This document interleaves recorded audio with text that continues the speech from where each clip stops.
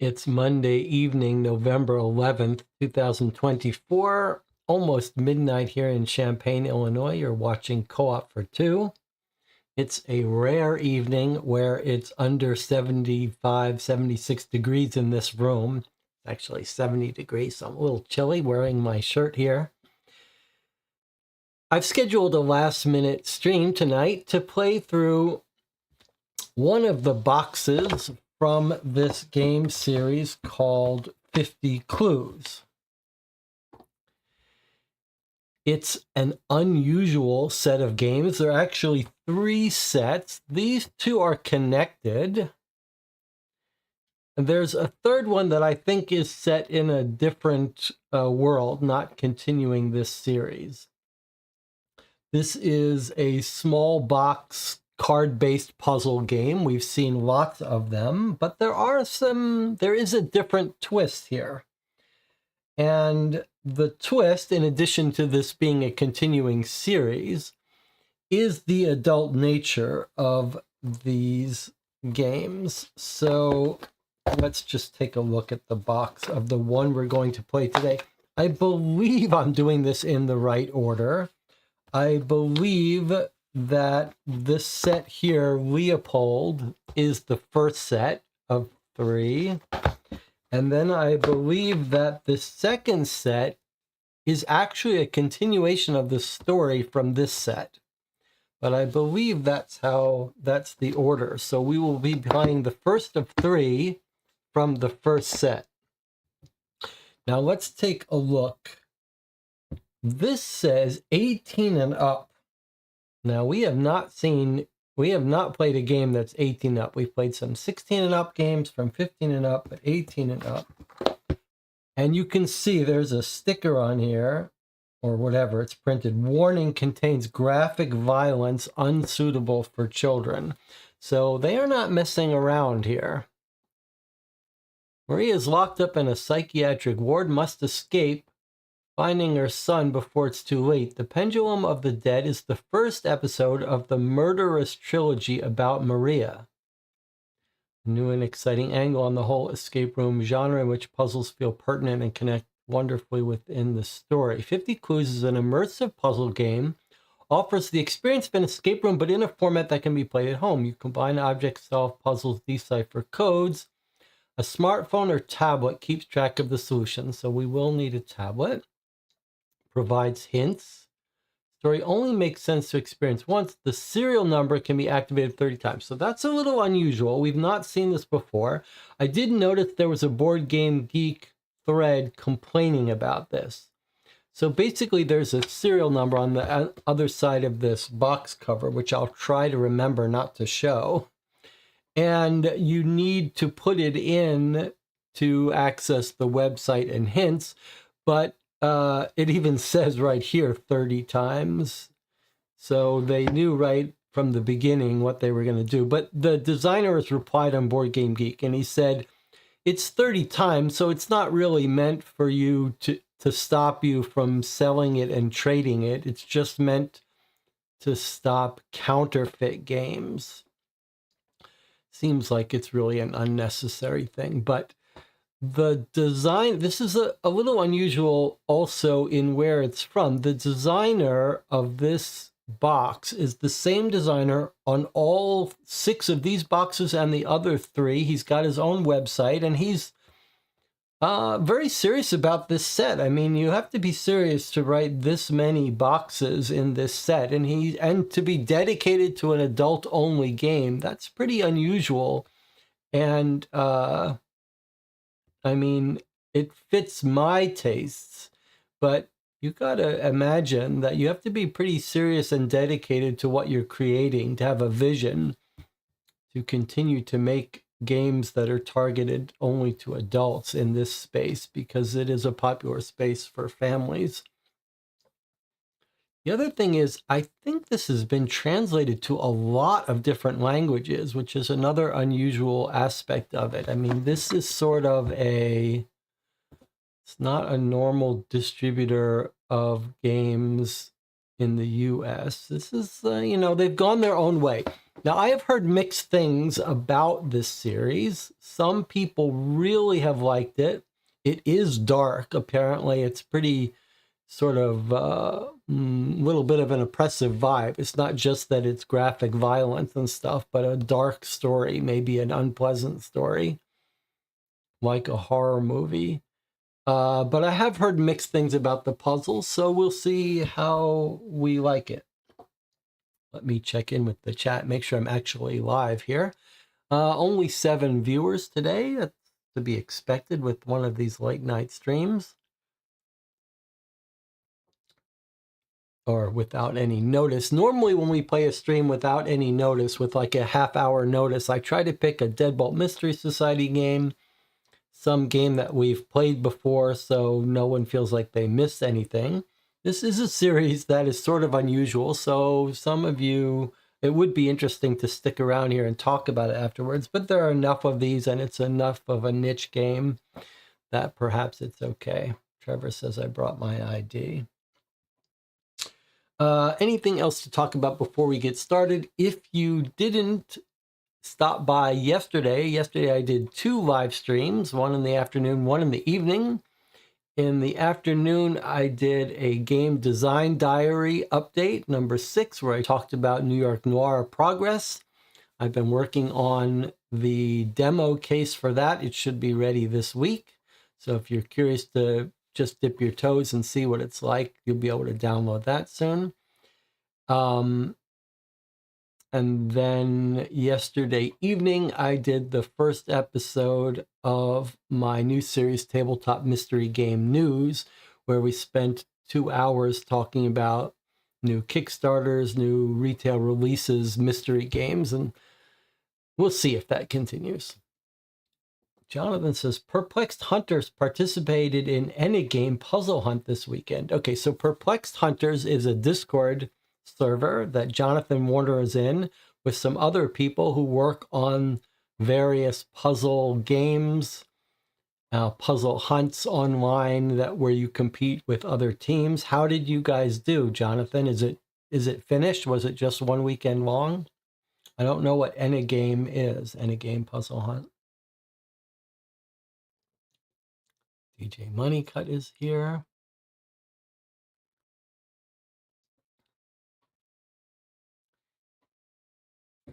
Let me see, without showing the serial code to the audience here. Let me see when do we put it in? All right, so 50 cards, 50 clues, 54 cards. Okay, so maybe I guess that's where it gets its name. All right, I've got the green screen up if we need it. John says it finished. The stats haven't been fully released yet. Okay, let's get started here with Pendulum of the Dead. Oh, did I talk about already Heretic? With a dark puzzle game for adults only. Maybe this is a good time to mention Heretic. Jonathan, have you seen Heretic yet? The horror movie with Hugh Grant in it? I loved it. Loved it. I mean, I don't want to set the bar too high. I went and looked for reviews of it afterwards and found someone that, no, that's not right. I didn't find someone that didn't like Heretic. I found someone that didn't like Strange Darling, which I watched again. Rewatch. Strange Darlings is great. Strange Darling is great, and Heretic is great. 2 great, unusual horror movies out in the last couple months. Really, we've got, the movies are doing better. All right, here we go. The Pendulum of the Dead. Start here, do not shuffle. Turn this card over. Maybe this should be out of the way. All right, and maybe we'll try on the green screen. 50 Clues Leopold, part 1 of 3. The Pendulum of the Dead. 18 and up, 90 minutes, 54 cards, number of players. 50 Clues is an escape room style puzzle game in a format that can be played at home. The game is pure fiction. Names, individuals, companies, events, places, and incidents are either results of the designer's imagination or used in a fictitious manner. Any likeness to actual persons living or dead or actual events is purely coincidental. You must watch the tutorial. Okay, we must watch the tutorial. Not we should, we must. All right, well, let's watch it then.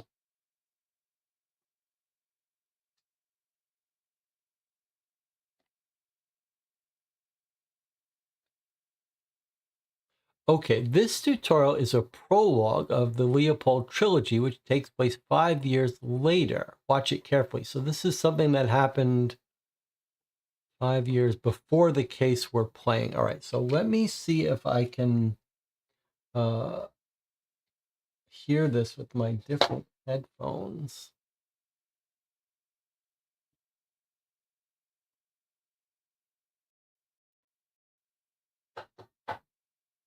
Let's see if we can make this work.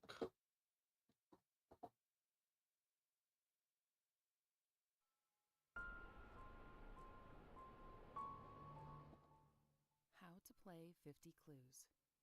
This guide shows the demo game, The Heavy Suitcase, which means it does not reveal the I don't hear any puzzles from the audio, actual but game. maybe you don't either. Before you get started, you will need some decent lighting, paper and pencil, a smartphone Do you hear or other audio? internet device, a 50 clues game. Take the deck of cards and check that all the cards are in the right order and upside down with Let one me at the pause top. it for a second. Then turn the top card over. Go to 50clues.com. Are you guys hearing some audio very low?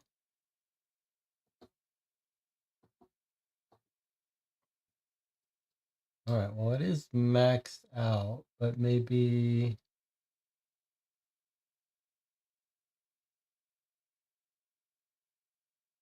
Let me try it from the beginning again. Or in a similar place. Serial number, you enter the serial number and press start. All right, I am hearing the audio at least, but I can't make it any louder.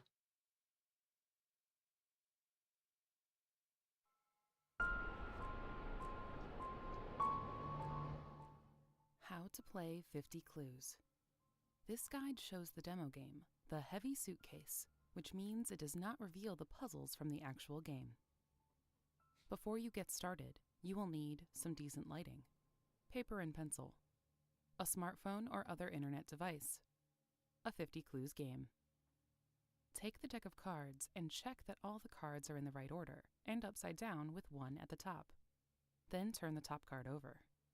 Go to 50clues.com and find the game you have in front of you. To start the game, enter the serial number you find on the inside of the lid or in a similar place.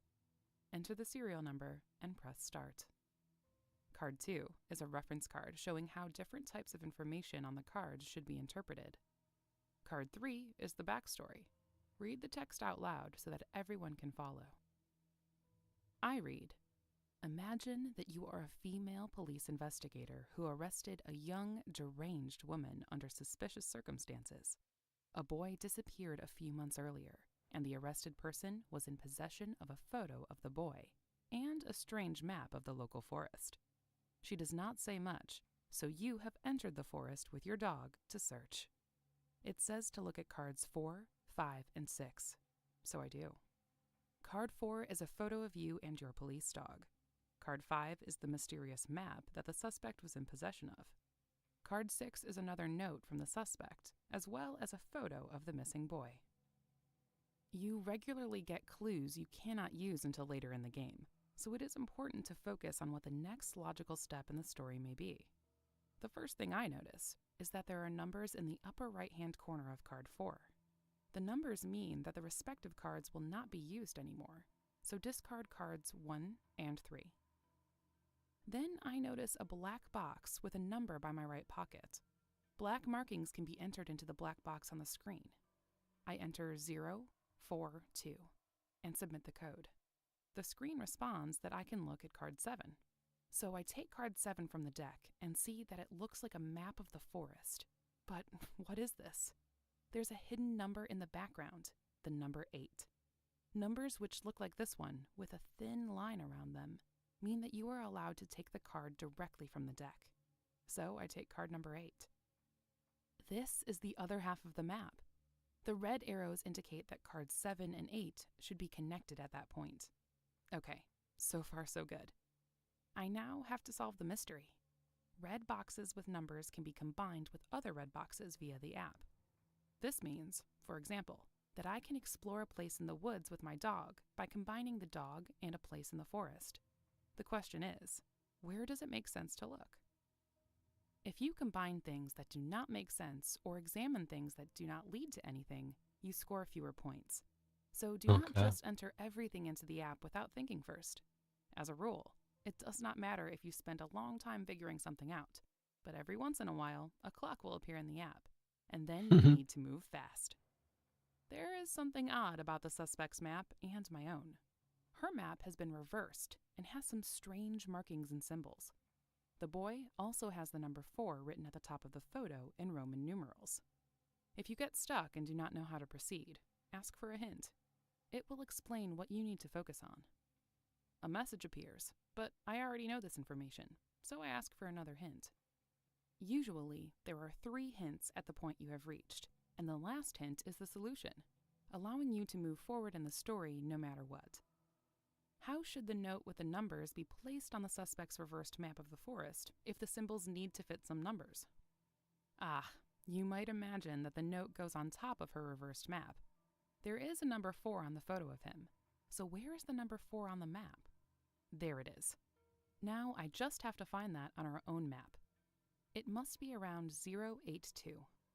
Because red boxes are always used in combinations, I try to combine my dog 041 with 082. Note that the order does not matter. Your dog picks up a scent in this area of the forest. He marks a place, so you take out your shovel. Under a bit of soil, you find a red suitcase. It is very heavy, but you get it out of the hole and place it in the ground. Look at card 9. I find card 9. The suitcase lock has 3 symbols that I have seen before on the suspect's map. Now, I just need to figure out what numbers these symbols represent. Let's see. The exclamation point is number 9, the sun is number 3, and the skull is number 0. On the card, it says to enter the code 09 first, and then the other numbers afterwards. So 09930. There are no rules as to how long codes can be, anywhere from 3 digits and up. They must always be entered in the black box. The suitcase makes a click and opens when you enter the correct code. You gently open the lid and a stench of decay hits your nostrils. Being pregnant, you are extra sensitive and feel sick. Your worst fears are realized when you look under a lot of tinfoil and strange lead sheets. You recognize the missing boy. That's it. Even Now the you're ready to play tutorial. 50 clues. Enjoy. Even the tutorial is adult level death. Okay. So, we can see a couple basic mechanics there. It's telling us certain numbers tell us to get a card. Other numbers we combine in the app. Enter codes. It looks like the app's going to advance the story a little bit. A very well produced little demo there, but okay. So it looks like the first thing I need to do is put in the code from the box. How do I get out of here? There, okay. So let me put in the code.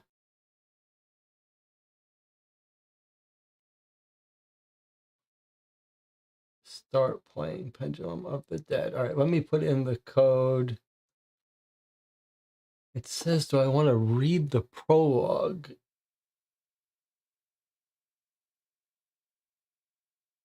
So actually, this little tutorial, I almost forgot, is something that happened prior to our case.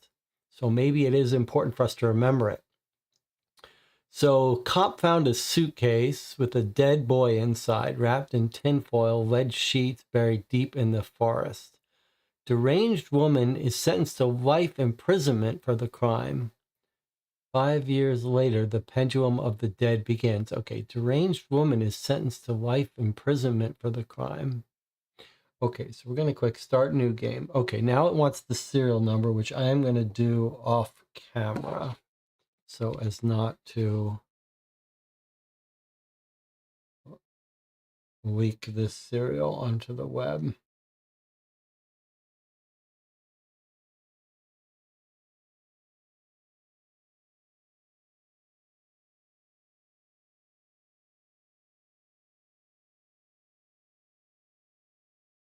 Okay.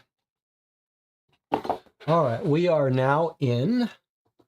Here's our interface. We can combine cards, enter codes, or get hints. I don't know how it knows where we are when it's time for a hint. Okay, so that was our first card here. Now we're ready for our second card.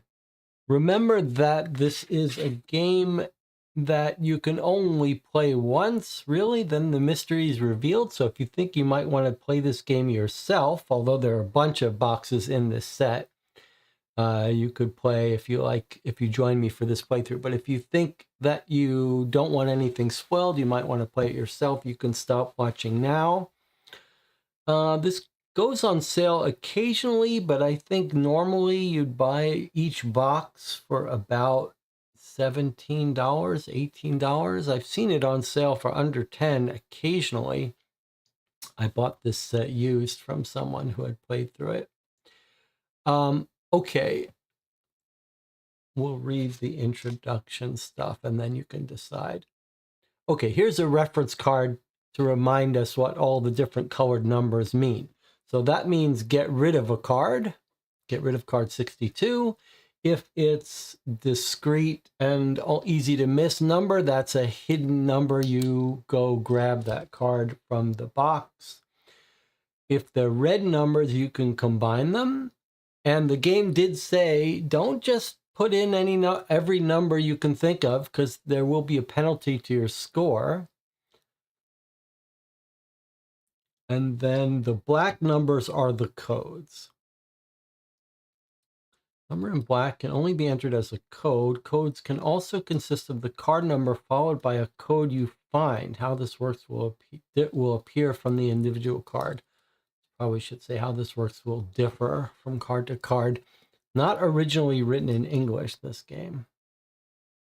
Okay, that's our reference. We keep that handy. Okay, we have watched the tutorial, so let's proceed. My name is Maria, and I have to get out of this terrible place. I must save my son, the chosen one. Without his powers, King Leopold will kill us both and spread his evil. King Leopold did not die in 1909. His evil soul jumped from body to body up until now. With my son's help, I can find King Leopold and destroy him forever. I have planned everything very meticulously. I just can't remember much because of the medicine they force on me. During the game, you must imagine that you are Maria. You must escape from the forensic psychiatry unit and find your son. All right, so we've got a little bit of a vibe of the Masters of Crime series in that it seems like we are playing the bad guy here, Maria. We are playing the woman that was arrested for murdering a boy. Now, I don't know if there's supernatural elements to this game, so it's possible that Maria is not crazy and there's a supernatural story, or it's possible that we are playing as a psychiatric patient who's insane and we're going to help her do insane things. I don't know.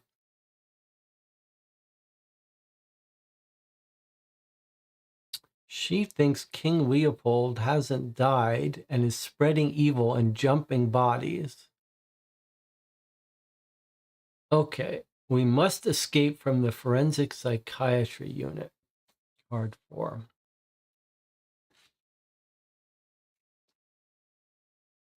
All right, so here we are. It says, Get rid of cards 1 and 3. I see. It's not going to... My green screen needs to be enlarged. It doesn't want me to show these horizontally. Okay, well, until then, let's just keep it in front of me here.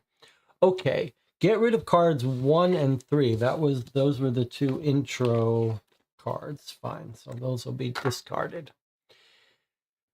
We've got a hidden number 6, which means and a hidden number 7 and a hidden number 5. I use hidden in quotations, but basically we're taking cards 5, 6, and 7 from the deck. Okay, we get to look at these.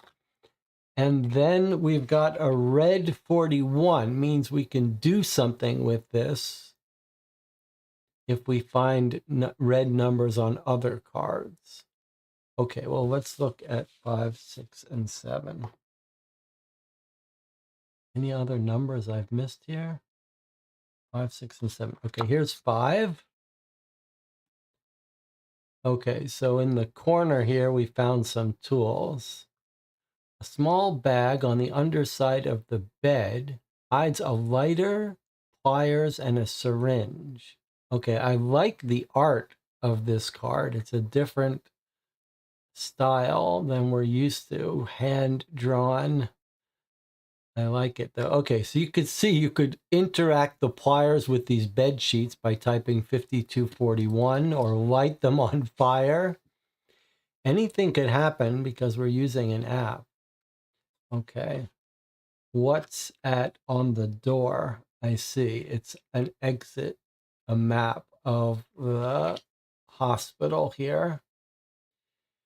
All right, so we've got a 61 code, a solid black number. That means we would put it in codes, but not till we figure out how. And then it looks like here's our escape route from the room we're in. Don't see any other numbers or things to do here. And then 7 on the counter, on the seat here, is a Sudoku game. And we see that these top 3 boxes have been ordered and someone has solved it. So the dark numbers would be the ones that the game gives you. And the penciled in numbers are the numbers that someone has written. So is that a puzzle for us to solve now?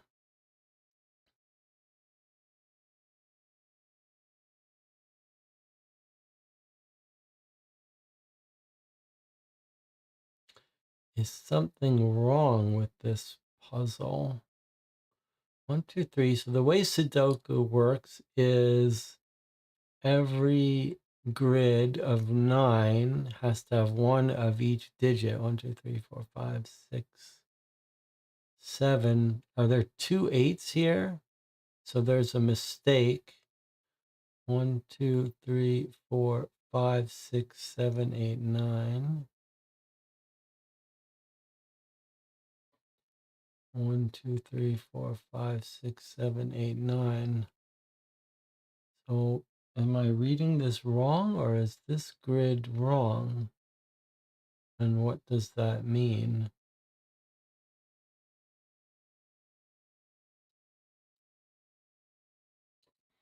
All right, well, let's look at these cards for a second here. What could we do? We can do some interactions with the reds. You can't interact a red with a black, right? It's all reds with reds. And if there's no other numbers that are hidden that we're not seeing, now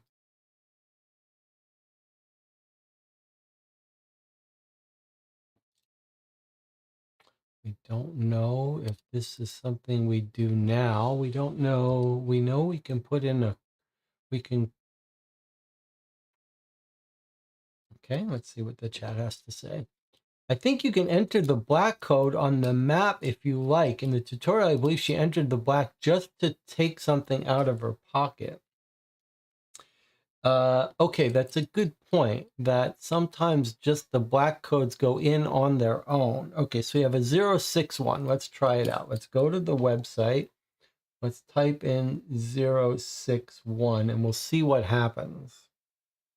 Let's see if we can't get into the habit of showing this on the same page. Okay, 061, we're going to submit code and see what we see. Okay, look at card 24. So I'm not sure what we did here, but we put in that code and it told us to look at card 24. Okay. All right, 24. Let's see what we've got here. Okay, so we've examined, the door is open. I guess we went out and we examined the fire extinguisher. You find the fire extinguisher in the hallway, and we've got like the pin here. It's pointing to the pin that's like the safety pin that keeps you from using it. It looks like normally there would be something so you could grab a little handle to pull and remove the pin. You can see it's actually drawn well enough that you could see you can't push down the handle to use it while this pin is in it. But there's nothing to grab. So it seems to me like we might use the wrench to take out the pin so that we can use this fire extinguisher when we want to.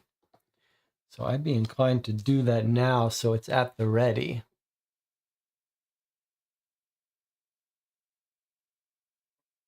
So shall we do that? Let's try it just for the fun of it.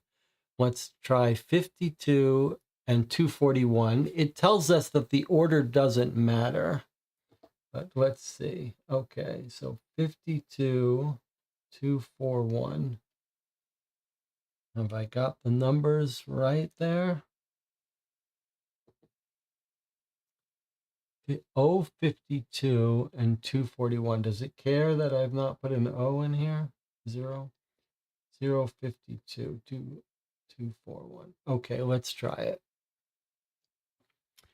All right, now 5 stars have lit up. We saw on the tutorial that there were different number of stars that lit up. I don't know, maybe that's telling you like when you've done something that's not quite correct, but this looks like it's fully correct. Okay, it says look at card 13.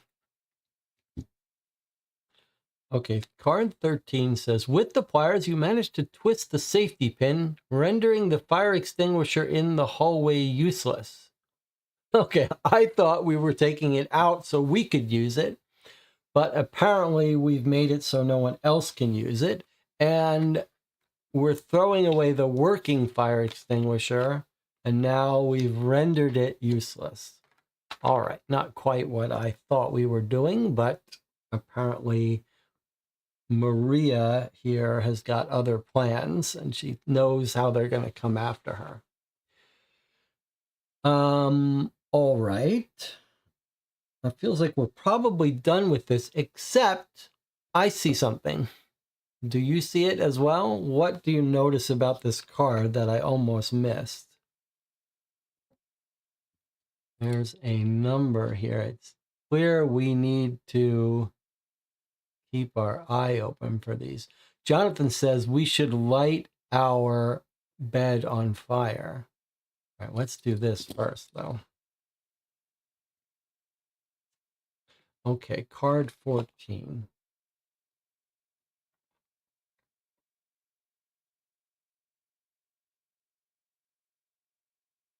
I see people.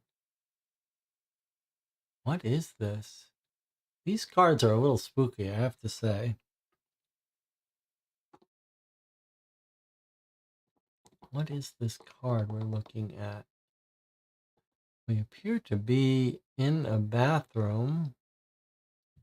I can see marks on this person's arm. What is this? A machine showing 85%, but what is it?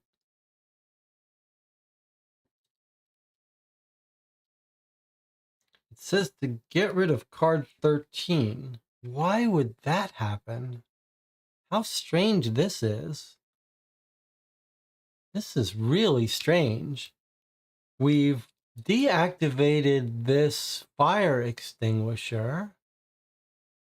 And then we've spotted card 14. And when I pulled out card 14, it tells us to get rid of this card.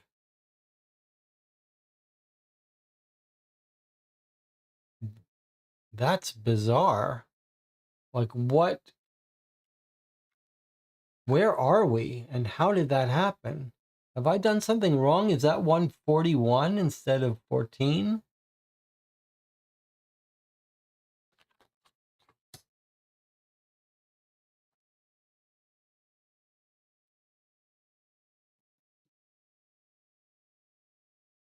It says 14, not 141. That's really strange. What's the logic here?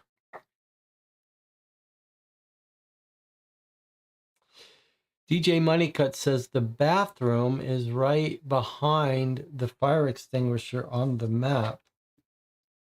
Yes, you're right. The bathroom is right behind it. So have we walked into the bathroom, but somehow we've gotten rid of the use of the fire extinguisher? That's really kind of strange. I don't really understand that. All right, but what are we looking at here? It looks like this looks like a mirror. This person looks like they're using the sink, but their back should be the mirror, and yet through the mirror we see their front. I don't really... What on earth is going on in this world? Now, what is this? Is this like a soap dispenser that's digital that tells us what's left? This is really weird. All right.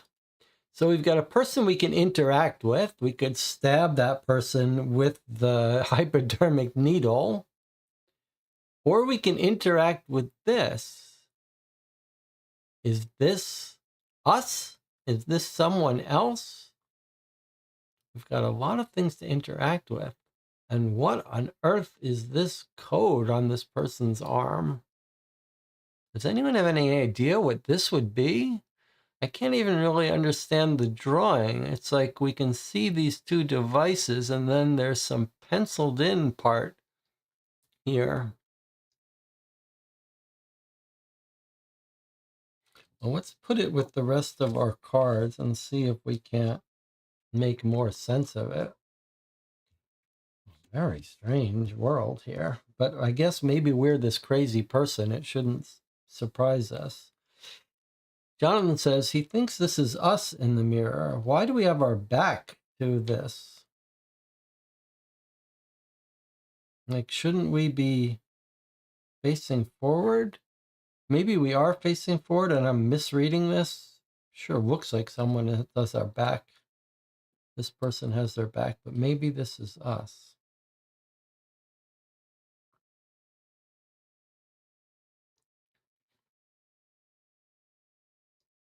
It's weird that we can't examine these things.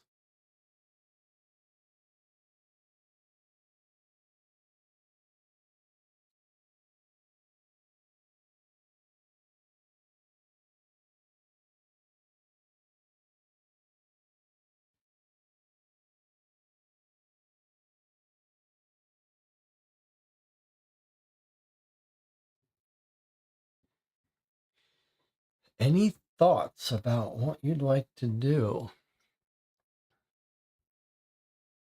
So the fire extinguisher is supposed to be thrown away. All right, I don't know why. We could light our sheets on fire. There's a lot of things to interact with. You can put in a black code, can't you? Might examine them. What black codes do we put in? There are no more black codes for us. There's only one black code in this whole thing, and it's here, and we have put it in. That's how we looked at the fire extinguisher.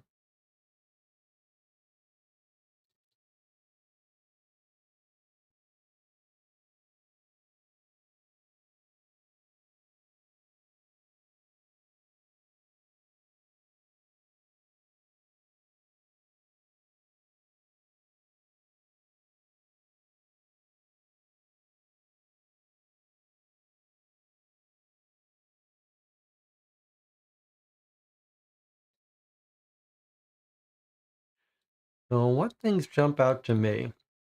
Lighting the bed makes sense. We could try to interact with this person, which could be us, with the hypodermic needle. We could light this thing on fire. We could try to use the wrench on this thing.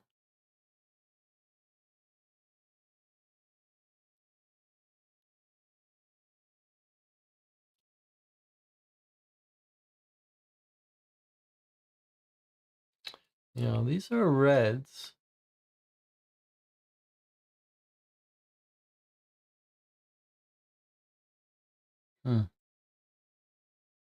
What do you make of this?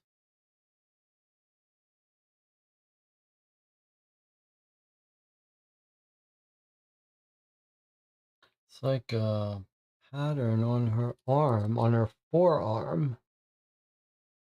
It looks like it's maybe, looks like it could be a route this way.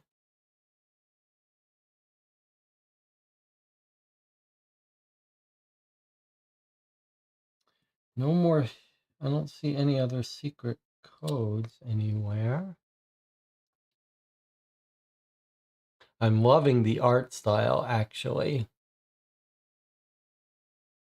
I mean, we could just set this bed on fire, but it seems like once you set the bed on fire, you're going to have to make a run for it if they come. So it feels like that should be done last. I wish I understood what these were. Are these... Well, we don't understand what they are, so maybe let's try to interact with them. Can we, if this is us, can we try interacting with this 141, 142 and see what happens? Let's try it. Let's see what happens if we do 141, 142 to tell this person to interact with this. Maybe that's us looking in the mirror. Let's just try it and see what happens. So 141, 142. All right, let's see what happens. I have no idea. Combination is not possible. Okay.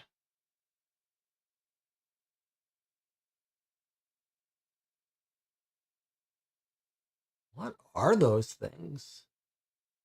So strange. Should we try opening it up with the pliers? All right, let's try opening it up with the pliers. I really don't know what to do. Okay, so 52 and 142. Let's try it. 052, 142. Combination is not possible.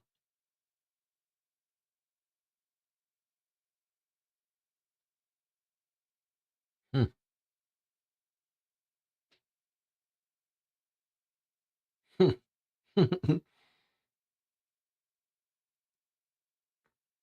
So let's see what happens if we click hint. I'm just curious what it shows us.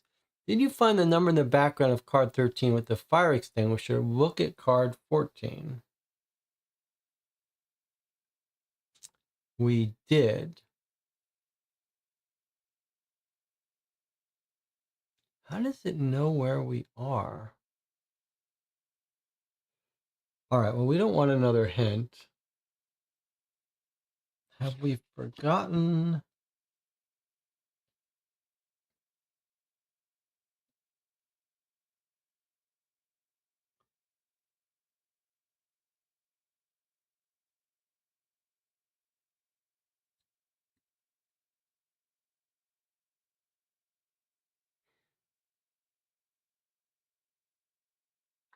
I mean, it does seem like lighting the beds on fire is a reasonable thing.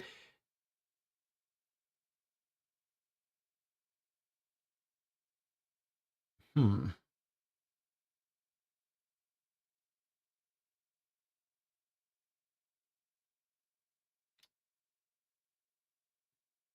We want to go to the exit. Why aren't we just going there?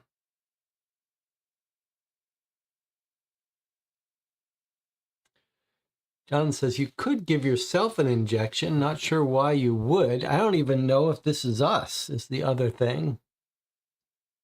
And I wish I understood what this was about. Let's see if I can put this where we can see better. Oops.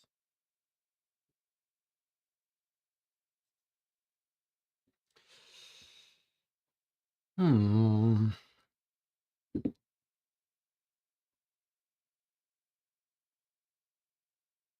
Trying to have it so you can see everything. Maybe I'll just take these cubes away for now.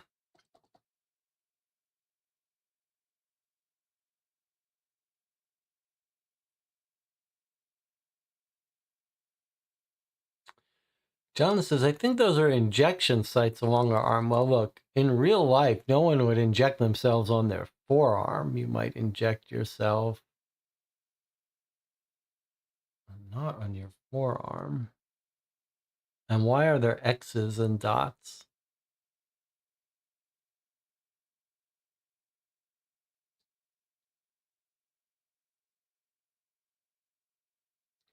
If we got a code from this Sudoku, what would we do with that? We have no place to put it in.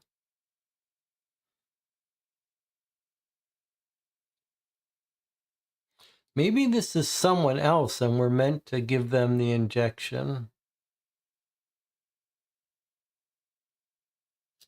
Just wish I knew how to use this. All right, let's try the injection on this person and just see what happens. I'm a little nervous about it, but maybe that's not us.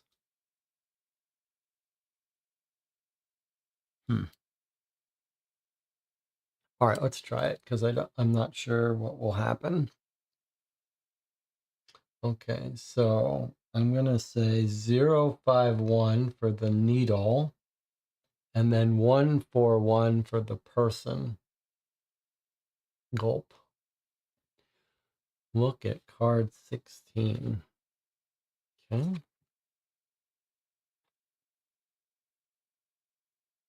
Fresh blood on the syringe. Yikes.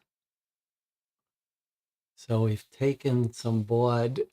This is the second time we thought we were doing something and we're doing something else.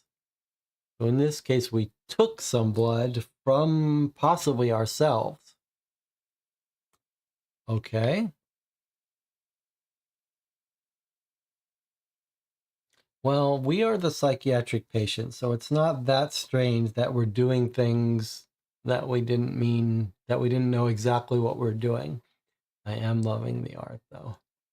All right, so now we've got some fresh blood. What do we do with it, though?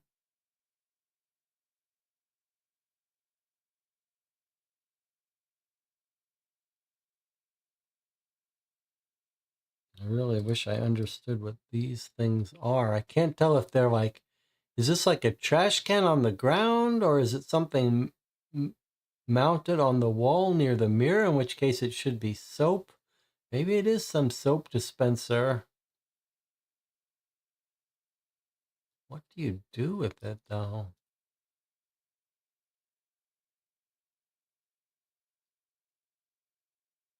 Do we put the blood in it? I mean,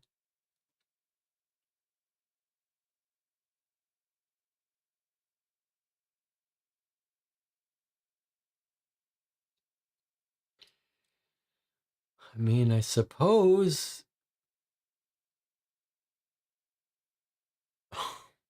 it's in the bathroom. It's got to be soap. Should we just light the sheets on fire for lack of something better to do?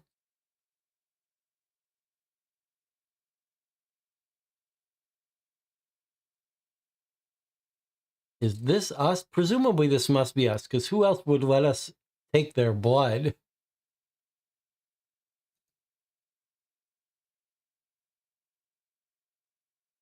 without complaining?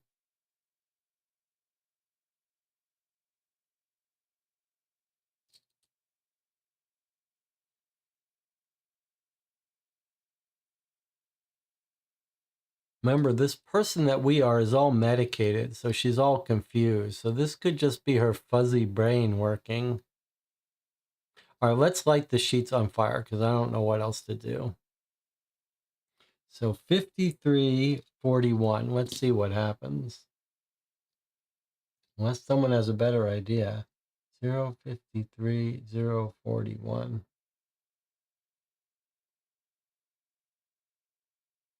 Somehow the fire extinguisher has gone away.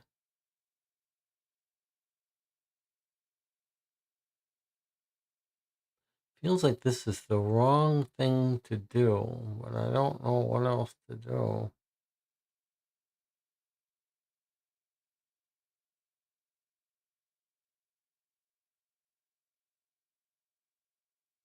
Maybe we should look harder. Is there a secret number we're missing somewhere?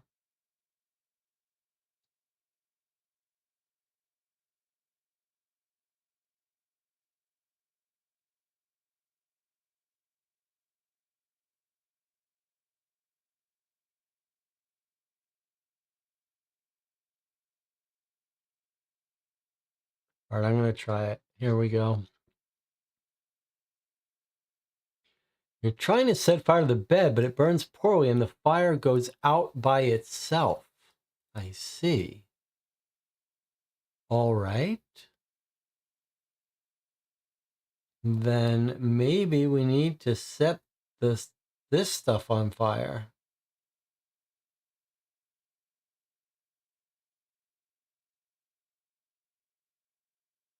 Maybe it's some flammable stuff.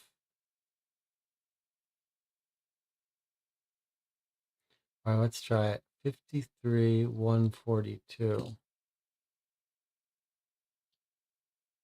DJ was saying, I wonder if the arms are Morse code. I definitely don't think they're Morse code.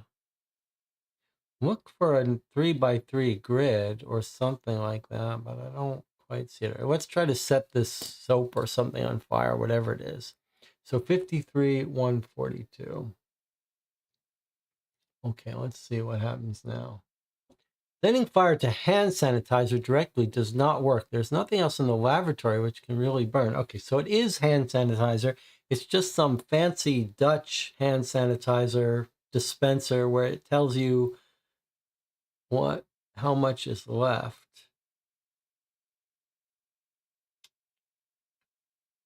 All right.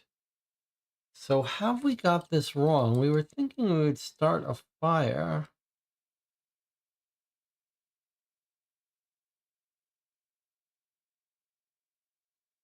Might we squirt our blood on this sheet and pretend like something's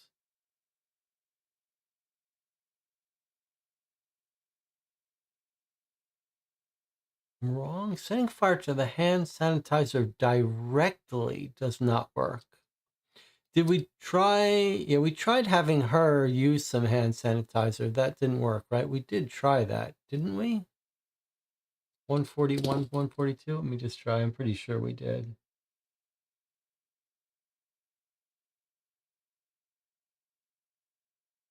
142.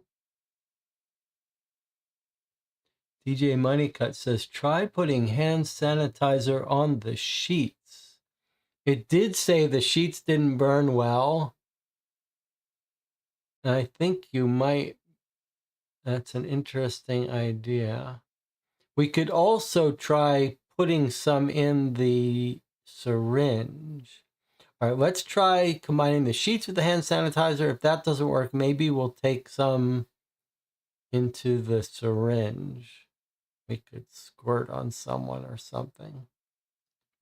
All right, let me try sheets. 41 with 142. Oh, 41, 142. All right, so DJ's idea, put some hand sanitizer on the sheets, seemed to have done something. Card 15.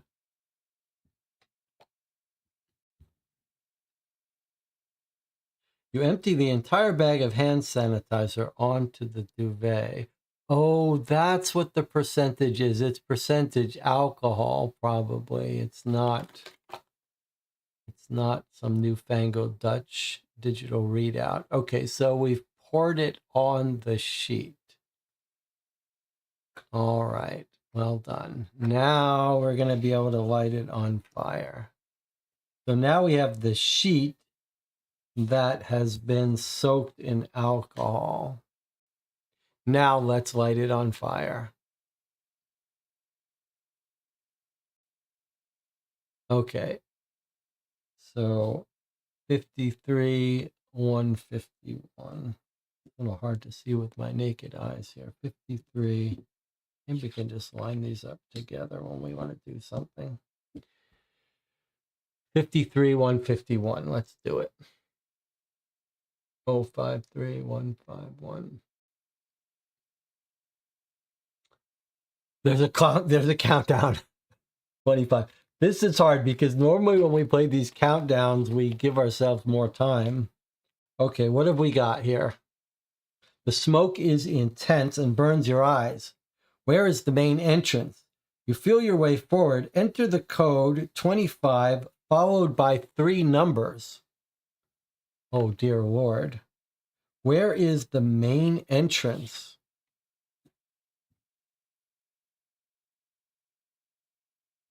That seems like it. Oh, wait. I can see. It's one of these things. It's one of these cards. 420. 420. 420. We don't know how much time we have, but is that right? It's invalid. What are you talking about? What did it say, though? What did it say about entering the code? 25. No. 25, 420. Whew. Clock is still. No, the clock stopped. Okay. Find your way through the smoke and run towards the main entrance. Look at card 26. Okay, that was stressful. It also said to get rid of cards 6 and 15. So 15 was this one, and 6 was this one. All right, that was scary. Now we're to get out card 26. Okay, good teamwork there. Oh, someone has stopped us. Guard stops you on the way to the main entrance. You won't get out here. Go to the yard like all the others.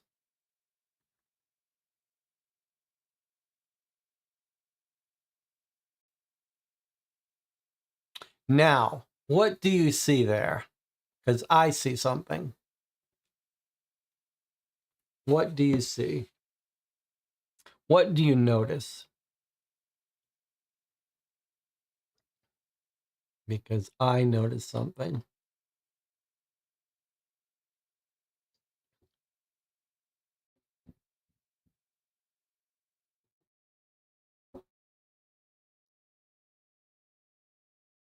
The 3-box grid. Exactly right.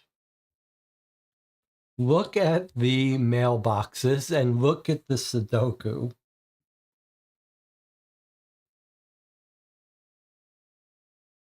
Three by 3 by 3.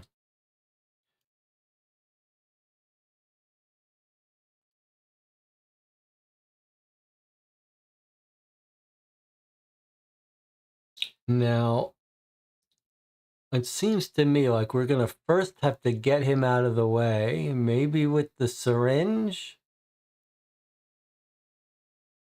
And then this may tell us what mailbox to open.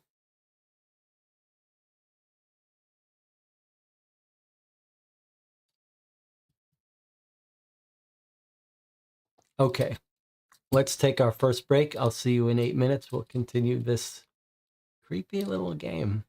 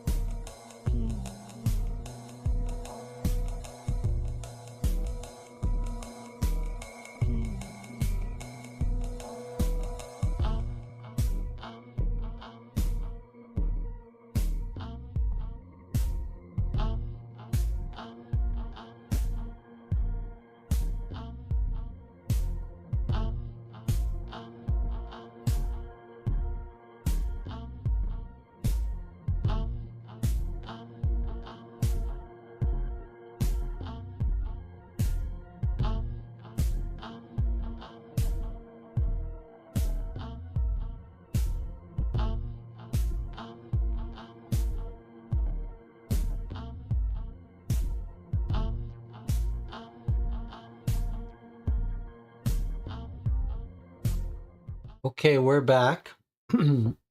And we're trying to make our exit. And a guard has stopped us, told us to go to the yard. We've noticed, though, that these mailboxes look like our Sudoku boxes here.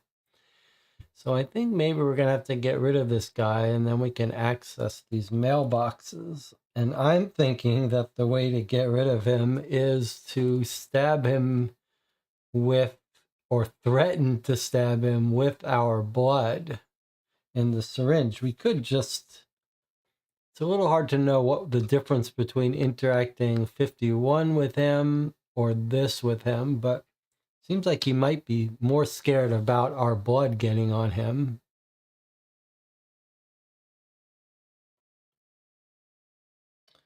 So I'm thinking we threaten or stab him with this hypodermic needle. So 161 interacting with 261. And then we can talk about this later.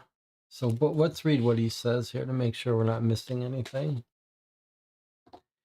He says, the guard stops you on the way to the main entrance. You won't get out here. Go to the yard like the others. And I've made this a little bigger so I can put these up here.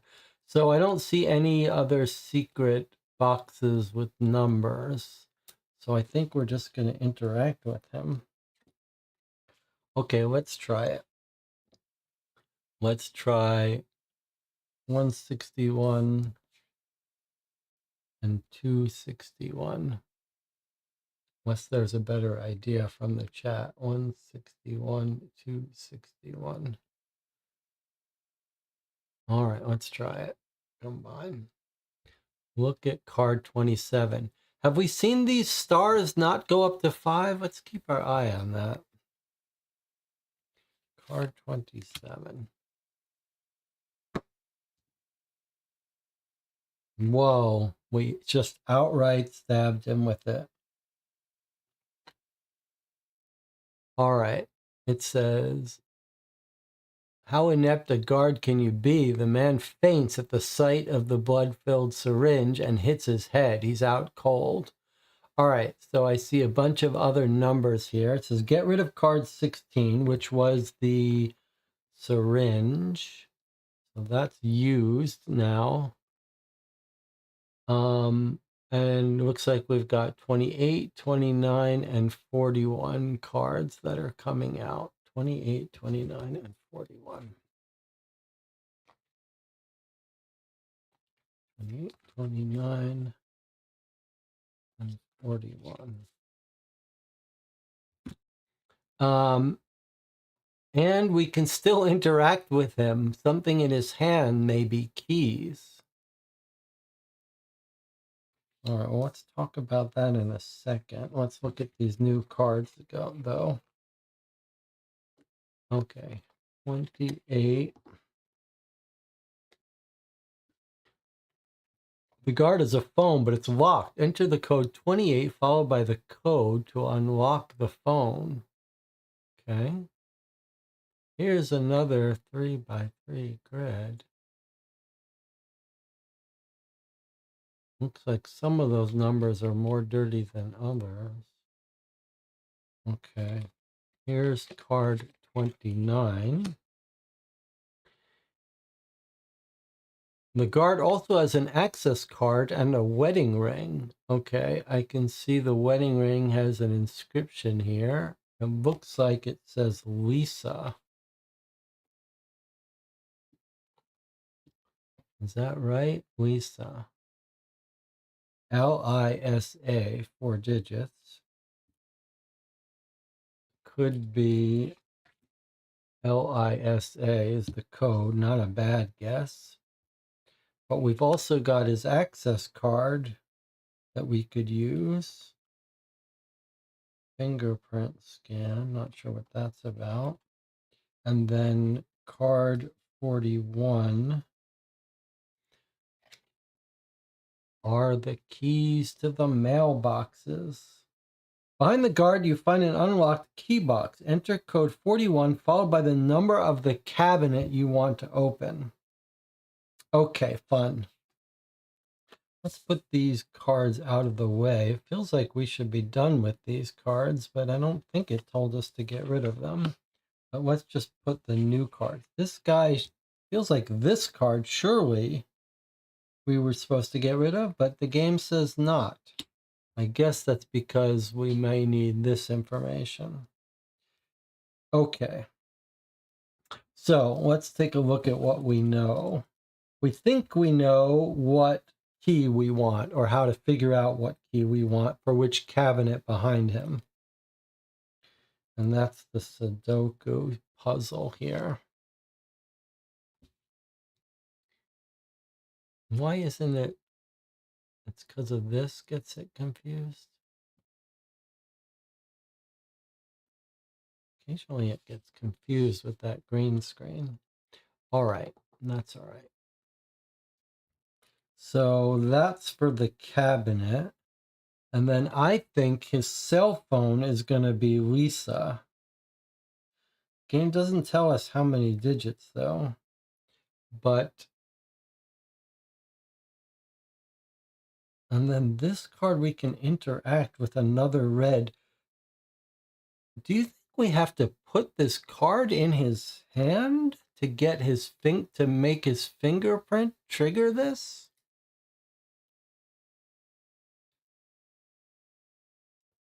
It's a little strange, isn't it? Like, what is that?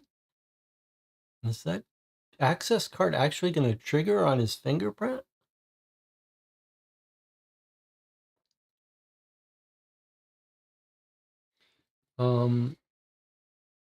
Okay, let's do one thing at a time. So there's three things that jump out to me. Access card fingerprint with his finger.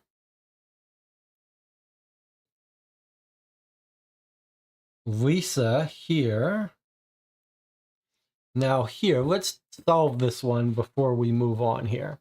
So I can see, I don't know if my cubes are going to zoom in here. Okay, I can see that the keys are for the cabinets. It says the cabinet we want to open. And if you look behind him, you can see the cabinets are numbered 1, 2, 3, 4, 5, 6, 7, 8, 9, 10, 11, 12, 13, 14, 15, 16, 17, 18, 19, 20, 21, 22, 23, 24, 25, 26, 27. We know that's going to correspond to this top row here. So it seems to me that there's two digits here that seem wrong. It's this 8 and this 8. One of those is wrong, and we should be able to figure it out, right? Because this column should be the digits 1 through 9, and this row should be the digits 1 through 9. So if the rest of these are correct, we've got 1, 2, 3, 4, 5, 6, 7, 8, 9. That suggests this should be a 9. So this is the wrong one. And if you look at this top row, we've got 1, 2, 3, 4, 5, 6, 7, 8, 9. This top row is correct. So this column is off, and it's this one here. This 8 should be a 9. So I think we want this cabinet, which is cabinet 19. What does the chat think about that?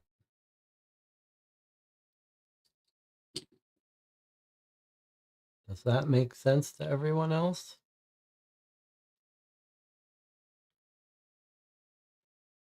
DJ Moneycut says good.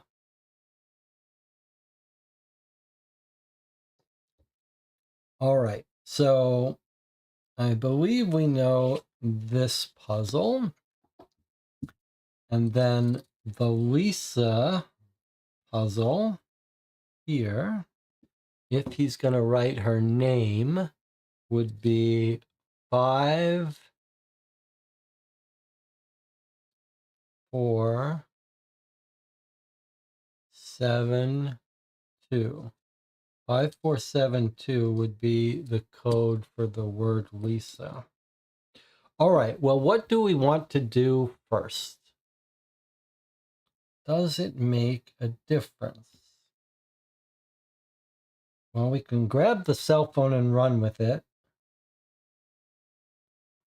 And I don't know what's going to happen when we scan his finger. So I'd rather get out what's in this box first. So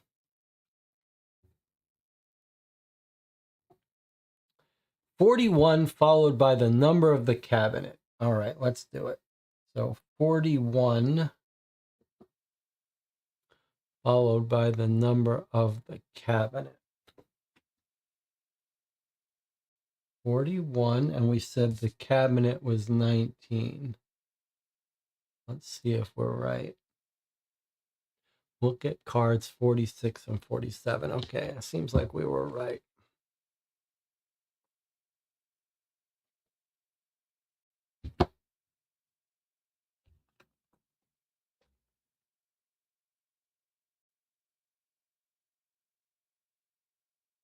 Okay, this looks like might be Maria's personal items. In the cabinet is a photo. Here's the image on the front. The back is shown on card 47. Okay, let's just follow these instructions. First, get rid of 4, 7, 26, and 41. 6, 41, 7, and 4. Okay, so we're done with all of these cards. Good.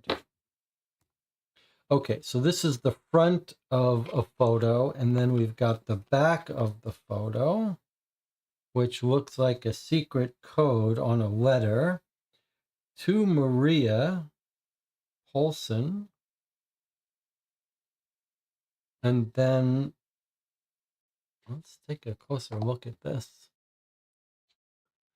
Okay, well, I see a secret number, a code, Maria Polson, I guess that's us. A way to interact with that, maybe to go to that address.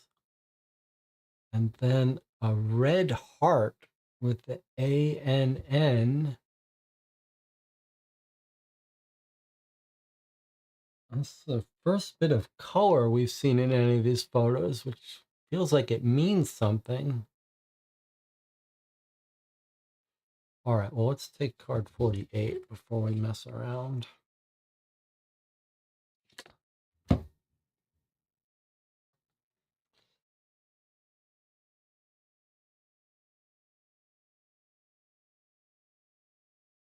What am I looking for here? At the end of the corridor is the door to freedom. Okay, I can see where this is going. I can see where this is going.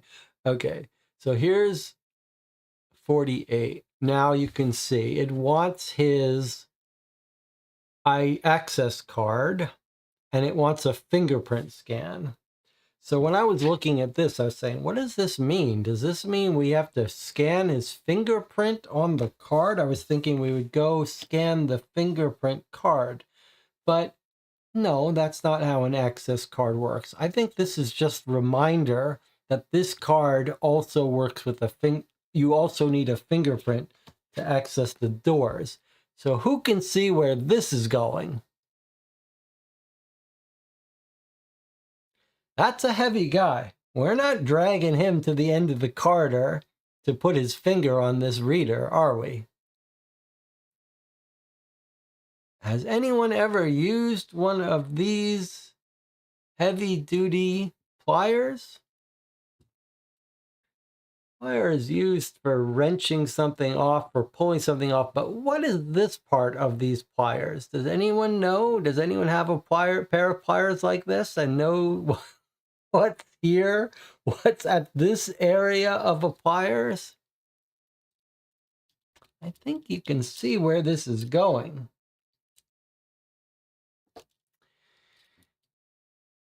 It's not, yes, wire cutters. It's a very sharp blade here that can be used to cut things like a wire. In addition to the pliers being used to clamp and twist stuff, this part here has got two serious blades that a finger would fit very well in. And I think this guard who's just passed out is gonna have his finger cut off, is what I think. But before we wake him up by cutting off his finger, let's do the other stuff we know how to do if it's time to do it. That's brutal. Okay, so let's take a look at this. Let's take a look at this and see if we can make any sense of this. It looks like the S, the H, 0000, or two windows.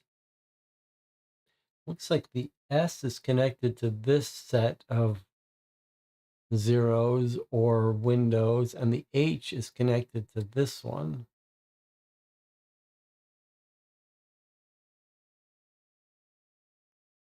Does that? That doesn't look like her arm, does it? I was told to throw away those cards with her arm in the bathroom. Oh no, we weren't. Does that look like? Not really.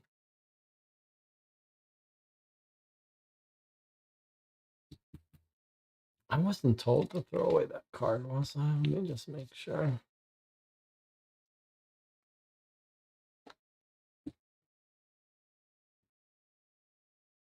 No.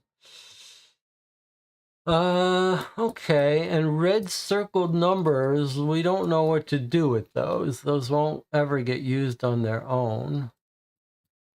So there'll be some other code. All right, so it doesn't feel like we can use that yet, but we could decode this stuff. What are we looking at here? 5D, 7B, 9D, 9D, 4D. These are all pairs. Number letter pairs. Digit letter pairs. The digits 5, 7, 9, 4, 0, 1, 2. Okay. So the digits go from 0 to 9. The letters look like they're A, B, C, and D. Don't go any higher than D.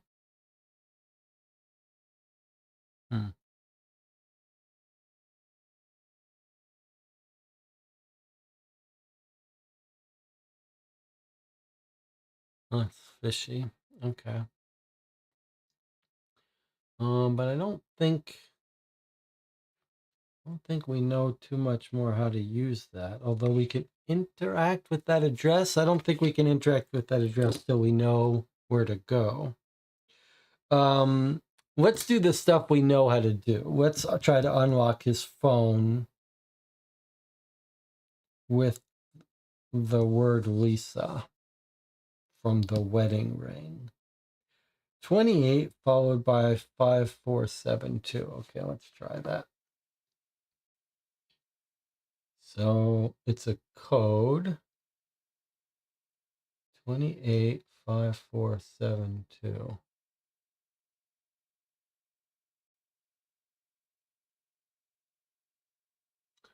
Okay, look at card 45.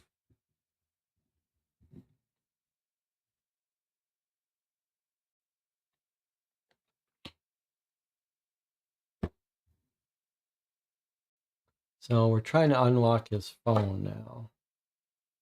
Okay.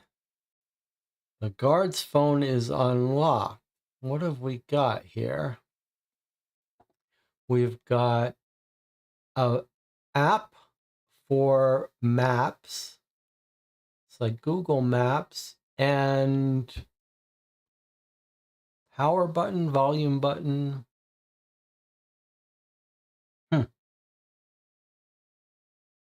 Get rid of card 28. So we don't need the phone anymore. We've unlocked it.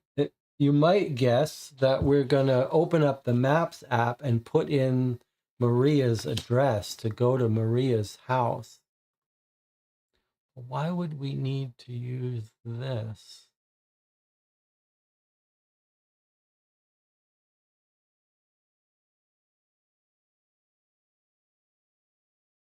Could be just a decoy.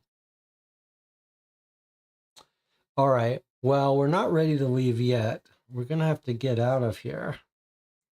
And I really think we're going to have to cut off his thumb. Marnova has joined us here. This is about to get dark. This guy who's passed out, this guard, we're going to about to cut off his finger.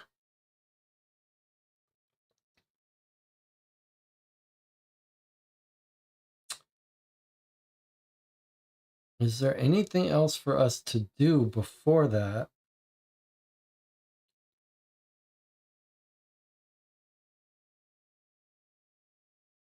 So we're going to use his access card here. And then we're going to use his thumb on here.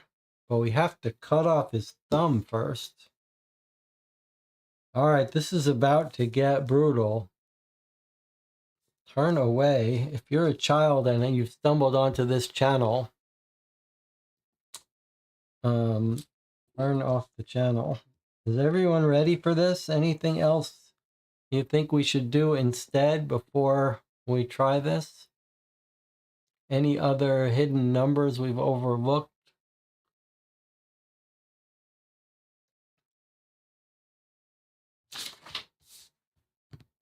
All right, if no one's objecting, I'm going to use the pliers on the thumb.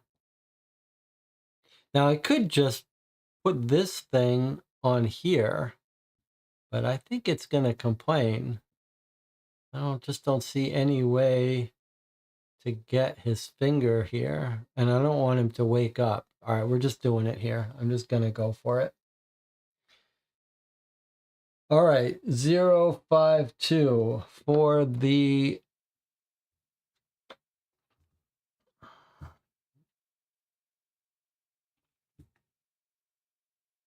052 to 271.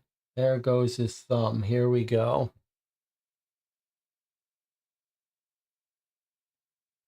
Look at card 40. Oh boy. Maybe he's going to get up and be angry.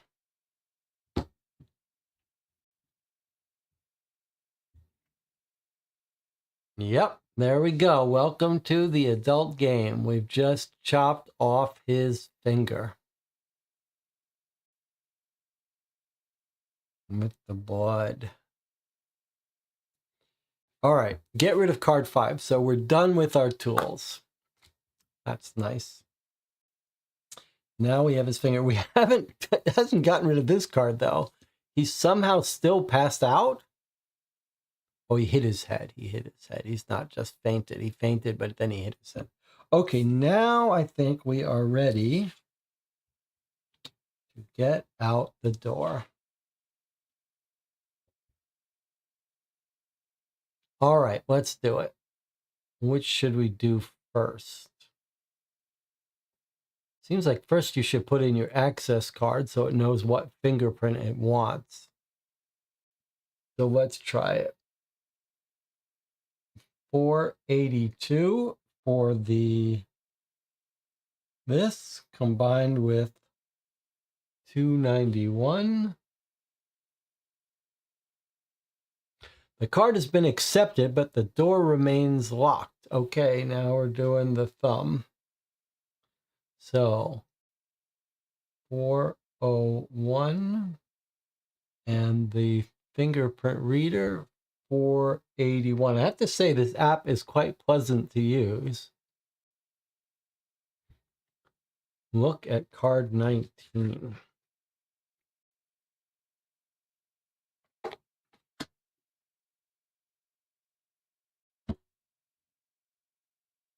Whoa, that's it. We're making a run for it. Get rid of card 40 and 48. Okay. Freedom and fresh air. You manage to escape the insane asylum. Out of breath, you run toward the train station, but where will you go?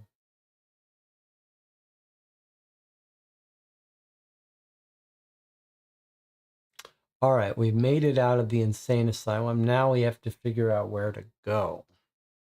And we were talking about, okay, we still keep that card. Somehow we've still kept some of the other cards as well. Okay, but we think we know where to go. We're going to go to our old house. And the way we're going to figure out how to get there is to use the map program.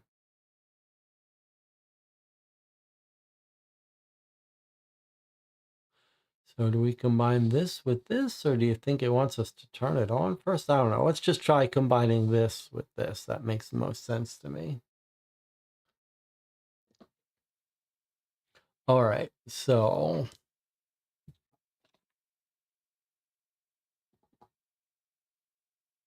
451 and 471. 451, 471. We'll get card 20.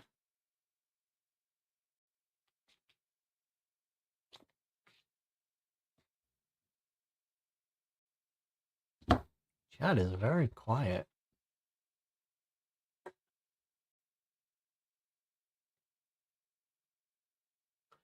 Okay. You reach the town and seek out the address from the back of the photo. Enter 20 as a code, followed by the floor where you ring the bell. Okay, let's take a look at this now.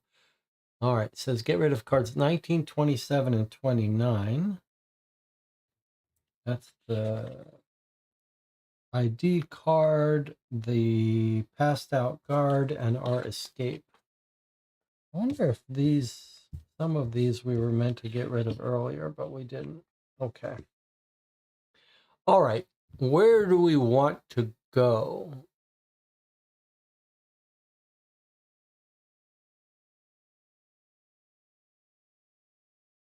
What floor do we want to go to?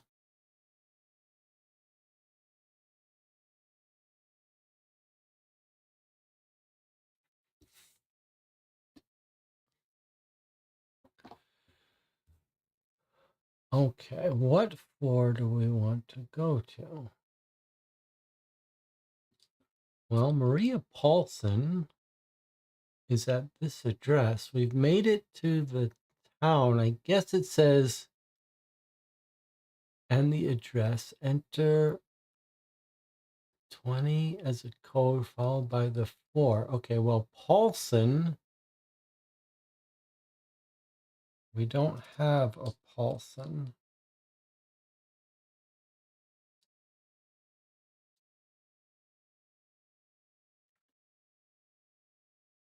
Let me just zoom up a bit here so I can see this. Okay, we have a Larson. We don't have a, we have two Larsons. We don't have a Paulson here anymore. Remember, this is 5, maybe she's been locked up in here for 5 years.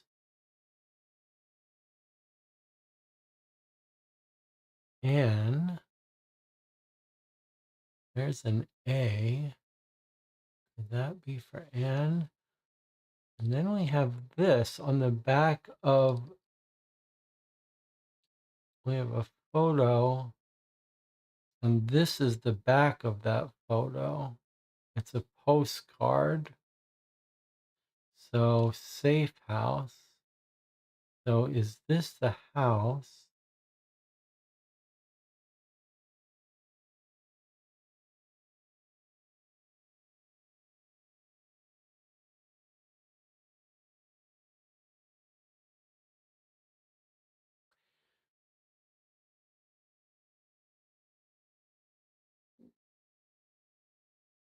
One, two, three, four, five, six.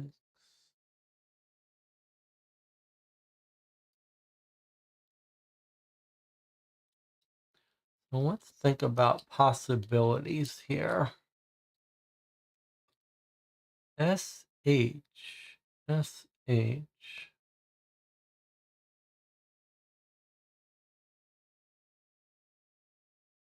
Safe help.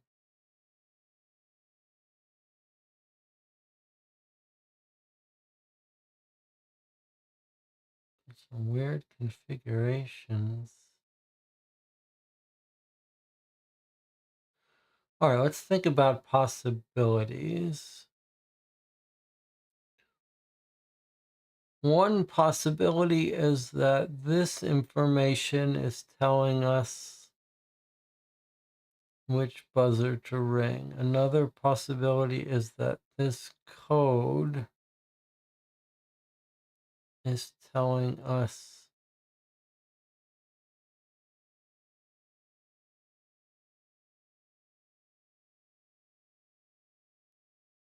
which name.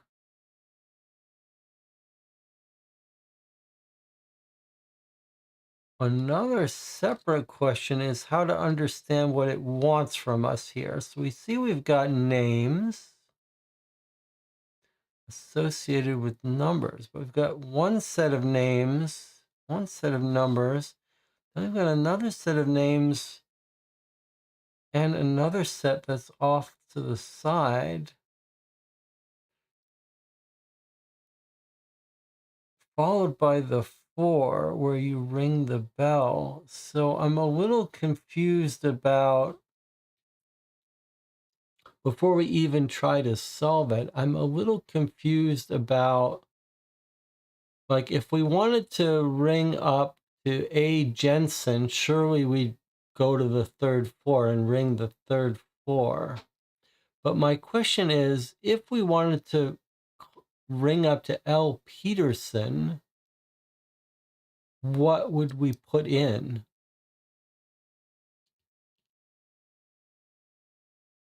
What's the idea here? How do we tell the game we want to call this person? Is the game telling us we don't? We surely only want to call one of these people? That's an odd thing. Doesn't seem like it would want to be telling us that. Are we supposed to guess that this is 0 through 6, 7 through 8, 9, 10? Or are we supposed to say these are both 6s or both 5s? These are both 2s. 2 people at the same address, same buzzer? That doesn't make simple. That doesn't make much sense.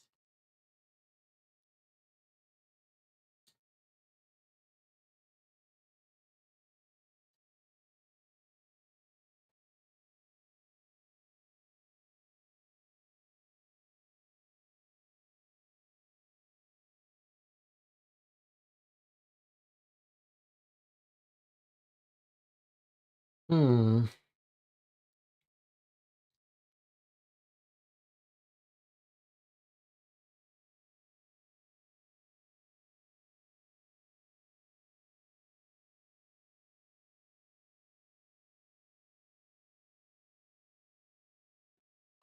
And then there's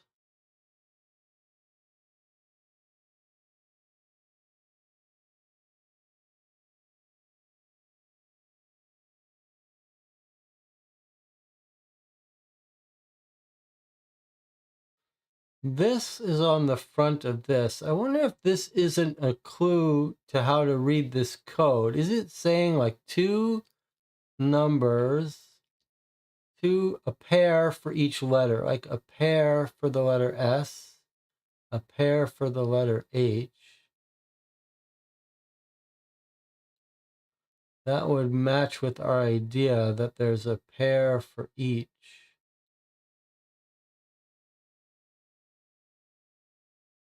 We could try frequency analysis to get this, but that seems unlikely.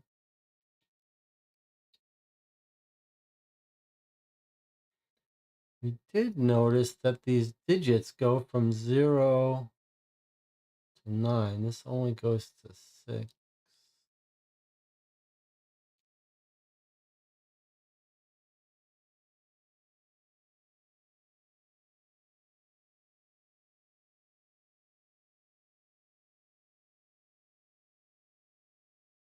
Hmm.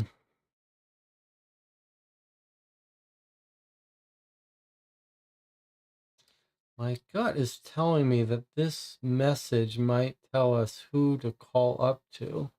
Let's try this just as an idea. The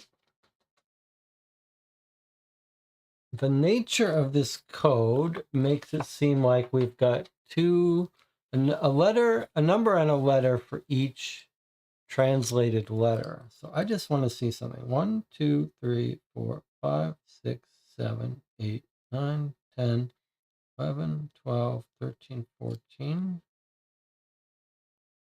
14 letters would be on the first set. 1, 2, 3, 4, 5, 6, 7, 8, 9, 10, 11, 12, 13 on the second row. All right, well, it's clearly not just someone's name. We do have a couple doubles here, though. 9D, 9D, then something, and 9D again. So, like, if these were frequent English letters, you might expect something like that.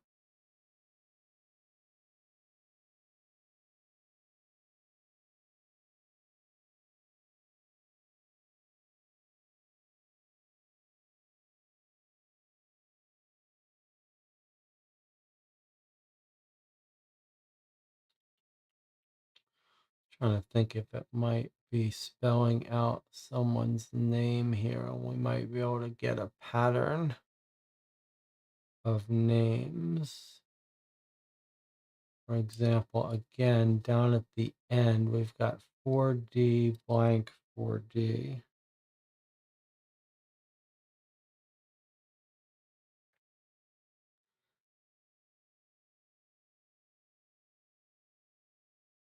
Anyone's name that would match that. A little hard to see here.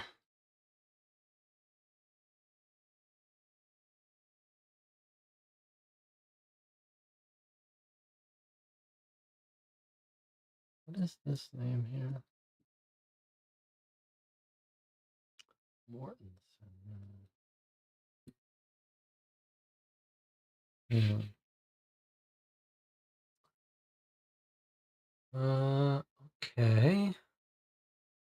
I still like the idea of trying to understand how we would give it one of these names. Let's see what the chat has to say. DJ says, I would go simple and say, Anne sent us a card, so ring the 4 with the only person who has an A in their name. We only have numbers next to the right column, so that's all we can choose from, I suppose. Well, that certainly would be the vote for not overthinking it. Okay, let's try it. Let's try, even though the game does say we're penalized for trying things if we're not sure, it certainly seems like a reasonable thing to try. Anne sent us this. There's only one A, and in fact, we do have in this column here, well, we don't have the first name for Jurgensen, but we do have it for everyone else. And then Ann Jensen would be the only one that could be that person other than the other one. So let's try it. So 20 and the 4 would be 3. All right, let's try it. 203. Okay, that was it. Not I'm not going to complain about that. I don't love it, but it wasn't evil. We took a guess, a reasonable guess. Okay, good work to DJ. All right, 21. Okay, well, there's Anne. What the fuck did you do? Police called and asked for you. They can be here any time. Here's all the stuff you sent yourself. She hands you an envelope. Look at cards 22 and 23. What the fuck did you do? All right, so we're getting rid of the apartment card. And she says take cards 22 and 23, which we sent to ourselves here. All right. 22 and 23.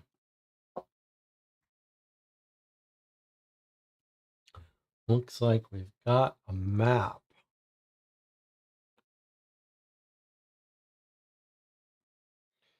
Okay, looks like maybe it goes together this way.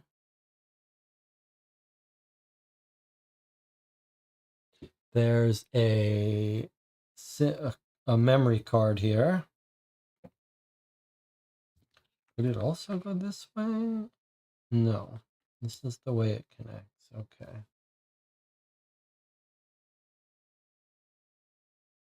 All right, so we've got a bunch of interesting things on this card here. We're going to have to study it more closely, see what we've got here.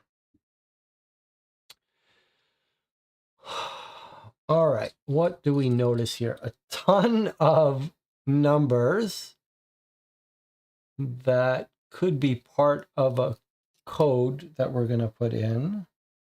We've got an X marks the spot here.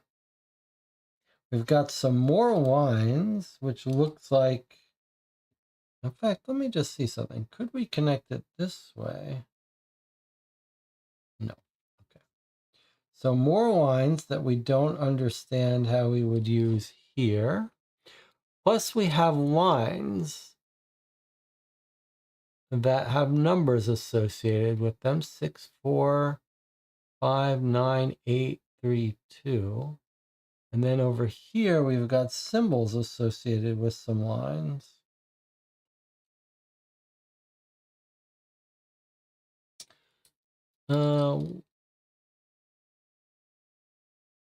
So this is a little weird too, because actually I see when it comes to aligning it, does this suggest it should be here? Like that text here seems to match this text.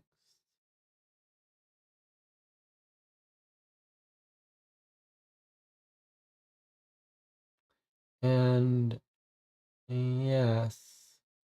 So look, if you line it up just like this, that seems to connect these lines a little bit, but the buildings behind it don't make sense. But if we take this little bit of text, is clearly the same amount text here, and we run those on top, then we can make the buildings seem to make some sense.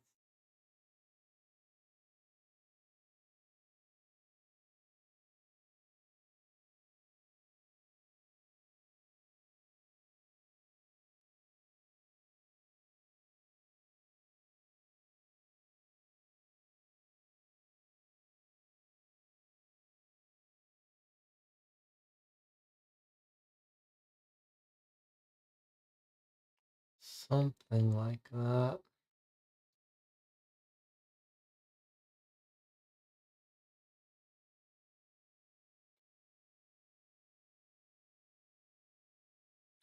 Still, I'm not sure how that helps us. Symbols on 22 are upside down, so flip it and try to line them up.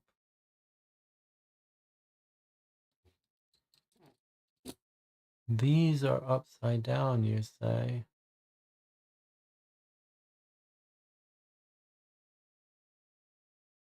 This is the right way to line this up, though. This won't go any other way.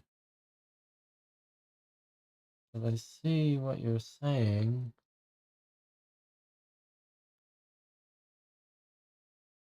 Don't think unless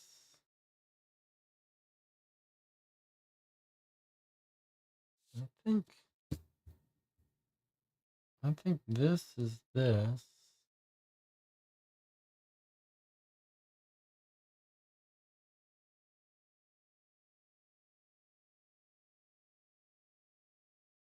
I think maybe we're due for some other map pieces here.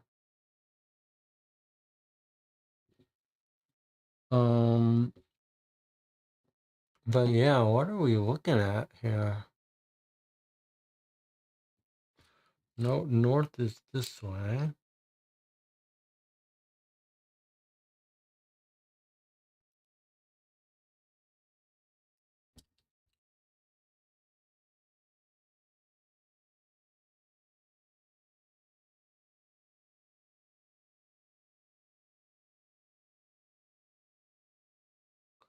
Oh, regardless.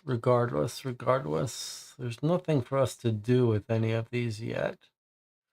We can interact with this.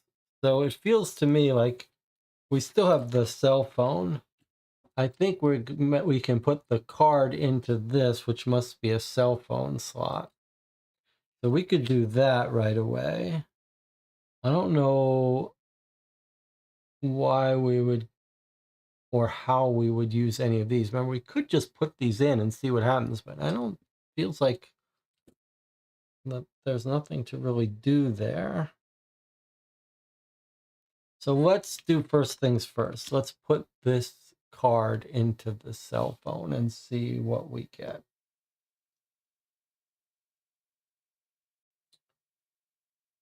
So 231 and 452. Look at card 39.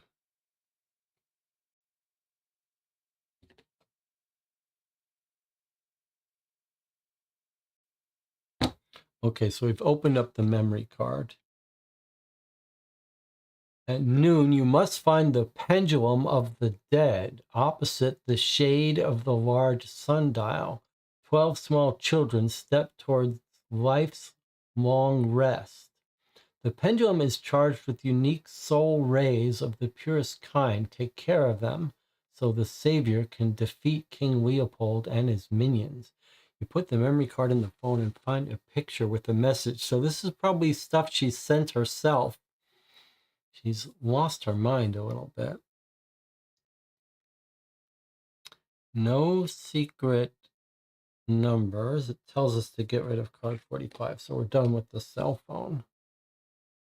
Pendulum of the dead, opposite the shade of the large sundial. 12 small children step towards life's long rest.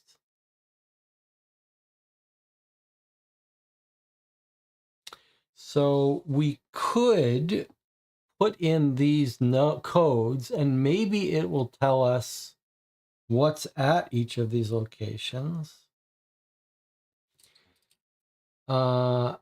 Here is the compass rose on the map, but maybe that's what she's talking about, the sundial. Or maybe there's a sundial somewhere. Jonathan, do you still think, or DJ, do you still think these line up?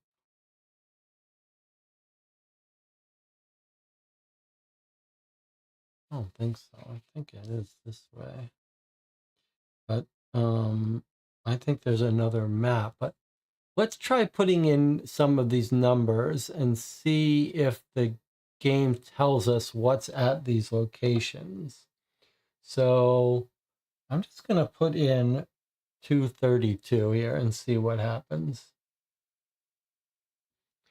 Place does not look familiar. It cannot possibly be the right place. Okay.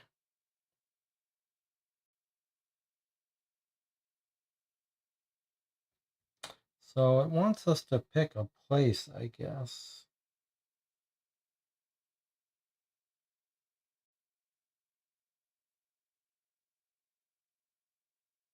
It doesn't want us to just put in numbers.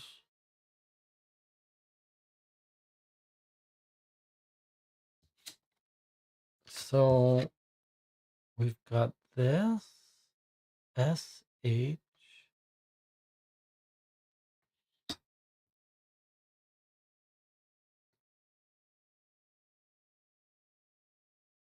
All right, let me here's a possibility here. If we decoded this alphabet and got a message, might we be able to say, here's the 2-digit code representing S, the 2-digit code representing H, and get something like 7B5A? What would we do with that? And now let me look at this for a second. I don't see a 1, 2, 3, 4, 5, 6, 8, 9. No 1, no 7. And then we've got these things here.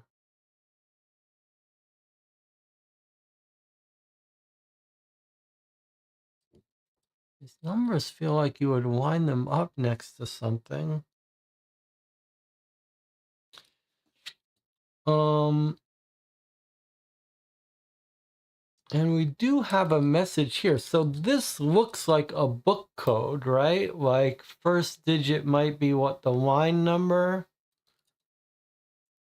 Is it possible we're meant to read off this? Let's just see. 1, 2, 3, 4, 5, 6, 7, 8, 9. You could imagine we're counting lines and characters.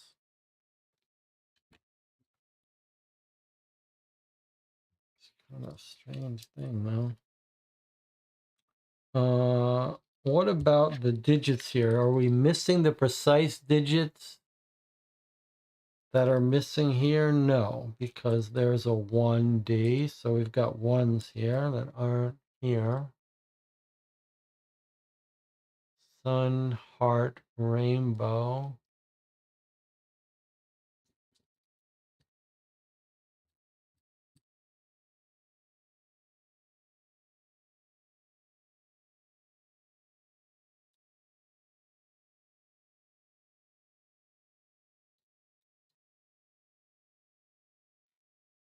Hmm.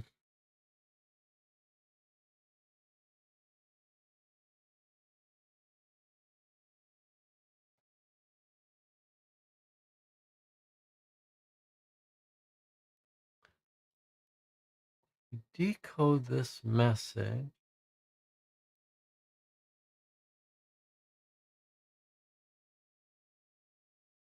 We could get a 4-letter answer. How would we use that, though? None of the codes are letters.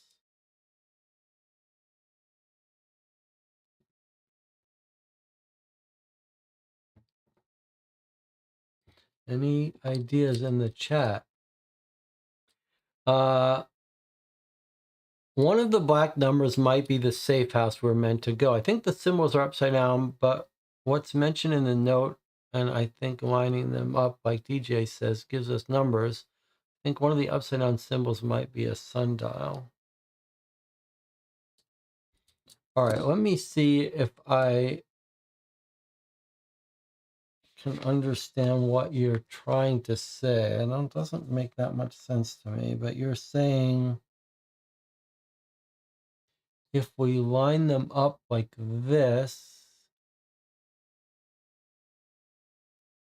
is that what you're trying to suggest? That there's only one way to line these numbers up, where they all the lines on the right give us something. And if we do that, we get the sun is a 9, the heart is an 8, and the rainbow is a 3.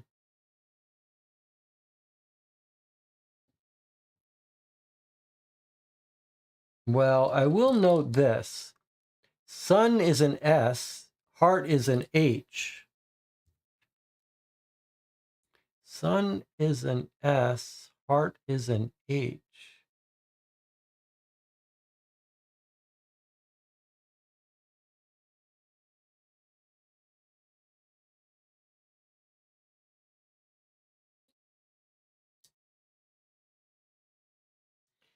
So is it possible that the safe house is 9, 8?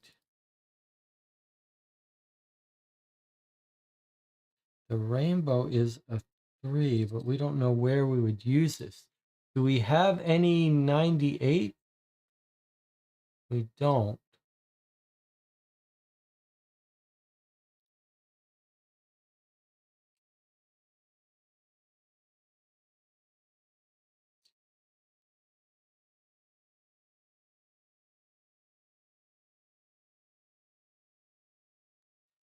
The problem is that even if you did have an ordering, Jonathan, the digits we have with this lineup are 9, 8, and 3. And that doesn't match any of these.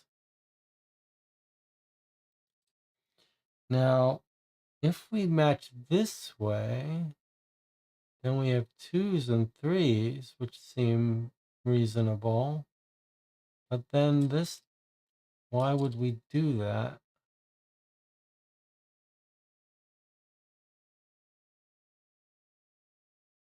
Like 3s, 8, and 9s don't work. We got 3s and 9s, but where do we get the 8 from?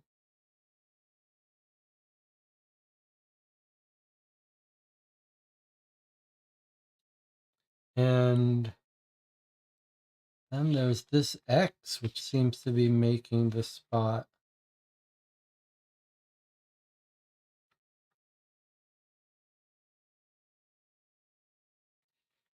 Like, seems to be suggesting that the spot is here.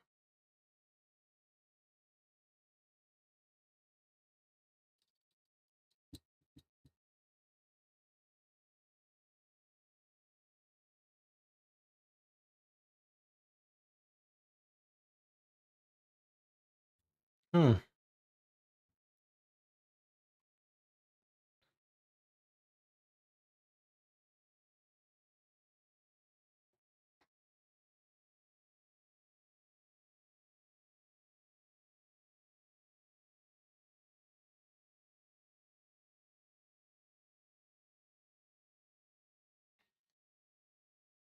I mean, surely the answer to this puzzle lies in this.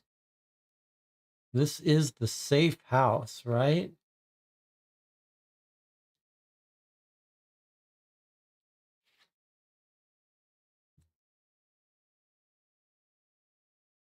At noon, you must find the pendulum. Hmm.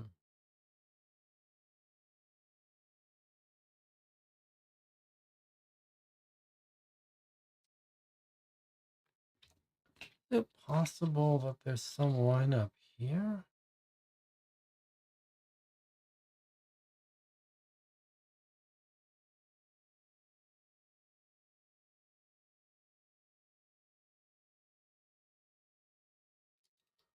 Twelve small children. Noon, 12.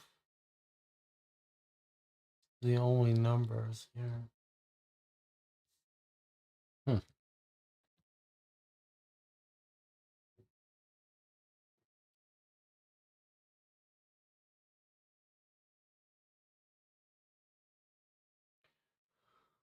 14, 13. 1, 2, 3, 4, 5, 6, 7, 8, 9, 10, 11, 12.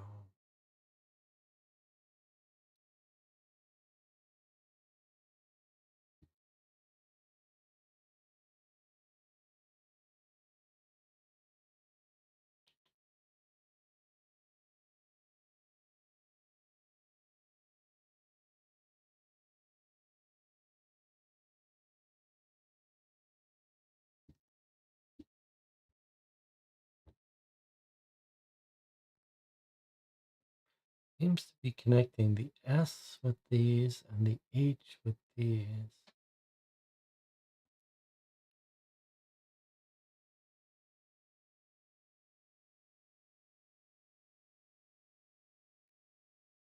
Feels to me like we decrypt this. That gives us an alphabet so that we can say what the S is and what the H is. But then what do we do even if we did have that 4-letter code for the safe house?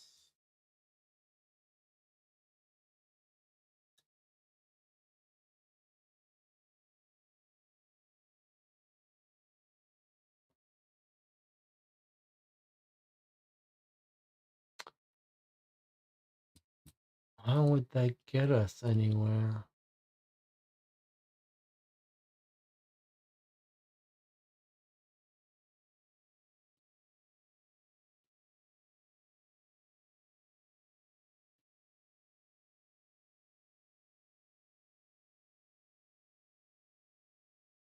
Hmm.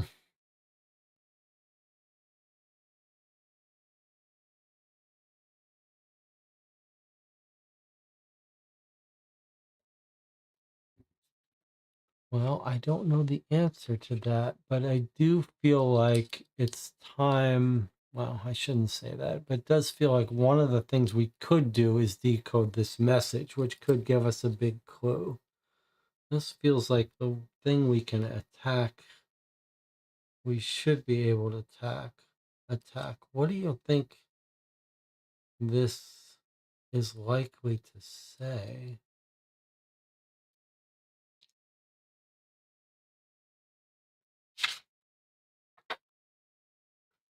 Are we likely to find the phrase safe house in here? And if so,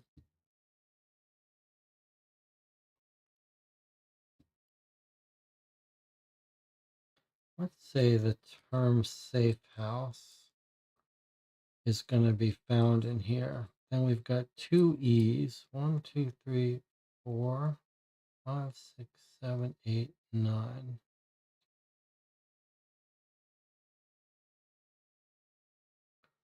5, 6, 7, 8, 9.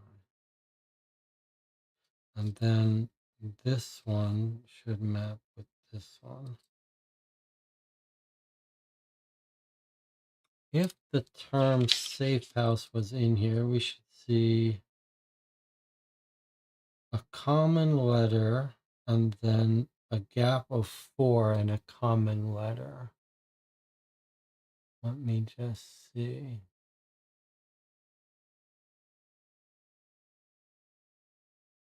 if that jumps out at me.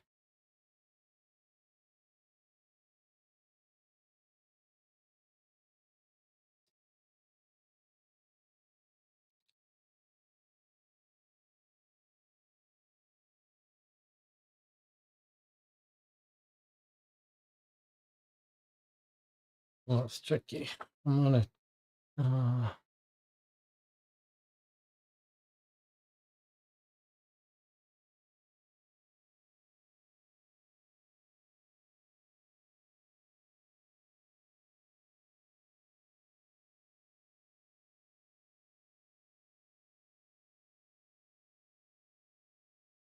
1, 2,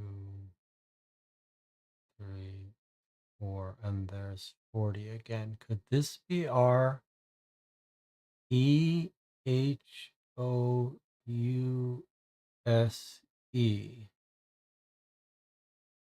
that's our S, if that's our E, then we'd have 3 digits to the left. 1, 2, 3. That's not right. That doesn't spell safe house.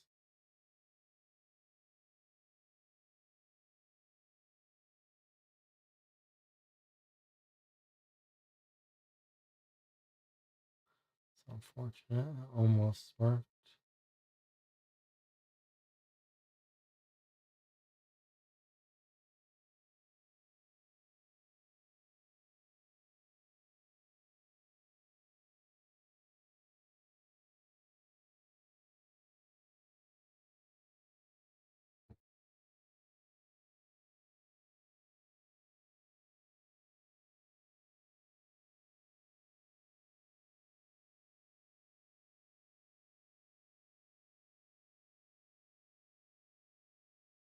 Trying to think of what other plain text we would have in here.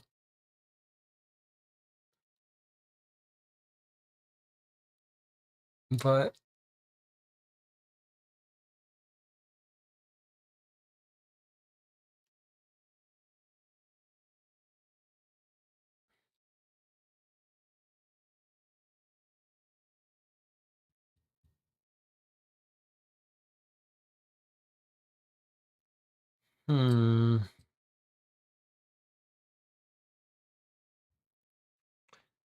it's a book code.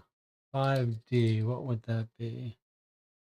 Numbers go from 1 to 9. 2, 3, 4, 5. A, B, C, D would be an M. 7B, 1, 2, 3, 4, 5, 6, 7. E. 3, 4, 5, 6, 7, 8, 9. B, C, D, B, L. L. 4G, 1, 2, 3, 4, 1, 2, 3, 4.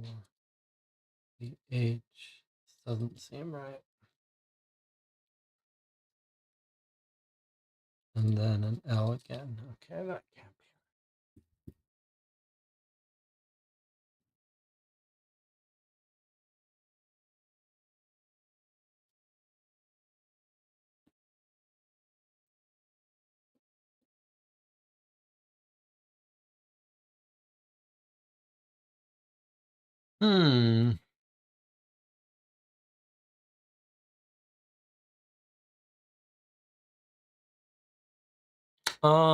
Hold on. No. I was thinking, do we have 26 pairs? Each one with its own letter, but we've got lots of repeats.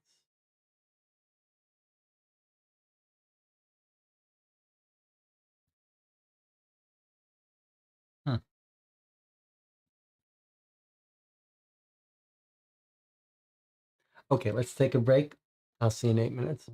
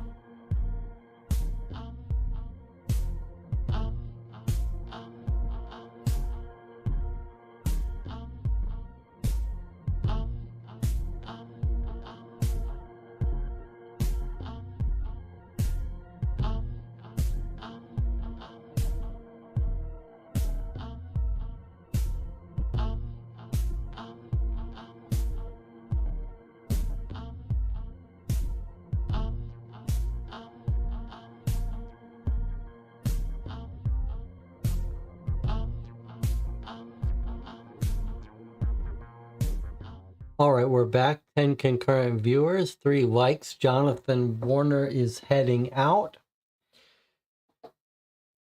All right, I'm still got plenty of energy and I am engaged by this creepy story.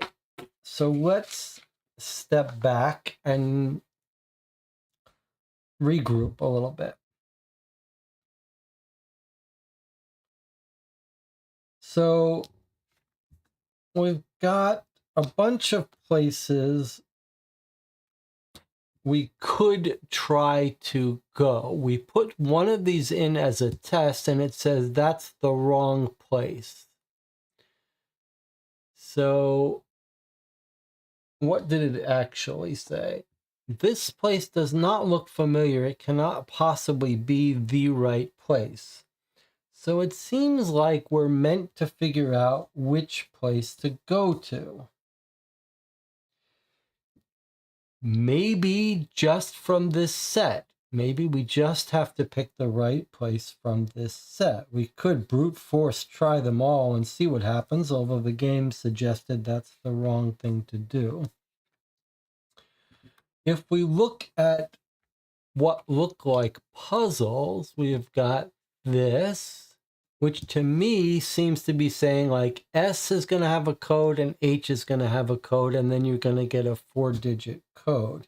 But we wouldn't just be able to put this in because it's not in the right format. So we'd have to combine it with something. But is that what we're trying to find? The address of this safe house, possibly on the map. Okay, another puzzle in front of us is decoding this message. This looks like pairs of digit letter, and if you look at it, certain pairs are more frequent. That feels like we could do frequency analysis and try to treat this just as a substitution cipher and try to get it. For example, 4D seems very popular. That might be our E's. But without some plain text to be looking for it, feels like that would be, the game has not gotten that kind of difficulty level in terms of cipher. So it feels like we should be able to figure out something more before we're expected to decode that, even though we might be able to. These are part of the same puzzle, front and back. So it does make sense to me that this would recover an alphabet, which would give us 4 things here. But whether we're supposed to do this now, I don't know. Okay, another way we could attack this is to look for any other hidden numbers that we might have missed. So we did see 48, and we must have already used it up, yes. And then I don't see any other hidden numbers on this card, nor on this card, nor on this card, nor on this old card, which I don't know why we still have out. Okay. Another aspect of the puzzle is what these lines mean. To me,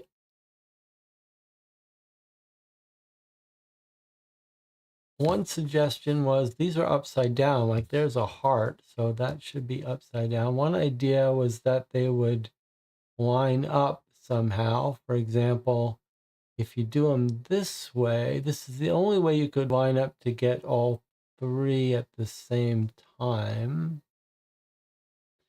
If you do it that way, you have a digit for the heart, a digit for the sunrise, and a digit for this rainbow.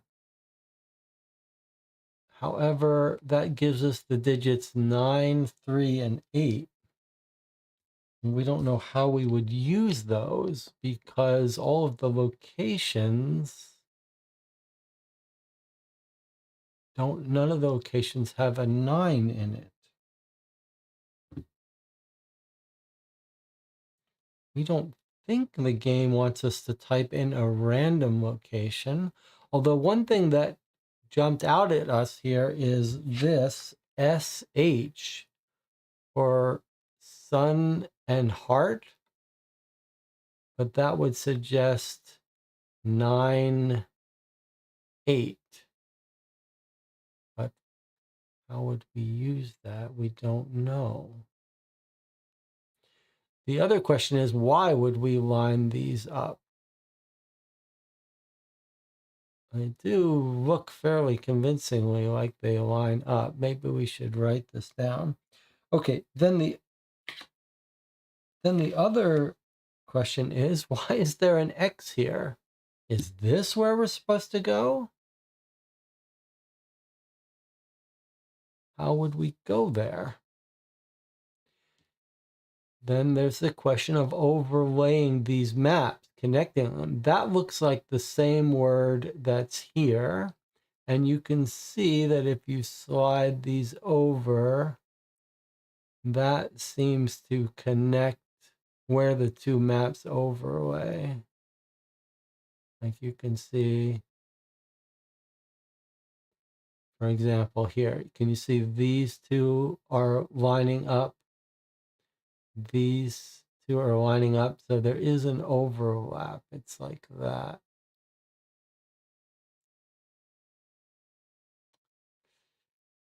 So that suggests these two maps line up this way, but what does that get us?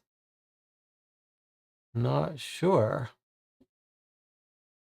Not sure what the point of that is. Another question is, what are these lines doing? What is this drawing telling us? Is there another piece that we haven't gotten here? I don't know. And then yet another issue is this message that we've sent to ourselves, apparently.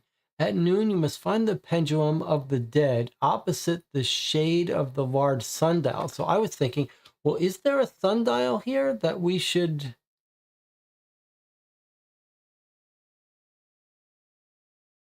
Can we spot a sundial? Are any of these numbers opposite a sundial?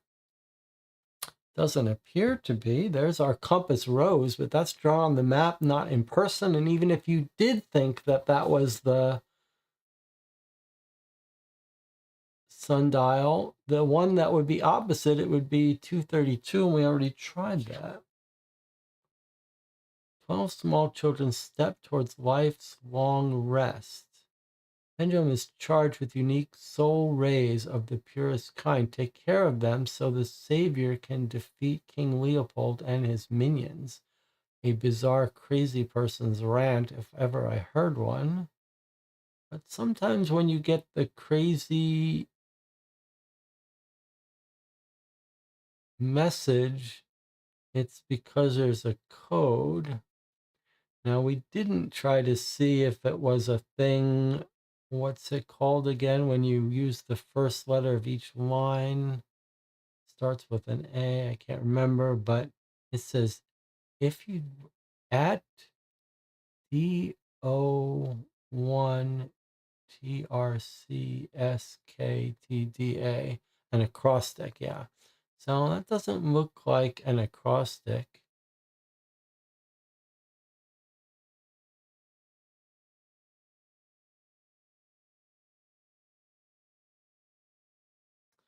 "12 small children," that certainly sounds like a clock.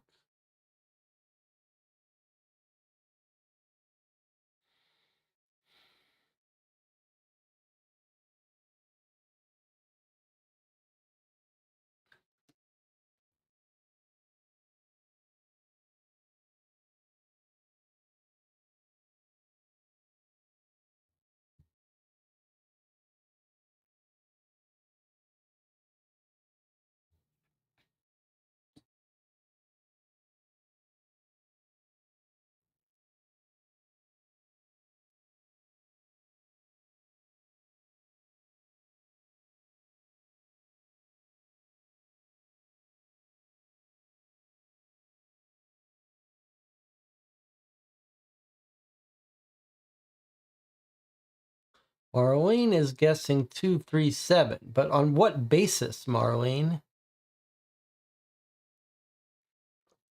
On what basis do you just say 237?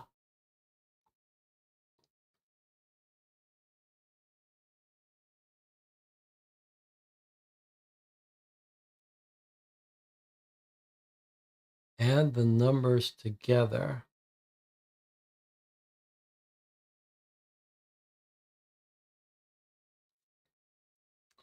You're saying you've got 237 because they add up to 12?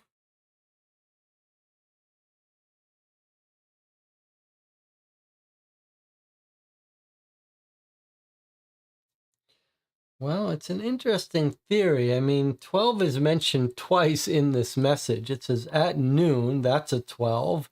12 small children. That's an interesting idea.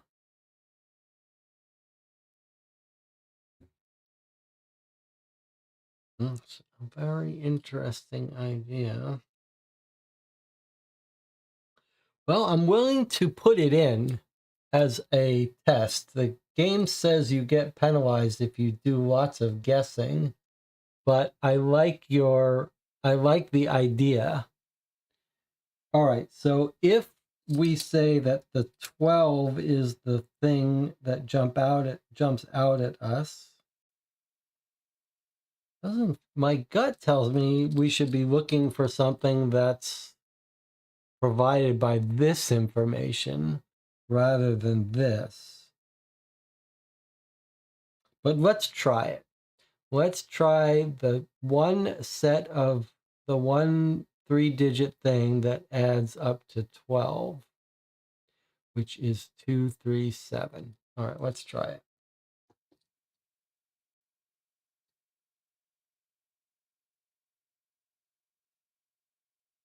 No. Okay. That's two mistakes. It was a valid try though.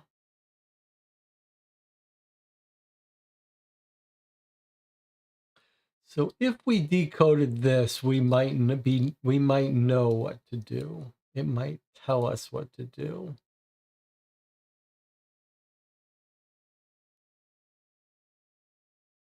Just doesn't. It feels like we could brute force this substitution cipher. Just don't see that the game would expect us to do that.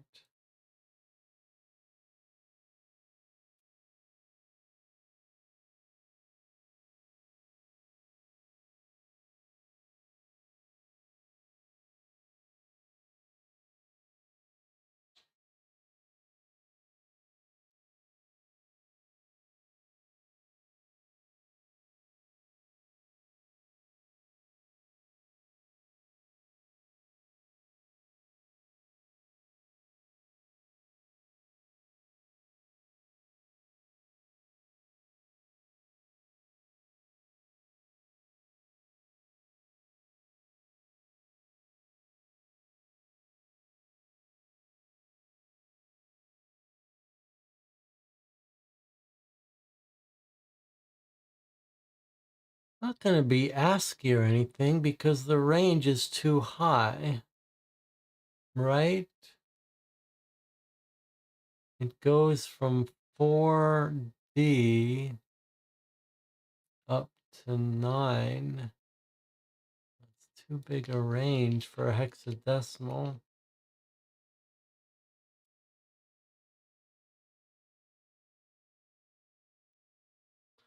DJ Moneycut says only a couple of the pairs repeat, so it would be hard to do with frequency analysis. Well, I mean, look at this 4D. We've got 4D, 4D, 4D, 4D, 4D. So a lot of them. Those feel like this probably are the E's. And you might ask, what word could have an E something, E something, E?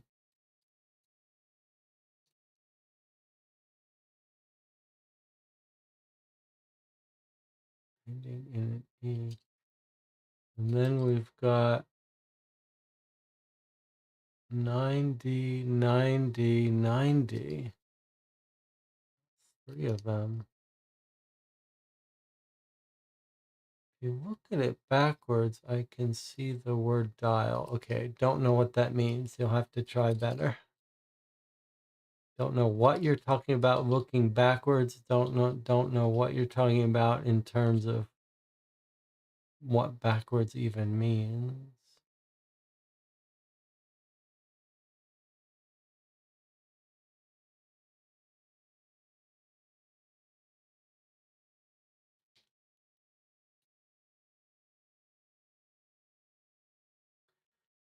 '71 AD. Okay, still don't know what that means.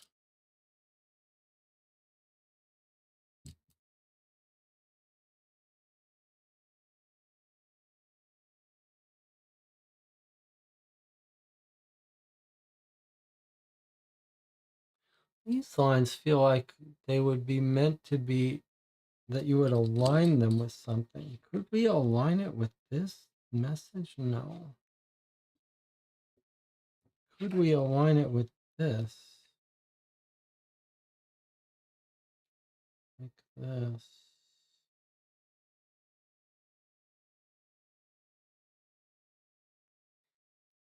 Is there a way to align it to get letters? Not really. That doesn't make sense.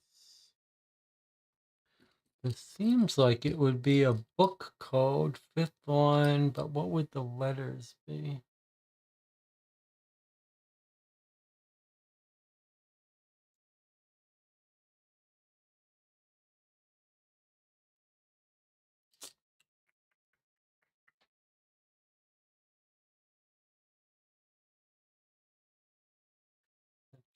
A weird situation because there feel like so many threads we could pull at.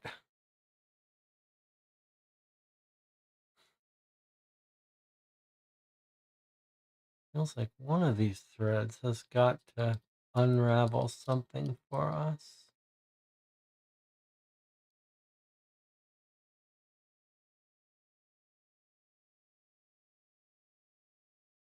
What about these shapes?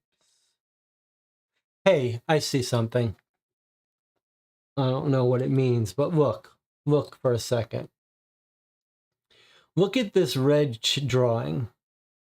See how it's like a 3 rows and then a shorter row, right? It's like a building with a shorter top. Now look at this. This is the same thing. Look at this. Here it is. It's 234. Look. This X marks the spot is at the corner of this drawing of 3 big rows and then a shorter row. And look, here it is here. 3 big rows and a shorter row. And if you look at where this would be on that, it's right here.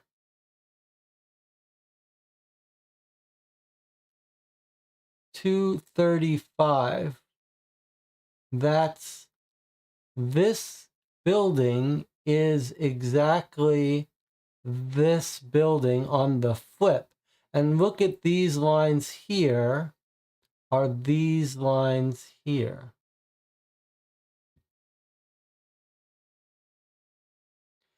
So somehow she's drawn this on top of this the other way, but it's this building right here, 235. Now you could do the same thing with these lines. Where would these be? But these would be off our map somewhere. Okay. Although, yeah, you could say that these lines. So actually we could We could put this over here like this, right?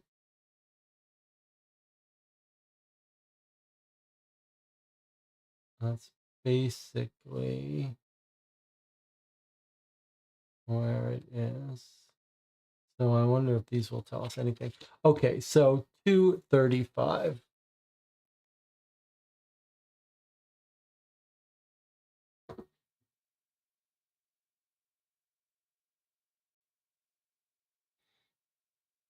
Submit code. Now, look at what we got now, 3 stars. Now, why did we get 3 stars instead of 5? Who knows the answer to that?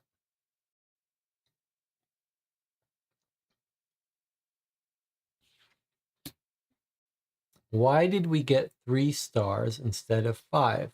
DJ Moneycut says the correct answer. Wrong guesses. So the game has penalized us for guessing wrong twice.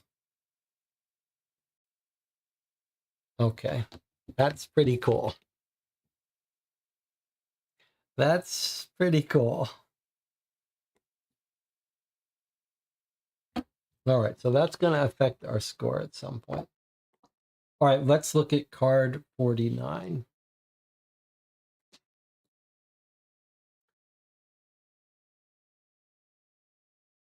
Get rid of 21, which was our... We don't have 21. Oh, yeah, 21 was Anne talking to us. Okay, you find a property which seems familiar. The house and the shed are both locked. A shovel lies on the ground. Where do you dig? Okay, now we see lines. Now we see some lines. Okay. So there's the shovel. There's the door to the shed we could interact with, or we could start digging. Now, what's going on with our lines? Let's see what we've got. Can we line these up in some meaningful way?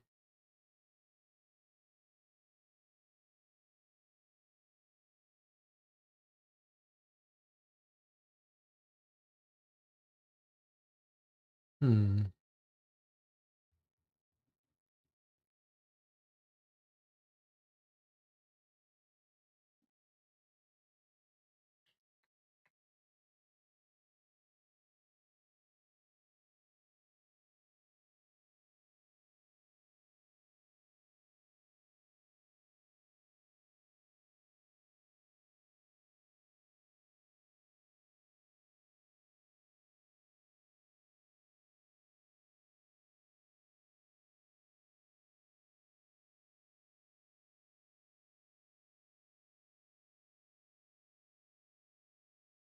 Hmm.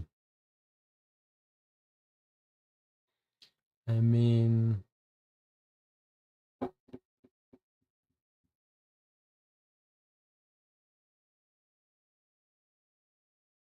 these almost look like they line up with some of them.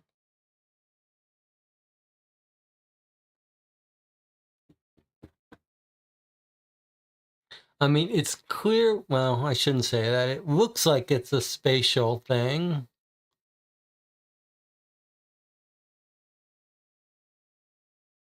Where would we have buried something? We also could have buried something according to these instructions.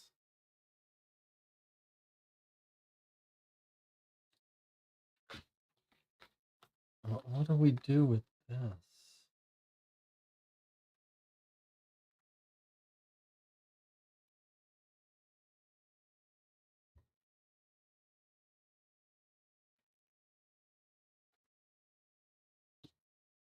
We're out of the frying pan and into the fire.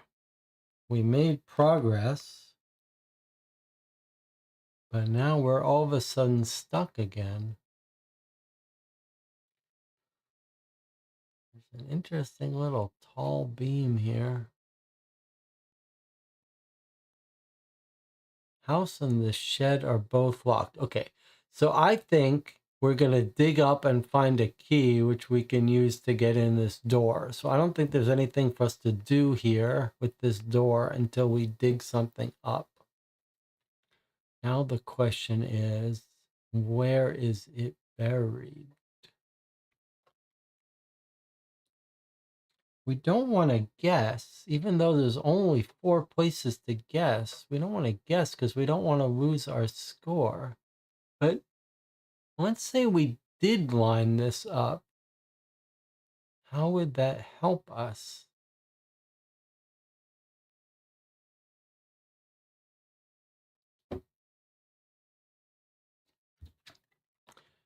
This doesn't look like the same building.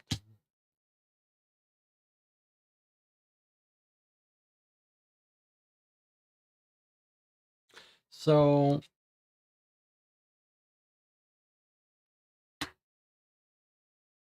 it might be aligning something that tells us which one, but it also might be just knowing what number to go to.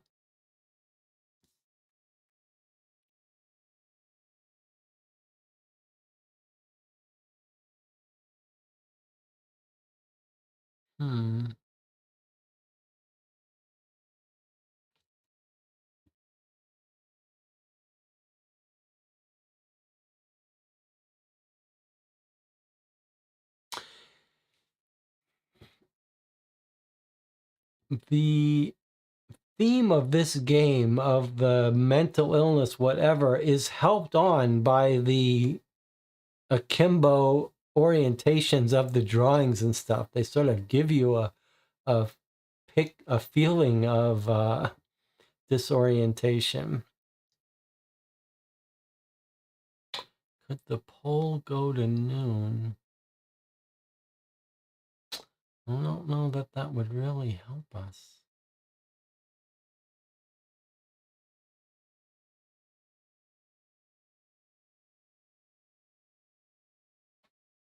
What about this?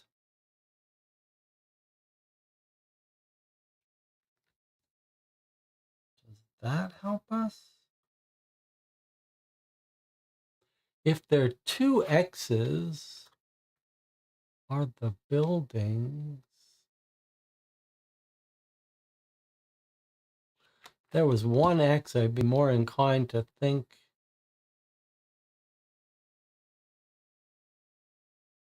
Is that pole the dots?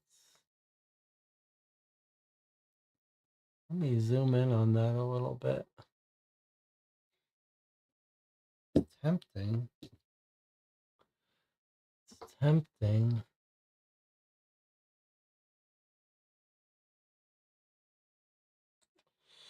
But the numbers and dots are wrong.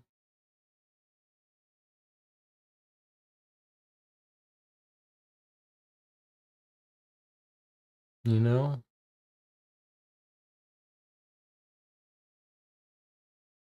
Does make sense, though, that she would mark where she's buried something on her arm.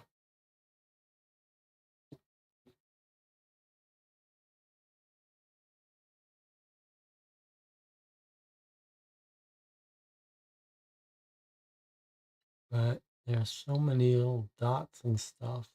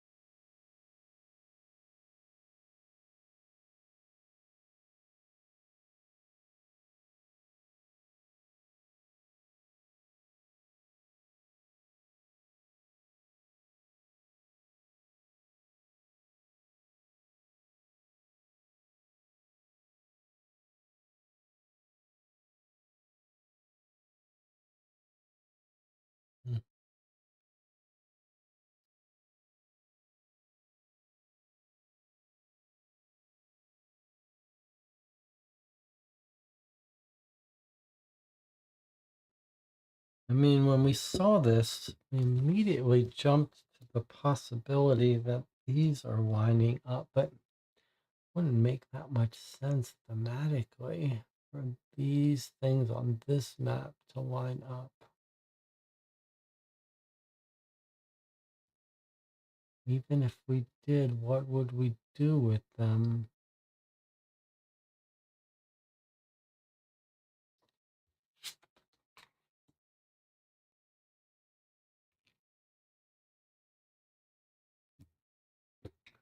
You find a property which looks familiar. The house and the shed are both locked. The shovel lies on the ground. Where will you dig?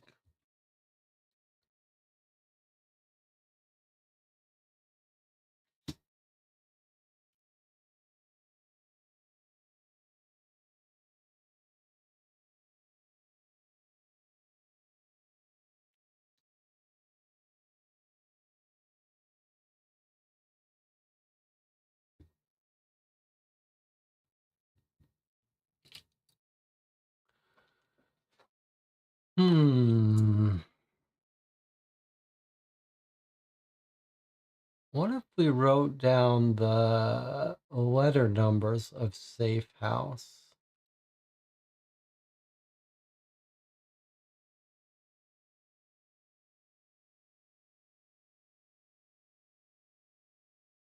Each is the number digit 8.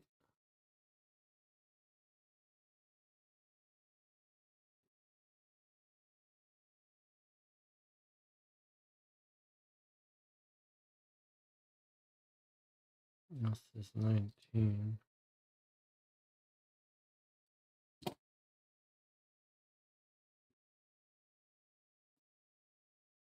Don't see how that helps us.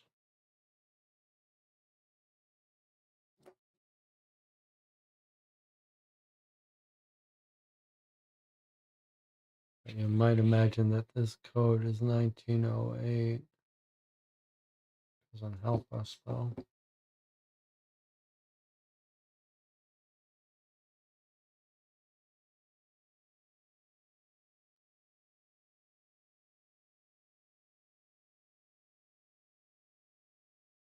We're back right in the same situation we were before, where it feels like, do we need to decode this in order to answer this question? Do we need to use this?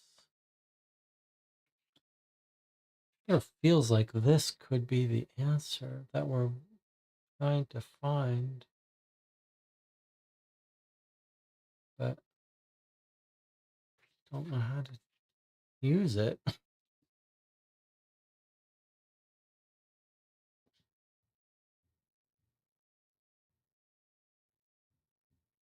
I like there's this game is doing something different that we haven't seen before in that it's sort of saying,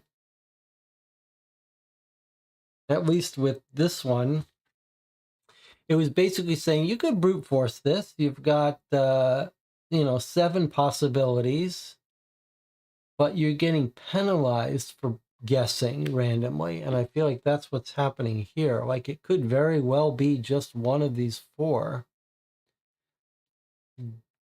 And we could just guess and get it, but we'd be penalized, which we don't want to be.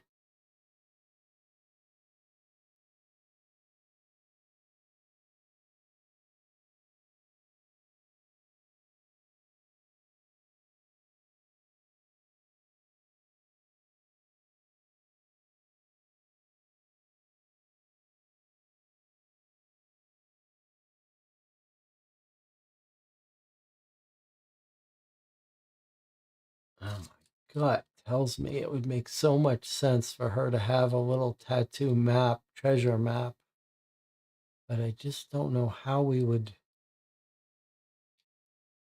Why she's got 2 X marks a spot and not, it just doesn't make sense that this is for this.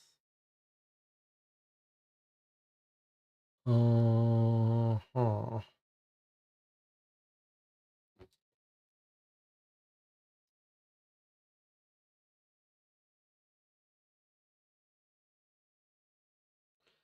Do the X's represent the sheds? Yeah, it's tempting, but it just doesn't. If the X marks the sheds, then it doesn't. It doesn't feel like it could give us any information. Like there are 8 dots and 2 X's.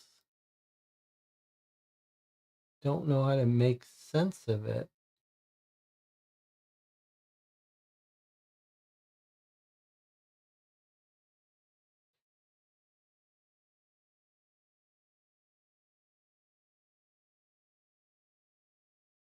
So weird configurations.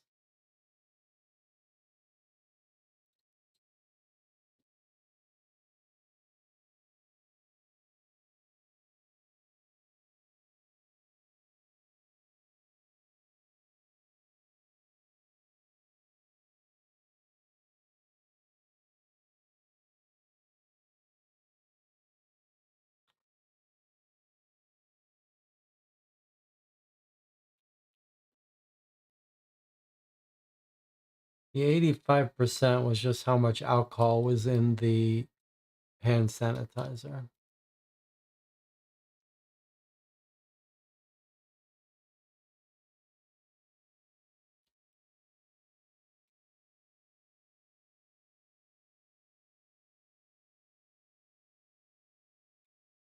It almost feels like that pattern could be spelling out a number, a 3-digit number.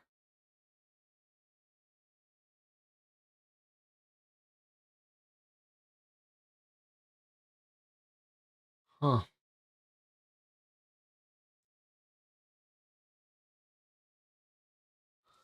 And if you look at where these points are, like spatially, if you look at where these points are, it's like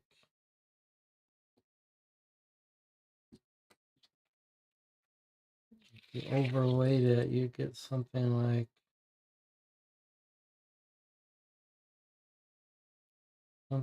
that, right? That's 491, 492, 494, 493.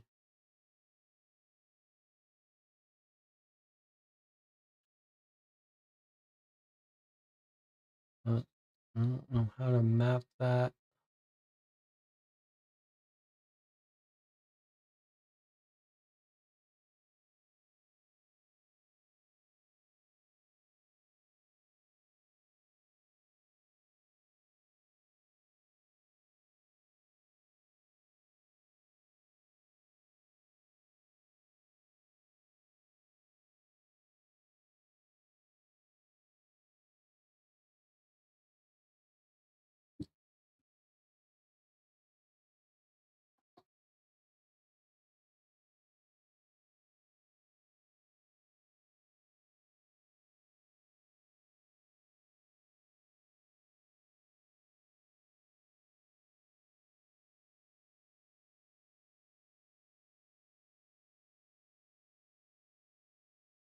Hmm.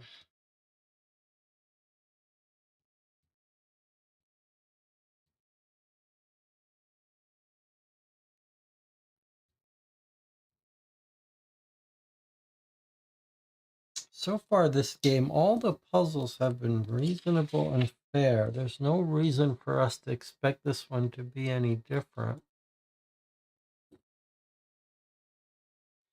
We recognize this place. We've been here before. Makes sense that we would have tried to tattoo a memory of where we've buried something.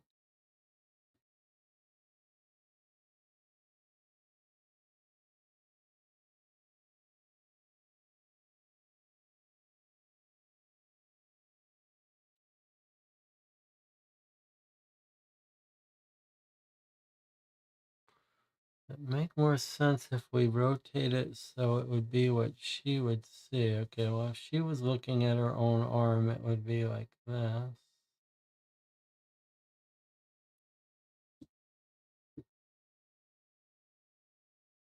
But where would she be standing in this picture? We have no idea.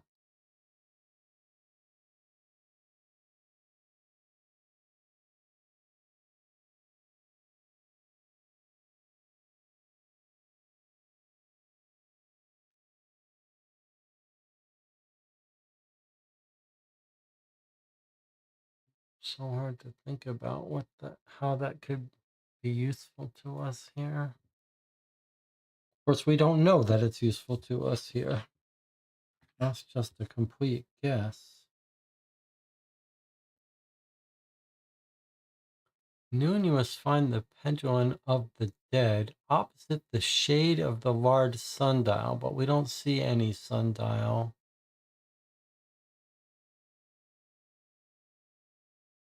But is this the sundial? Doesn't seem to be casting much of a shadow to help us.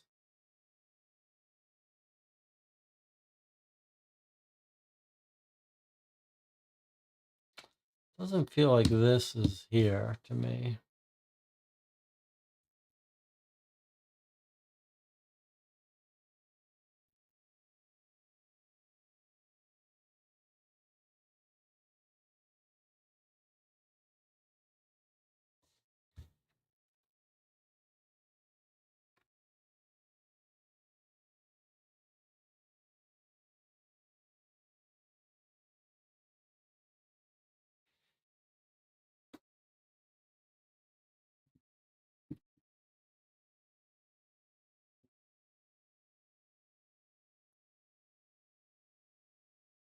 If those dots are the pole, 1, 2, 3, 4, 5, 6. 1, 2, 3, 4, 5, 6. If those dots are the pole,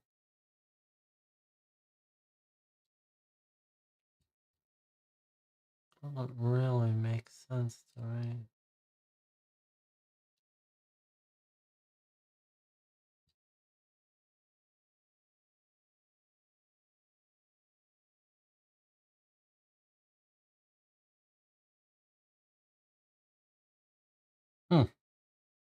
Clue time, yes. Let's take a clue. Let's see what happens. I think you're right. Let's take a hint.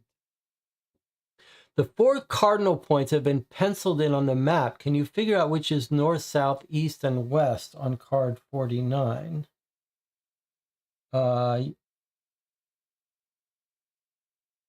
Interesting. The 4 cardinal points have been penciled in on the map. So, and then it's asking us if we can figure it out on here where north, south, west, and east is. So it says on the map,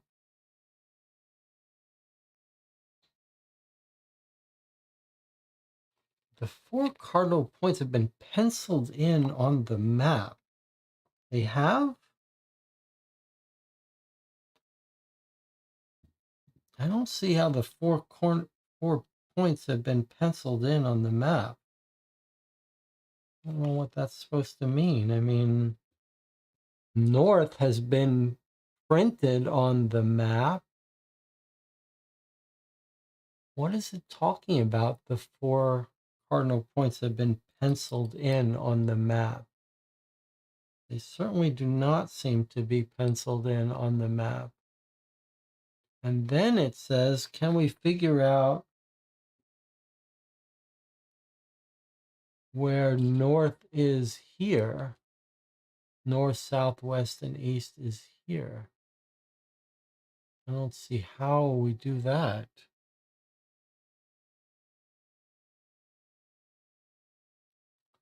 I also don't see how that helps us. Boy, that's a weird thing to say. That's a weird hint.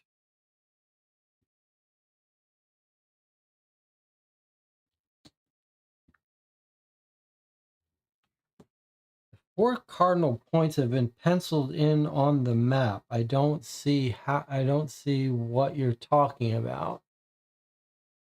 And then it says, can you find on card 49, which is this one, which is north, south, east, and west?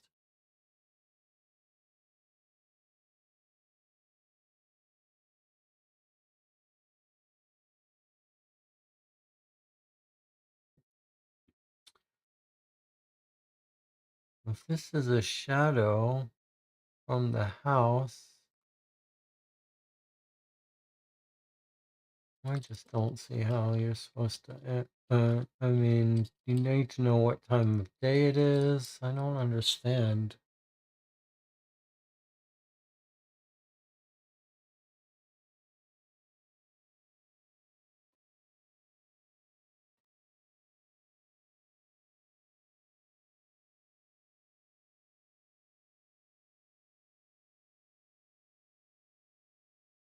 I don't understand.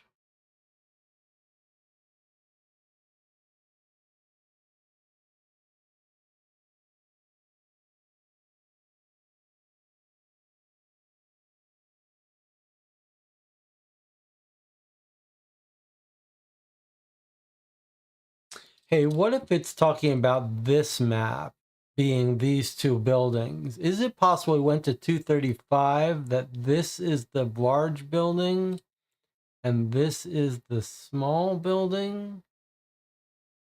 And so north is this way?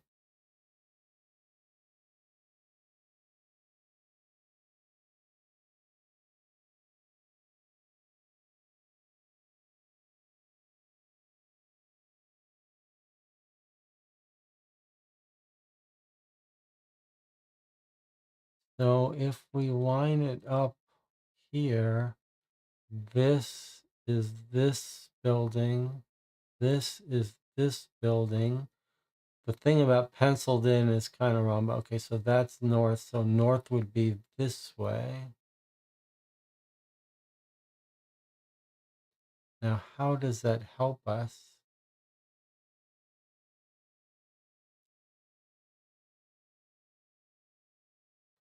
Does it help us because this is a sundial at noon? So are we here at noon? You must find the pendulum of the dead opposite the shade of the large sundial. So should we be looking at the shade of the sundial? Then opposite of it would be in this house.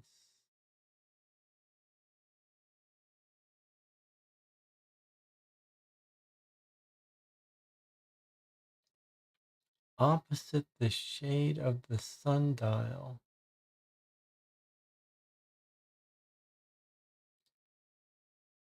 If this isn't shade, and this is north,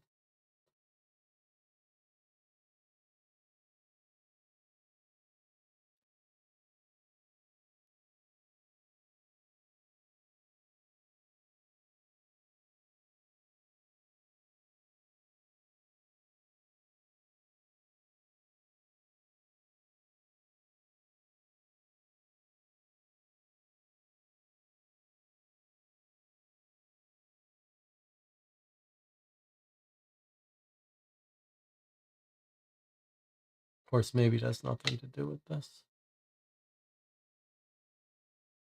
All right, shall we take another hint? I'm trying to not resist taking hints as much as I used to.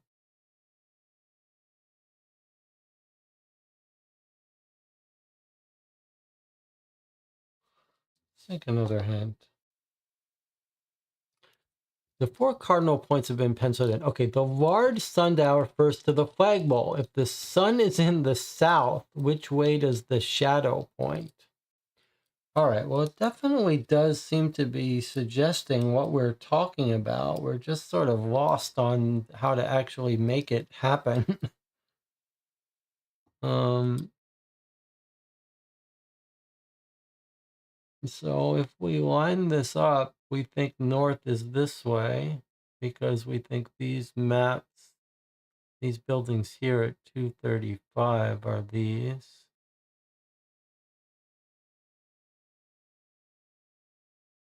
Do we think it's more like this?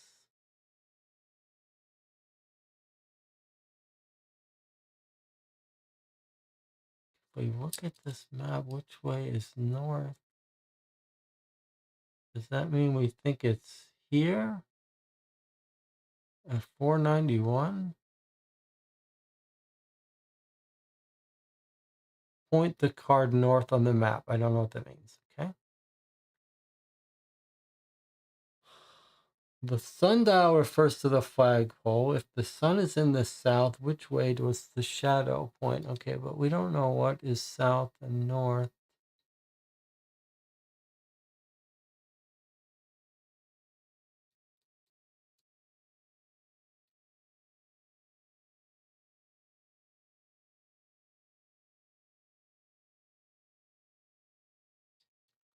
Seems to be saying that if we follow these instructions and we want to find pendulum of the, you must find the pendulum of the dead opposite the shade of the large sundial.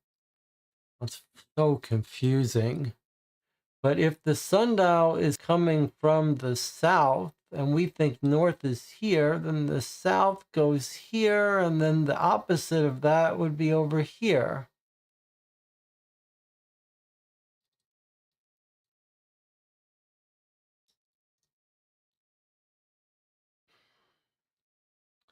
I rotate the map so north is up. We get this. But that breaks everything we've been talking about.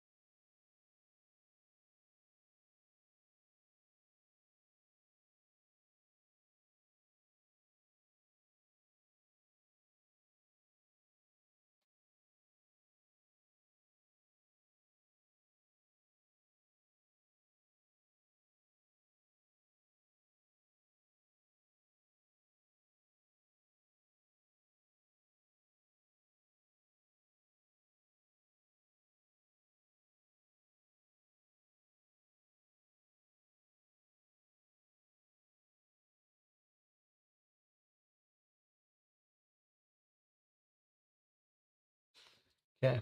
No one knows how to do this spatially, certainly least of all me. Here's the third hint. Dig in the right place by entering the code 493. Okay.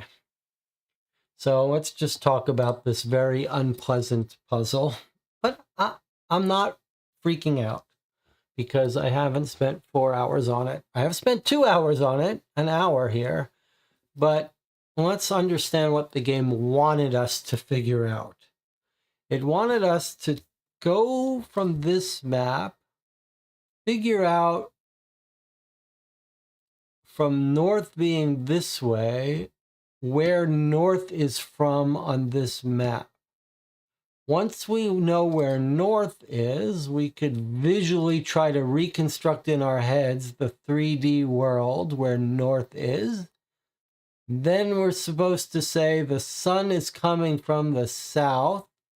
And then we're supposed to imagine the shadow cast by this. We're not being shown it. We're supposed to imagine it. Why we can't see it. And then once we imagine it going this way, we're supposed to imagine it going what? Like this way so that we can reverse it and get to here. Okay, I hate it. I hate it. But I'm not angry, so that's a victory. All right. At least it's got a good hint system. I've sort of soured me from loving this game to being unhappy with this puzzle, but okay. So did it penalize us for 3 hints? Or 3. We took some misses too, so it's not clear exactly what the scoring system was. Okay, card 50. All right, I hated that.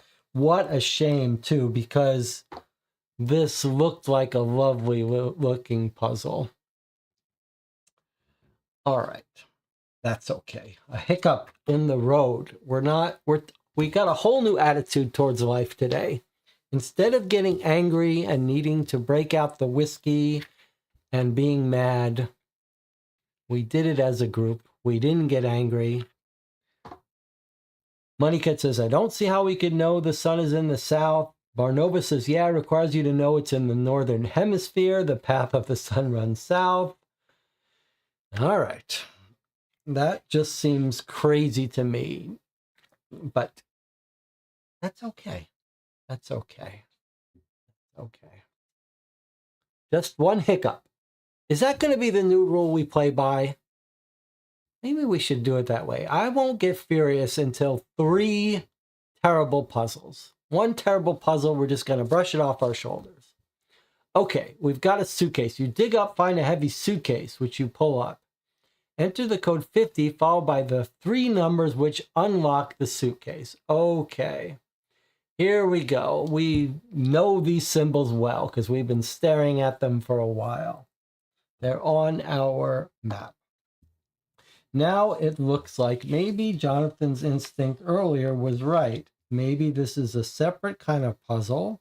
We can line these up and get 3 digits, the one place they all line up. And if we look at the order it wants, looks like it wants heart, which is an 8, followed by rainbow, which is a 3, followed by the sun, which is a 9. So I get 839. It tells us to start with 50. So let's do it. There's our code, 5839. I don't want to be wrong here because I don't want us to eat any more penalties. Let's just make sure. 8 for the heart, 3 for the rainbow, and 9 for the sunrise. 839. Submit. Card 51. Okay.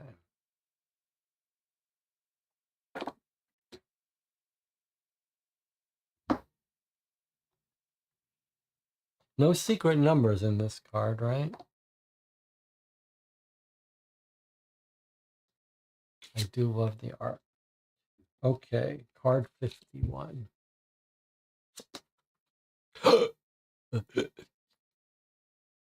The remains of a decaying baby appear under a lot of tinfoil and lead sheets. The child carries a piece of jewelry that you take. You also find a key in a vial. All right, that is scary. That is scary. Get rid of cards 23, 22, and 50. I do like when it lets us clean up these cards.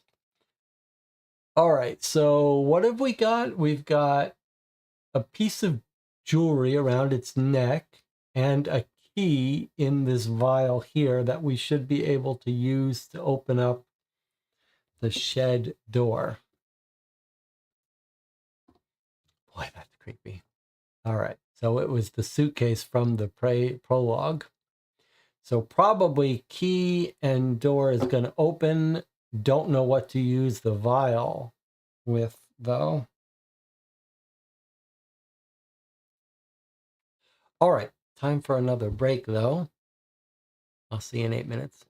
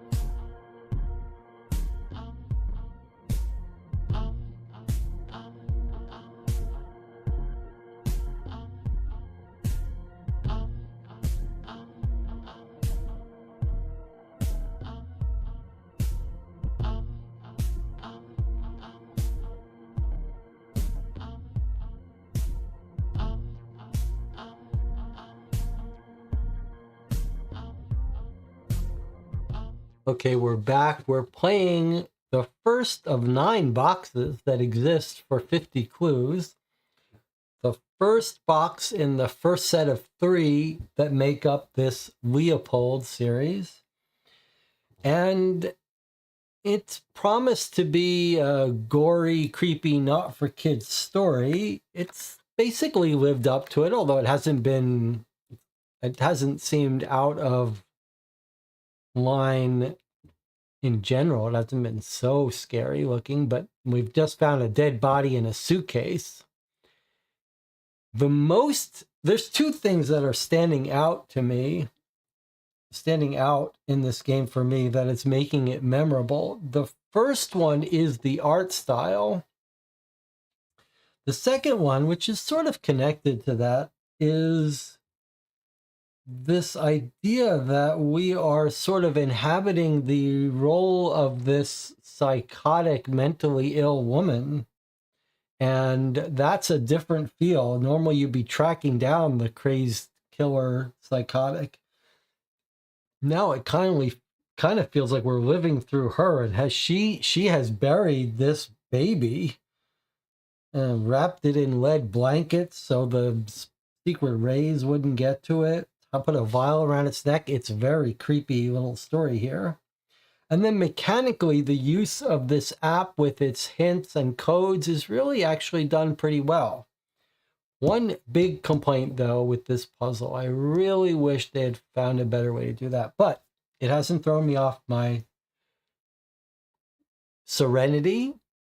And we've adopted a whole new strategy of life with these puzzles. We're going to save all our anger for the 3rd bad puzzle. Every puzzle from now on gets 2 bad puzzles for free. I will not get angry at the first 2 bad puzzles of any game. At the 3rd bad puzzle, that's when we'll get angry. It's 75 degrees. I've got a nice hot cup of tea in a mug that was sent to me by a viewer. Has our quote here. This could get us killed or it could break the case wide open. All right.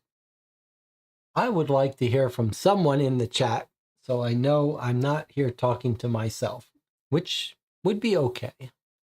But I'd like to know one way or the other. How many people are still awake? DJ Moneycut said, the police found the kid in the prologue. They wouldn't bury him in her yard. Well, the policewoman found the body and then the prologue ended.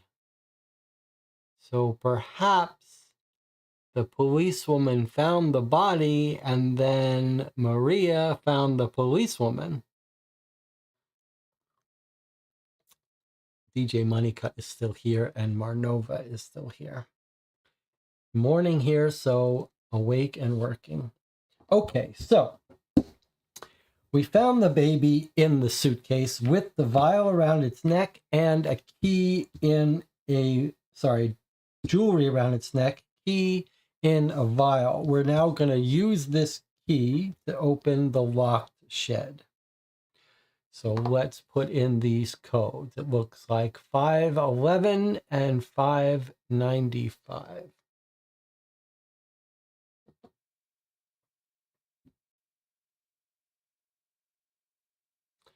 Sorry, 511 and 495. 495, 511.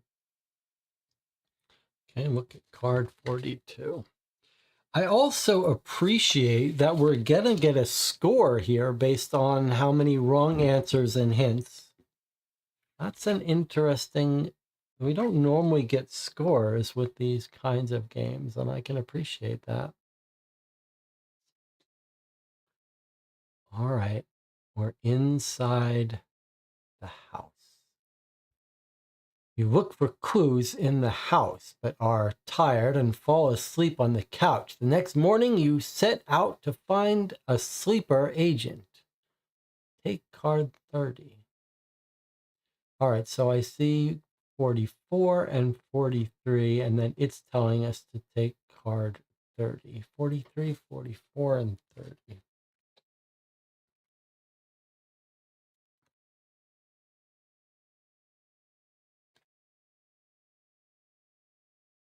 Anything else? Several cups on this table. Okay, let's see. So 43 is the picture of a boy. Picture of a little boy on the table. Well, he's too old to be... Is he too old? Yeah, this is a baby. This is a boy with a time 11:37 a.m. with the heart, 3 candles. I don't know what we're interacting with this time, and I don't know what is this? That looks a little like the thing around the neck. A little. What is that? I mean, it's drawn on. This person has annotated this 11:37, drawn a heart.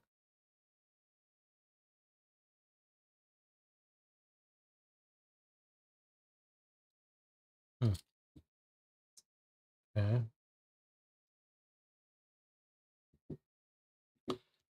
All right, that's 43. Here's 44. Aha! There we go. Look at what this is. This is our code. We predicted 4D would be the most frequent letter in English. 4D is in fact the E.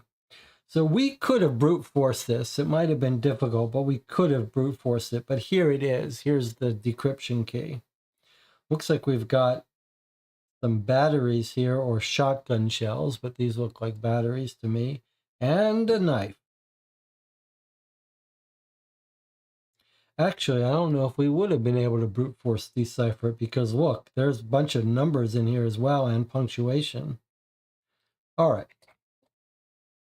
And then it said we're off to find a sleeper agent, which is what 30 is. The next day, you find the sleeper agent. He agrees to pass on the name of the savior if you prove your identity. Looks like a homeless man. All right, let's put this off to the side. Let's decode our message here.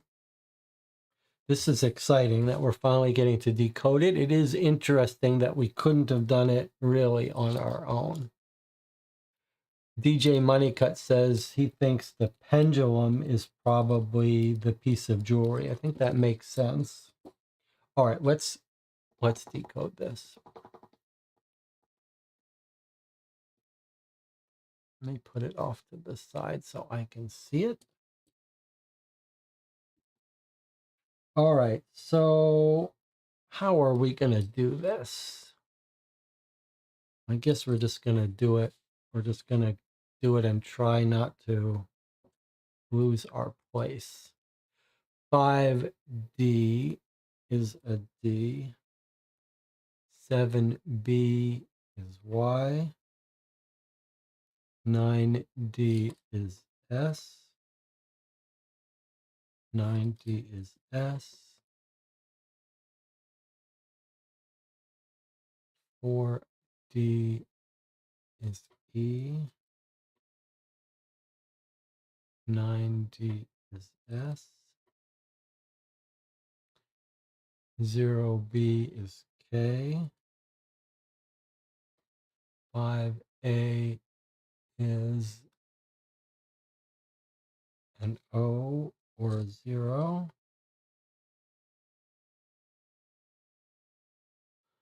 9B is a V.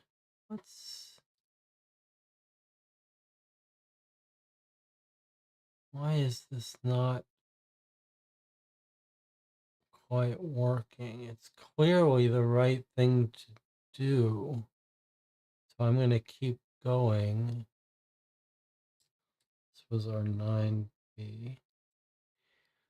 4D, that was our E.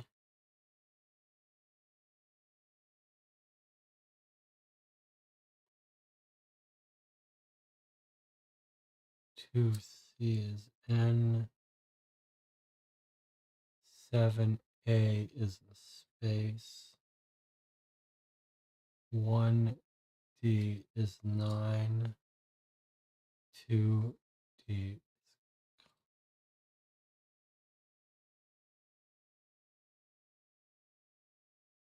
Is this going to be an address? Let's just finish translating and then we'll worry about it. Because this is clearly the right idea. I could have an extra step to it, but this might just be an address. 4C is the 3. 6C is 2. 0C is 4. 4B is a 0 or an O. It's like a 0 to me. 4B. 7A is a space. 7A in case we get lost. 2A is an H. Remember, this is originally a Dutch game. 8C is an A. 9B is a V. D0, sorry, 9B. 4D is our E.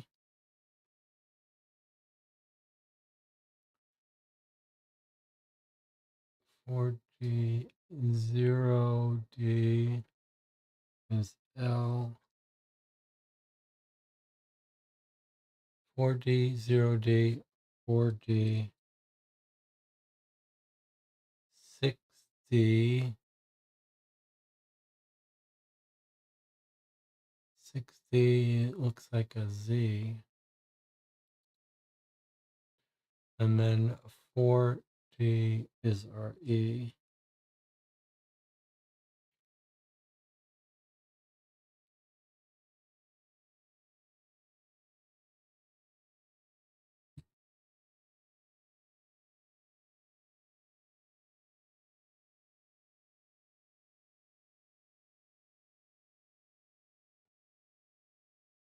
Well, to English ears, that is a mess, but this part seems like it's an address. We take for granted that this is another one's address. You could see there's this is Scoven 93240 Haviles. Like this is the city zip code apartment number. So let's put this aside for now. Doesn't matter, whatever we get it, it doesn't look like a message. It looks like an address. Or this is a word discover, but whatever. But let's put this aside for now. We've also got a knife, batteries, and this woman has lost her mind. We set off for a sleeper cell agent, and we found a hopscotch board with the secret number we're allowed to get, 31. And she says, next day you find a sleeper agent, he agrees to pass on the name of the savior if you prove your identity. So let's get card 31 and see if, can we really prove our identity, what that even means. Here's the entire hopscotch course. Enter the code 31 followed by your identity jumps. Okay, now I think we know what this is. What's this? Anyone know?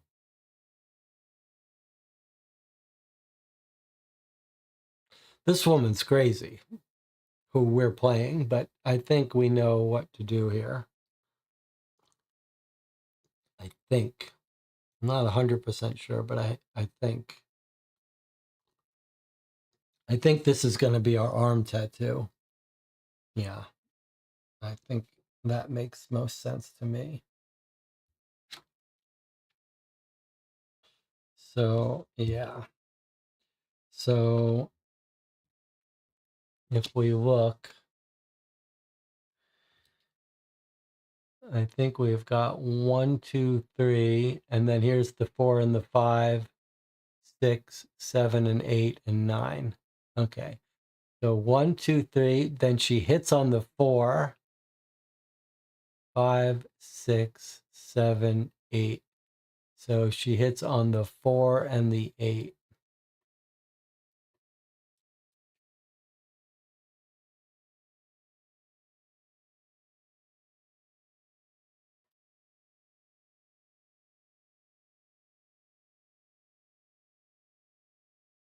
Has anyone else played hopscotch as a kid? My sister and I, we grew up in New York City in a big loft, and our parents let us do some crazy stuff in that place. But we had a hopscotch board like this, taped on the floor.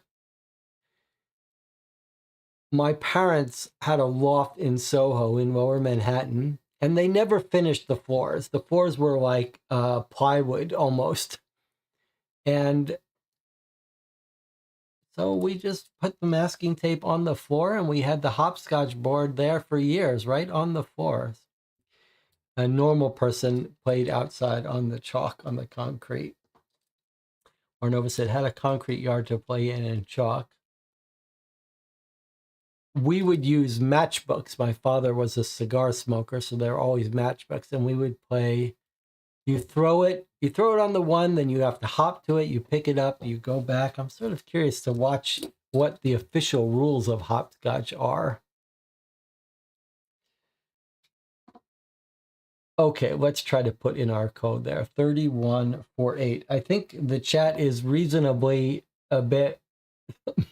DJ Moneycut says, she knew the homeless guy plays hopscotch and got a tattoo of it. How does that work? I don't know. But maybe this is her hopscotch place in a public park. But it is a little weird. It makes more sense that she would make a map to burying treasure. It is a little weird that she would have a map of a hopscotch board. Okay, but for our purposes, that does not count as a bad puzzle for my anger. Only the puzzles that we get stuck on count. Okay, so 31 followed by the code. 3148. 31 followed by our hopscotch code, which we have calculated is 48. The jumps must be wrong. Okay, how can those jumps be wrong?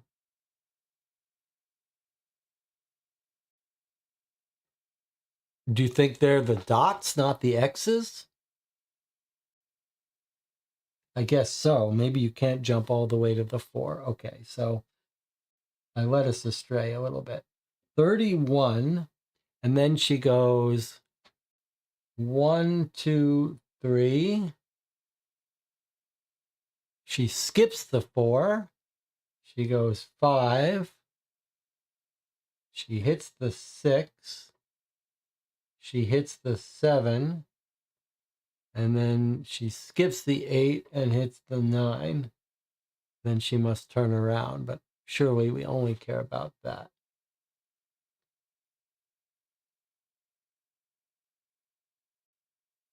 Oh, it's reversed because of the mirror. Okay. So 1, 2, 3, and then instead of it being that she skipped the 4, she must have just skipped the 5. And then instead of skipping the 8, she skipped the 7.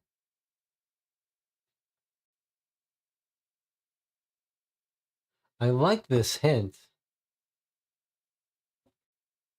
All right, so we lost a couple points to that.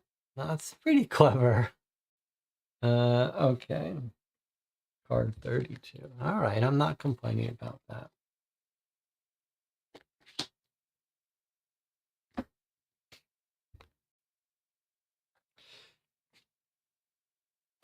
I got a different way to answer DJ Moneycut. DJ Moneycut says she knew the homeless guy played hopscotch, got a tattoo. How does it work? Okay, don't think of it like that. Think of it like this. She's got schizophrenia, right? She puts all these crazy marks on her arm, not knowing what they mean. She knows they're significant. 5 years later, she walks past this and she's like, oh my God, that's what my tattoo means. It's a secret map of a hopscotch board. This is how schizophrenic people really do work. They see patterns in things. Okay, so it's not that she got this tattoo of a hopscotch board. It's that she tattooed herself in some schizophrenic fugue, and she's walking home off her meds. She sees this and she's like, that is a perfect match for my hopscotch board. It must hold the secret to the universe. All right. So really, it makes sense now when you think about it. 14, 30, and 31 disappear. The thoughts stream from the agent's head as he recognizes your identity, Jump. The Savior's name is Alexander. Find him. He's our only hope if King Leopold and his evil followers are to be stopped before they destroy the world. Notice she's getting a telepathic message from this homeless person because she's lost her mind. And it tells us to draw card 11. I'm actually enjoying this game a lot. Okay, Alexander is the name of the boy who's going to save the world. Card 11. Oh, it's his radio. A ray finder, but it does not seem to work. Okay, well, we know how to make the ray finder work, don't we?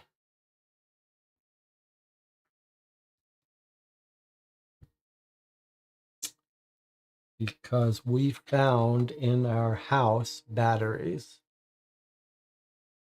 Okay, let's make the ray finder work.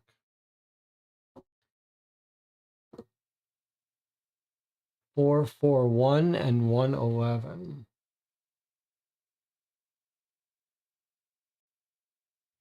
441 and 111. The ray finder comes on, it works.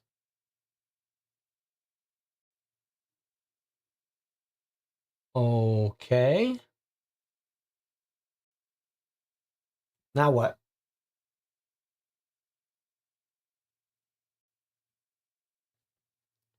Do you think, I got a theory here. Do you think we're going to tune it to 11:37 a.m.? What do you think about that?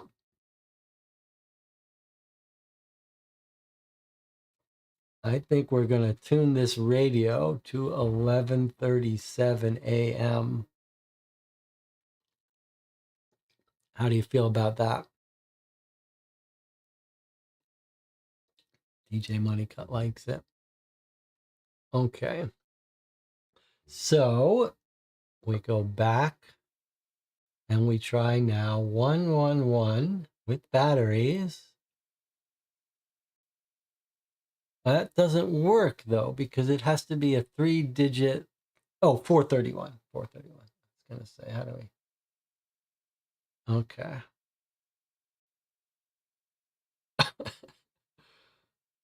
All right, here we go. The ray finder crackles more or less, depending on where you point it. You follow the track for more than an hour. Look at card 34. This is Alexander. No doubt. Card 34.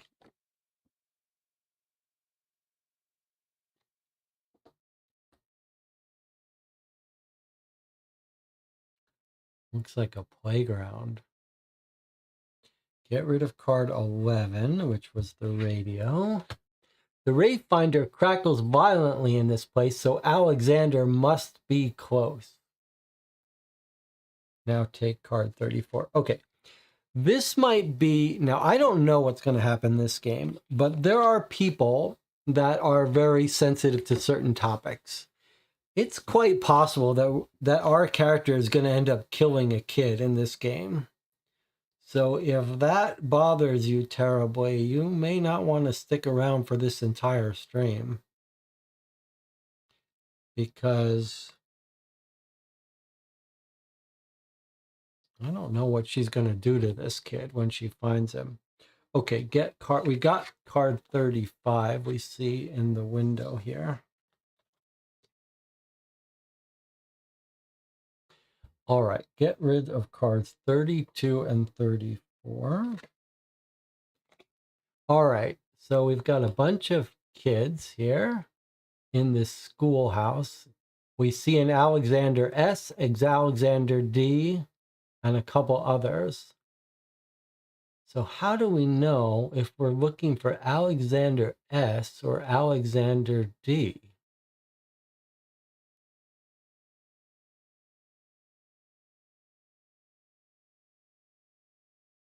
That's tricky. Blue room or yellow room?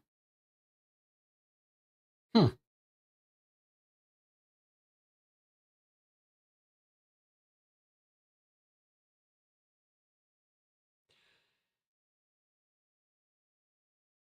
You know, there's a lot of interesting stuff going on in this game. A lot of non-obviously interesting stuff that it's only interesting in contrast to other games. This idea, normally when we play this kind of game, the designer has to go to real length not to make you be able to guess the answer from a multiple choice. Here we have 6 possible answers.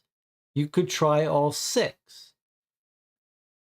The way they've gotten around that, though, is to make it so that you're sort of tempted to guess, but you get penalized in your score if you guess wrong. And that changes things. All right, we think we're looking for Alexander, but how do we know which of these 2 Alexanders we want?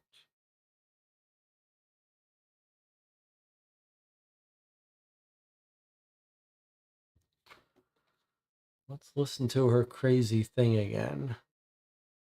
The Savior can defeat King Leopold and his minions.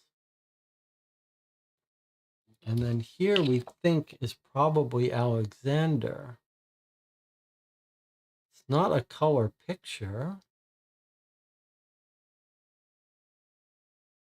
It's got something here that, but how would, what about these numbers? What do you think these numbers are?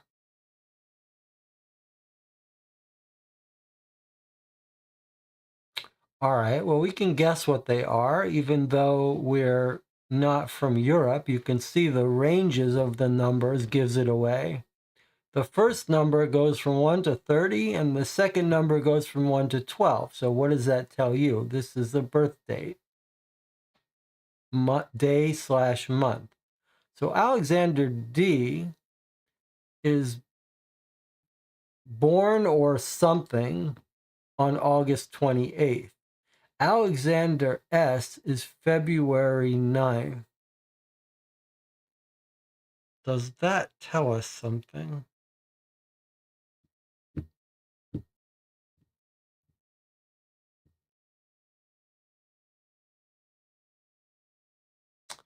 Does that tell us something?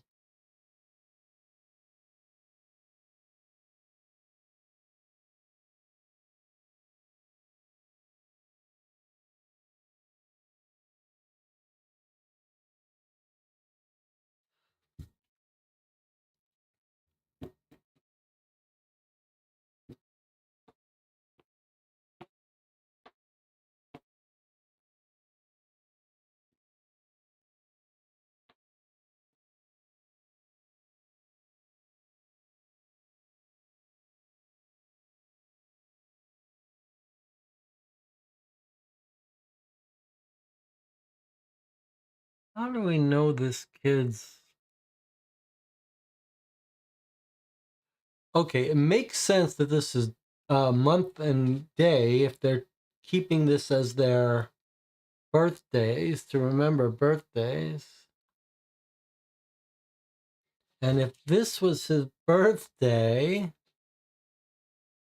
okay, look I see it. Do you see it? Do you see the answer? This is pretty beautiful. This is very pretty.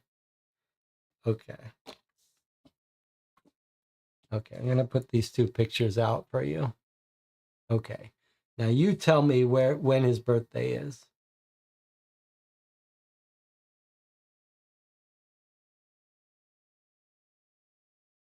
So these are birthdays so that the teacher can remember when to celebrate their birthday. We've got two Alexanders, Alexander S or Alexander D. Now, which Alexander is it?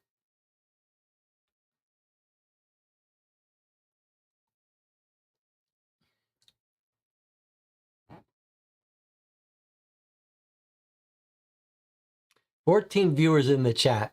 Feel free, even if you've never commented before on any of my live streams, someone's in there watching this, knows the answer, but you're afraid to type it. Go ahead and type it. You don't have to type anything ever again. No one's going to catch you.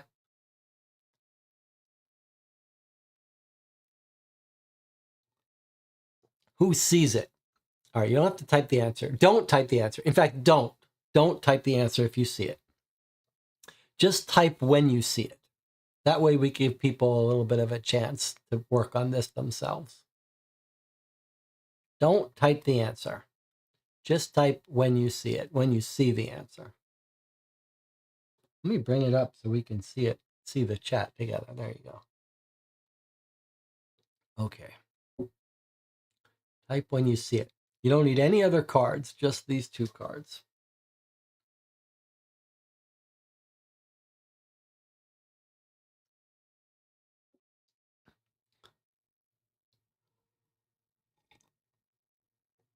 I had a long discussion at my last channel update about changing the way we do puzzles when people see things, and I forgot to mention it again as we do this.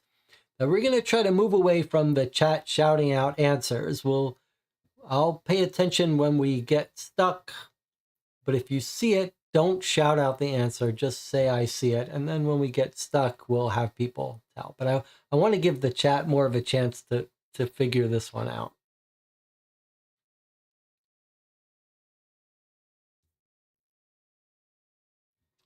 Where are my notes? Let me take some notes on this game while I'm waiting for you guys to work on this puzzle.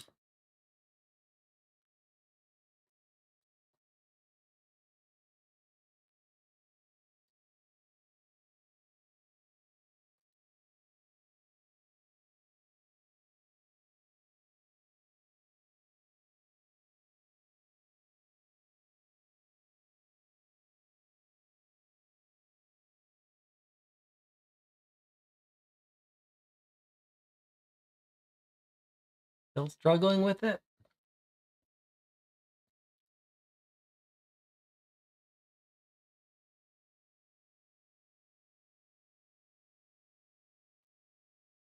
All right, let me give you a hint here. DJ says maybe I get it.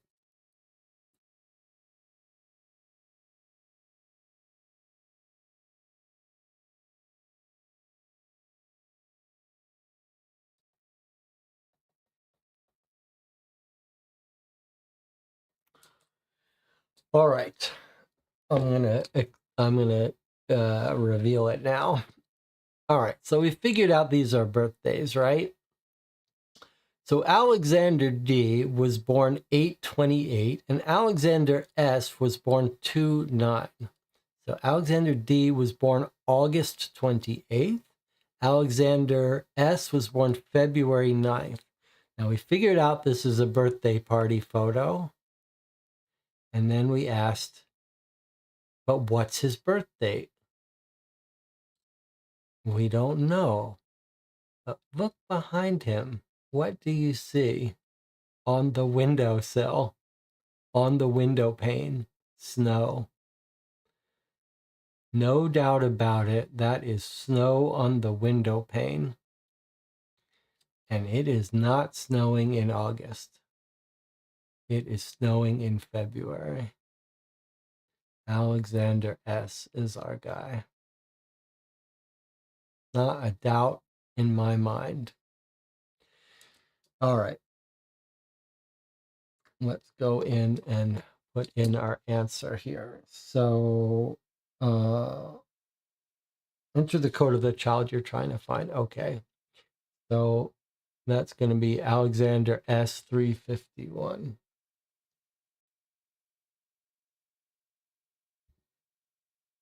You make up a story that there's been an accident and you need to take Alexander to the hospital where his family is waiting. Gulp. That's how they abduct the kids. Yeah, this was a pretty cool puzzle, actually. It's a very good puzzle, actually, that makes use of some subtle art. It's always enjoyable when they manage to do that in a non-obvious way. Okay, we make up a story. This is how people abduct the kids. They pretend to be the parent coming to pick up the kid. Card 36. All right.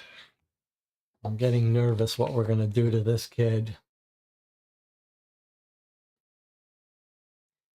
Get rid of cards 35, 42, and 43. The teacher sees the knife in your hand. She does not understand how important it is that you collect Alexander.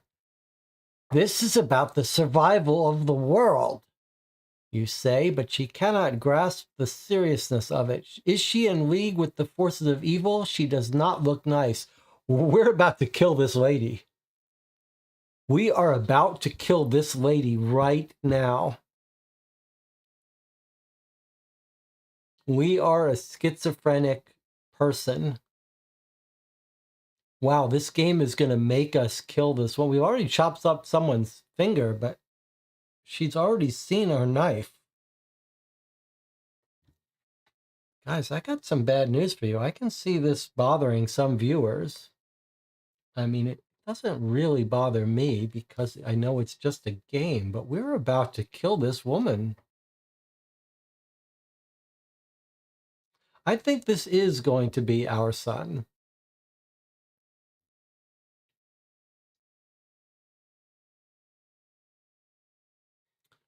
DJ says, was our initial mission to find our own son, or am I misremembering? I think it was, and I think this is our son.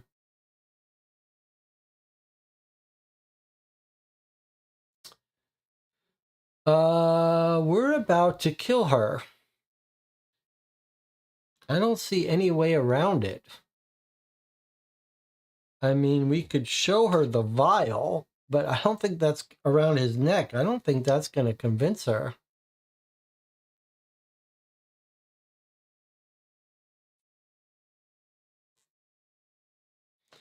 Maybe we have to imagine ourselves in the mind of Maria and believe that it's real. So the world is really about to end if we don't get this kid. And this woman could be in cahoots with the devil and evil forces. So I hate to say it, I'm about to kill her. So this is your chance. If you find this upsetting, you can change the YouTube station. I see we are down to 12. All right, well, here we go. Here we go.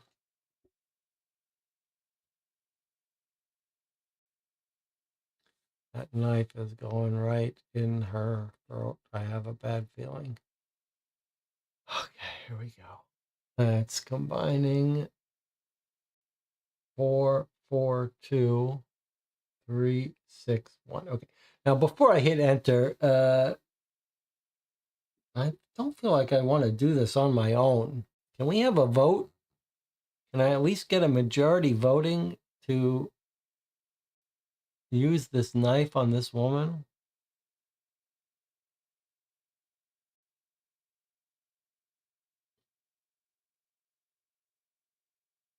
The batteries are in the radio, which is gone.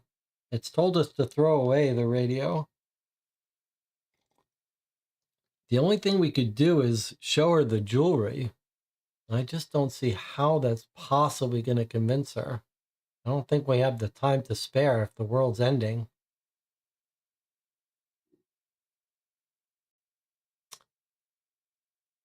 Just vote to do it.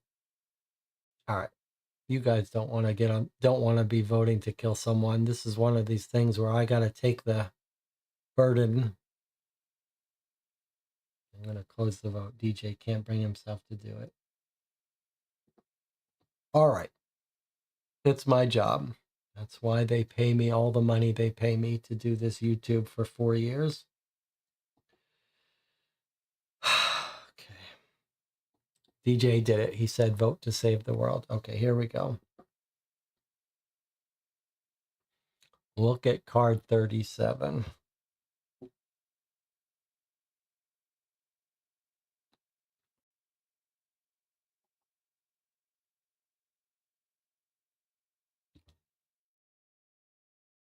The teacher sees the knife in your hand. She doesn't understand how important it is that you collect Alexander.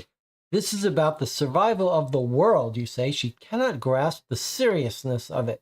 Is she in league with the forces of evil? She does not look nice. Whoa, there we go. We cut her throat, stabbed her in the chest. And Alexander, that'll fucking teach her. Alexander, hurry up. I'll protect you. And then 36 card goes away into the afterlife. Alexander does not look happy about this. He looks like he's going to be sick. That's a pretty serious looking scene there. Now,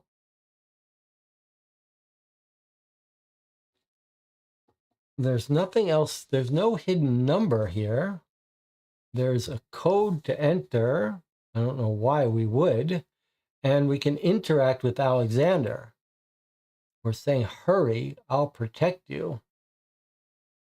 We still have the knife. Now, we're not going to kill Alexander. We could threaten him with the knife, but we're certainly not going to stab him with it. He's going to save the world. But what do we do now? Do we give him his vial, his jewelry? It seems like we probably do. Let's remind ourselves what this said.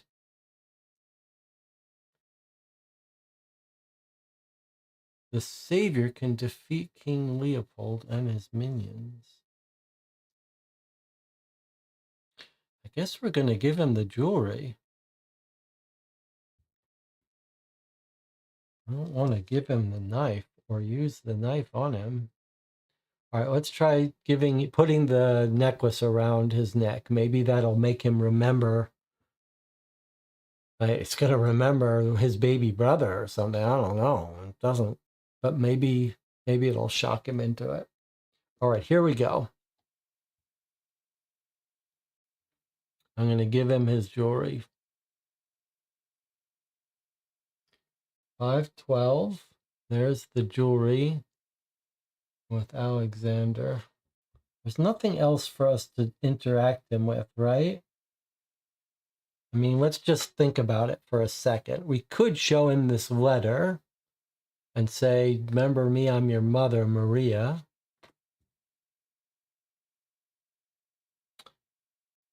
We could show him the knife, but I'm afraid that would try to use it on him. That's about it, though.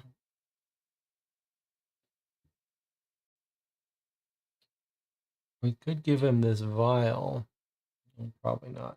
Okay, here we go. Alexander is holding the pendulum now. Okay. He took the pendulum from us. Now what?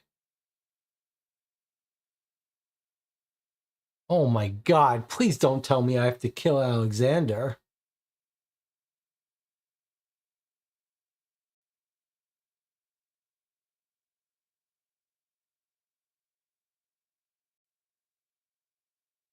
Is there some other secret number we haven't spotted? Because what else do we do? There is a vial here. In the vial was the key. I wonder if we're gonna... Can we collect some blood? Let's read what the mission was again. This is starting to get scary. We must find the pendulum. We did that. 12 small children step towards lifelong rest. The pendulum is charged with the unique soul rays of the purest kind. So the Savior can defeat King Leopold and his minions.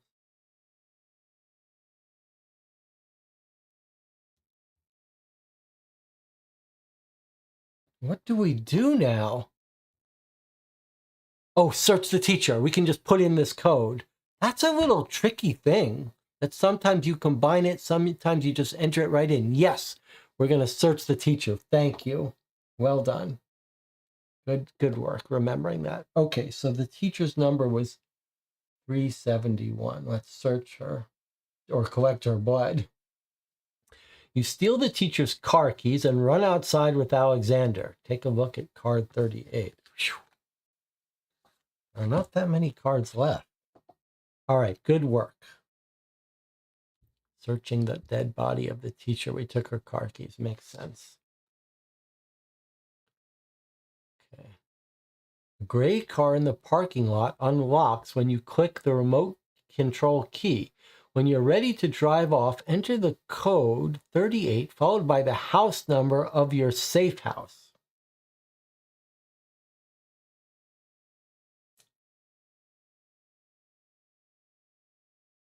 Okay, house number of our safe house.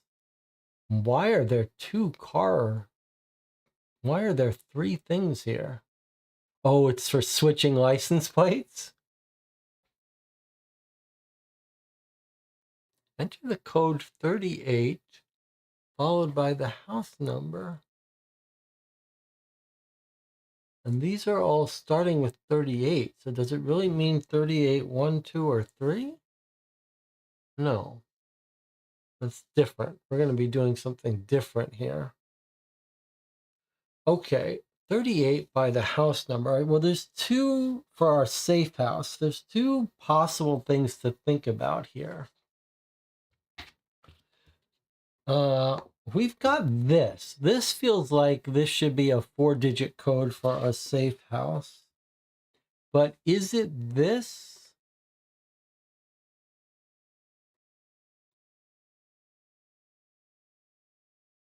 Is it 3240?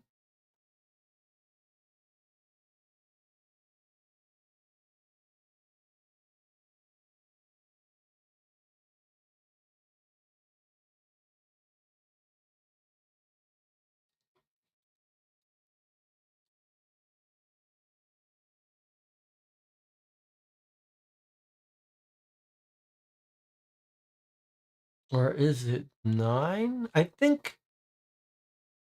And why is this S and H? But it feels like it's a 4-digit thing here for the safe house. So I feel like it's 3240.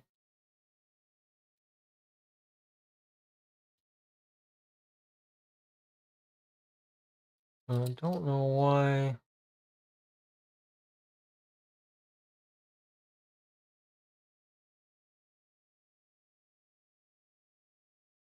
I don't know why it's like this.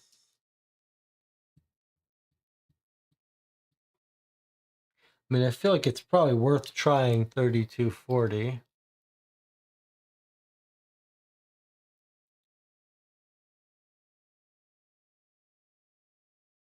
Switch plates and throw Alex in the trunk. Yes, I think you're right. It's a little weird that it's not. A gray car in the parking lot unlocks when you click the remote control. When you are ready to drive off, enter the code. That is very subtle. But DJ Moneycut is 100% right. The game is trying to lure us into driving off without switching plates and putting him in the trunk. It says when you are ready, enter the code. So I was ready to enter that code right now. But the game is tricking us because if we didn't switch plates, we would get caught. So let's first switch plates. That's very subtle. It's very subtle. All right, let's start by switching plates.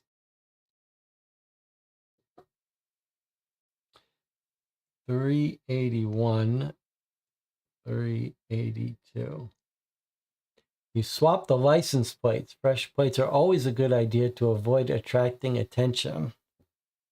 Okay, now we want to put Alexander in the trunk. Now that's not a mistake, is it? Where we can't keep an eye on him? No, I think that's the right thing to do. All right, let's put him in the trunk before we drive off. So 372, 383. 372, 383. Look at card 33. All of this is a mistake, says DJ Moneycut. Well, don't say it like that.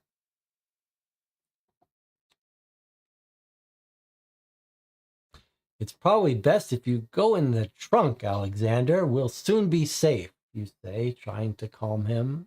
Oh my God. So we get rid of, this says 33, get rid of, but I think it's a mistake. I think it means get rid of this one. I think. Either that or you just look at this picture and get rid of it. Boy, that's traumatic. All right, I'm just going to put these. I'll follow the real rules. I'll get rid of this card, but I'll keep it handy underneath this one. Okay, this is terrifying. If you've lost a child to abduction, you do not want to watch this live stream. All right, well, we've put him in the trunk. We've swapped plates. And now we are going to follow these instructions to enter the code of 38, followed by the house number of our safe house. This makes me think it's a 4-digit number, and we decoded this to be this Dutch address. So this is the 9, the house number, and this is like this, or is this the house number? I'm going to guess that this is the house number because of this suggesting 4 digits, although I don't know what this SH is all about. But let's try 3240. So 38, then 3240. Let's see how that works out for us.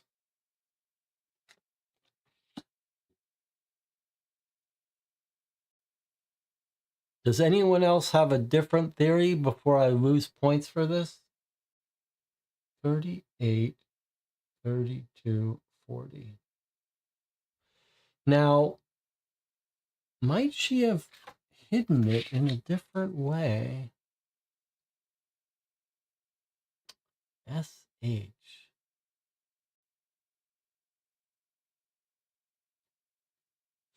Well, let's try this. We'll make one mistake by trying this. If it's wrong, we'll think much harder. No. Huh.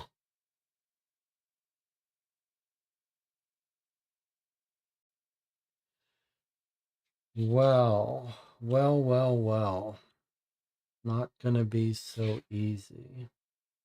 Shall we make sure we translated this part right? Let's see, it feels like there could be lots of things that could go wrong with this. Let's go back to our translation and make sure we translated that address part right. So, okay. So the 2D was our comma here after the 9. And then we got 4C was the 3. 6C was the 2. 0C was the 4. And then 4B was a 0 or an O, but it looks like a 0. And then 7A was our space. Okay, so this is definitely a number, 3240. Before that, though, we got a comma and a 9 and a space. So 9 comma 3240.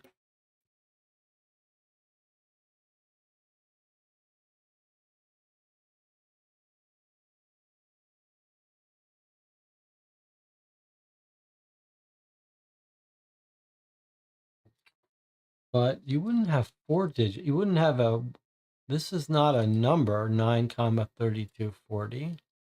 The first line is the street name and the house number, according to the internet. So you're saying it's a 9 is our house number. It makes sense as a second alternative. All right, let's try. I still wish I understood what this is about, though.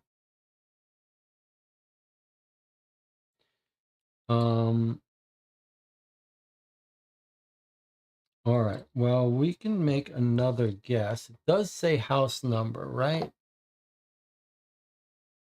The house number. All right, we're going to try house number 9. 38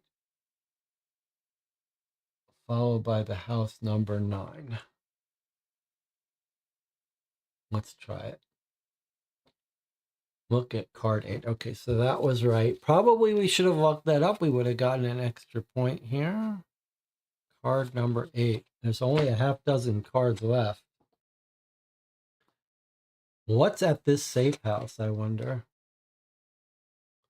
All right, get rid of cards 38, 44, and 47. And grab card 9.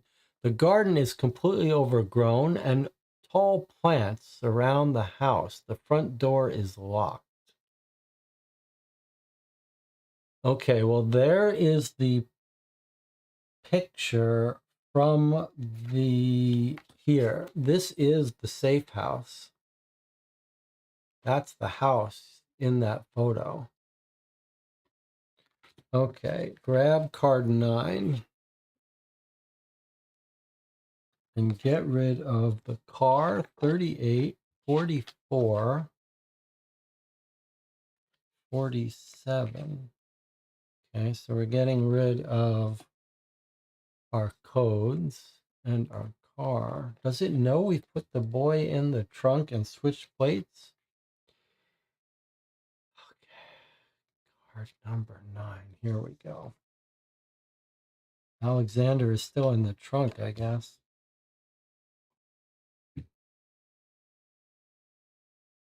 You find a key box, enter 9, followed by the 4 numbers as a code to open it.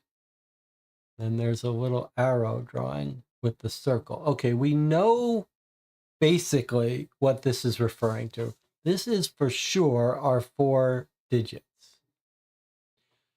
Now, I wrote at some point the possibility that it was the letters of the alphabet.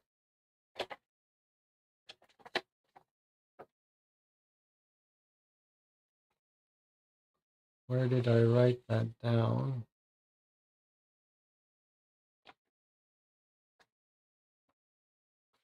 I think it was S.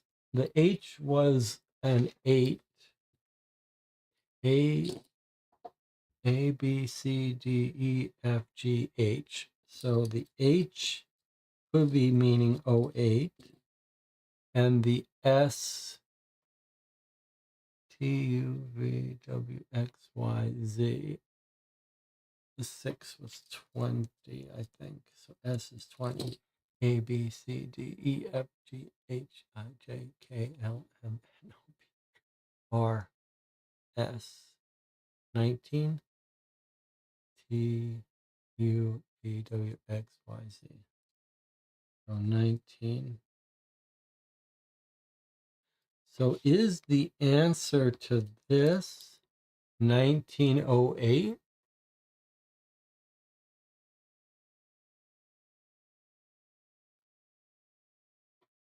It doesn't feel like we need the decrypted code anymore. So I think the answer is going to be 1908. 09, 1908. What do you think?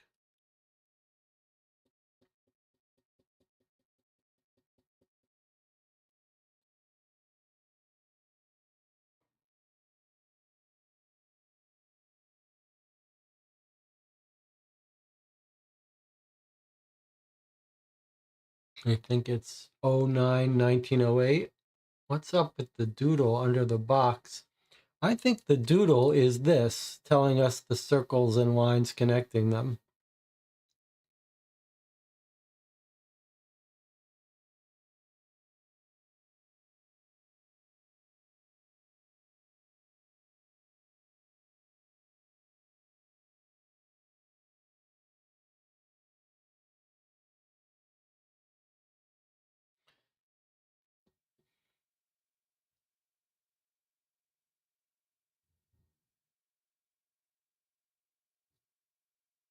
I'm going to try it. Unless someone has a better idea. 09, 1908.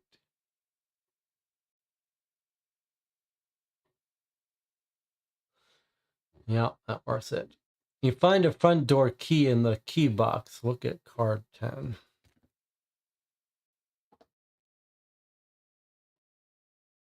Oh, we're in the house. You let yourself in using the key from the key box. Okay. Boy, I can feel my stomach is a little 846. Okay, those cards that we used to get here go away. And it's telling us to get card 12. All right, we're in this house. We're all alone. Here's card 12. Oh boy. All right.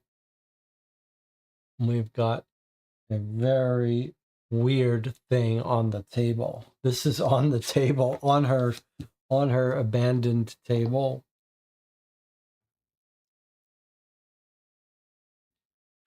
Okay, and it looks to me like the nature of this puzzle is that two things are on either side and part of it is hidden, right? So it looks like it goes X, Y, Z, then it's going to go 0, 1, 2, 3, 4, 5, 6, 7, 8. And whenever it's pointing to 1, we've got an opposite.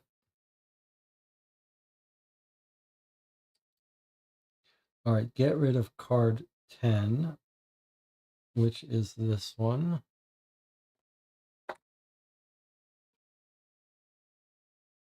So all we've got is this. Now, what do we interact this with?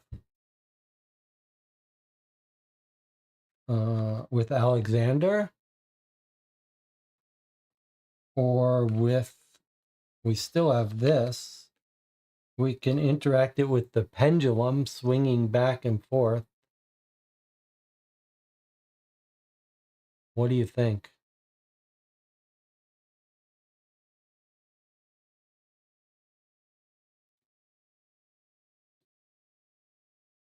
If it's out, I wonder if you spelled out Alexander. A goes to S, L goes to a number. E would go to a letter. Which one do you think is more likely to work? Interacting it with Alexander or interacting it with the pendulum?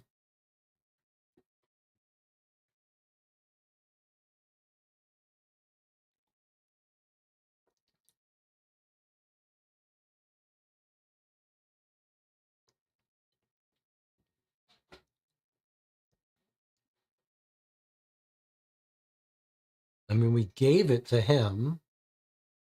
So it feels like, why would we give it to him if we're going to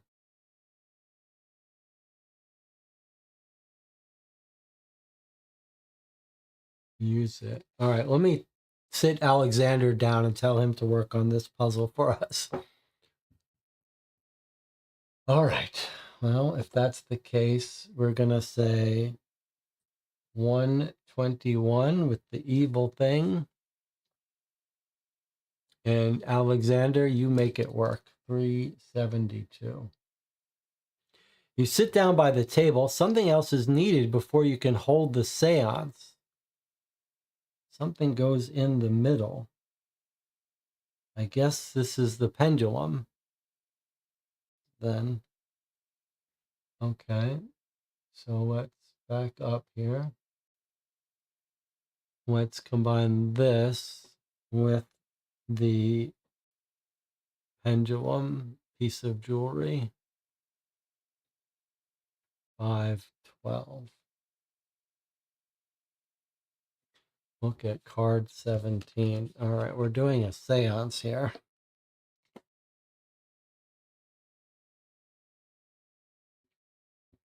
Look, Alexander's going to hold one end. We're going to hold the other. The pendulum of the dead moves furiously across the board when you ask questions. Alexander gently holds one end of the chain while you hold the other. Boy, that's creepy. Okay, it says get rid of cards 37 and 51. 37 is the Alexander card. And 51 is the dead baby card. And probably this card was meant to be gotten rid of already. Okay, so I do see, as you do, some numbers here. 18, and there was another one that I can't see now, but I saw when it was twisted this way. Thought I saw another one.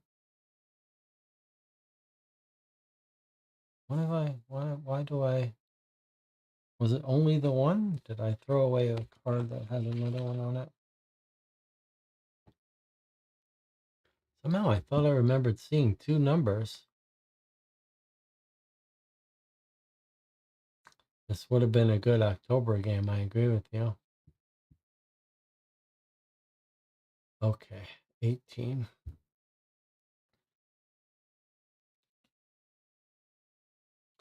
Which place in the magic circle is Alexander's?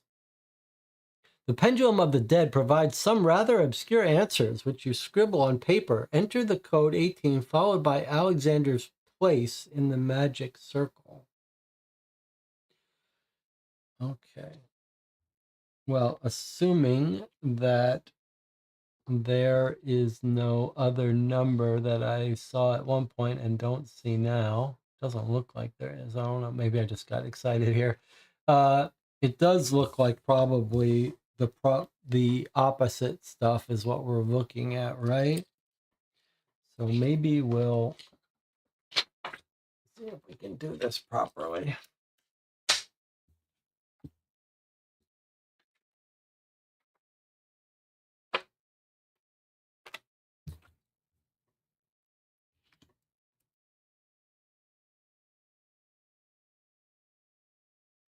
Six, five. So this is a Z, W, X, Y, Z. And then we've got what's probably a 0, 1, 2, 3, 4, 5, like that. Something like that. Okay. And then X, 6. So if we draw lines through the center, the X crosses over to the F.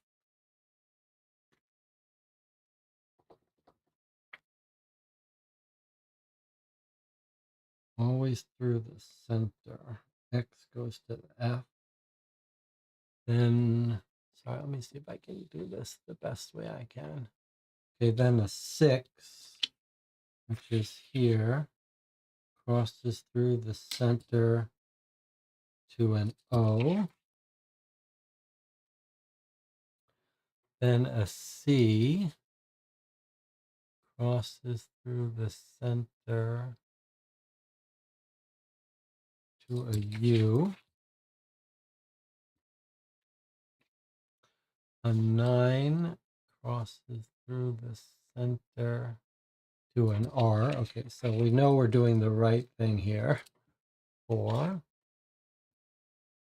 Okay.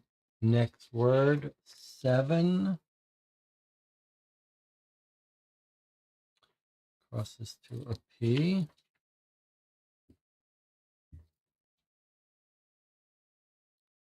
3, which is one of our missing ones. Could be off by a little, but it looks like an L. We can tweak that if we get it wrong.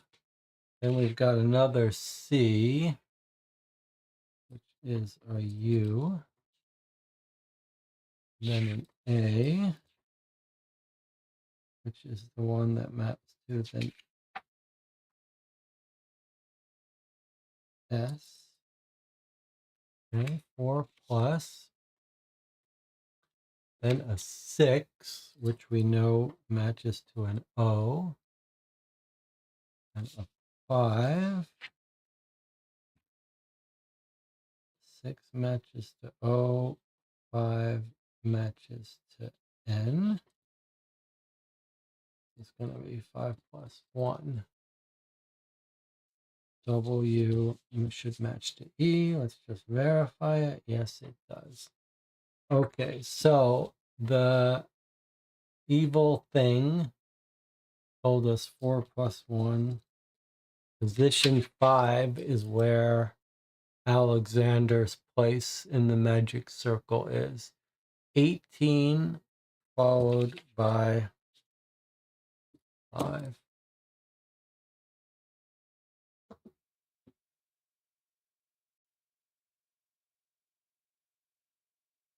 1, 8, 5. Code 18 followed by his place. Okay. Look at card 52. There's only 2 more cards in this entire deck. This is the penultimate card. Let's take a break. We'll come back for the finale of 50 Clues, Part 1, The Pendulum of the Dead, Leopold, Part 1. Finale coming up. I'll see you in 8 minutes.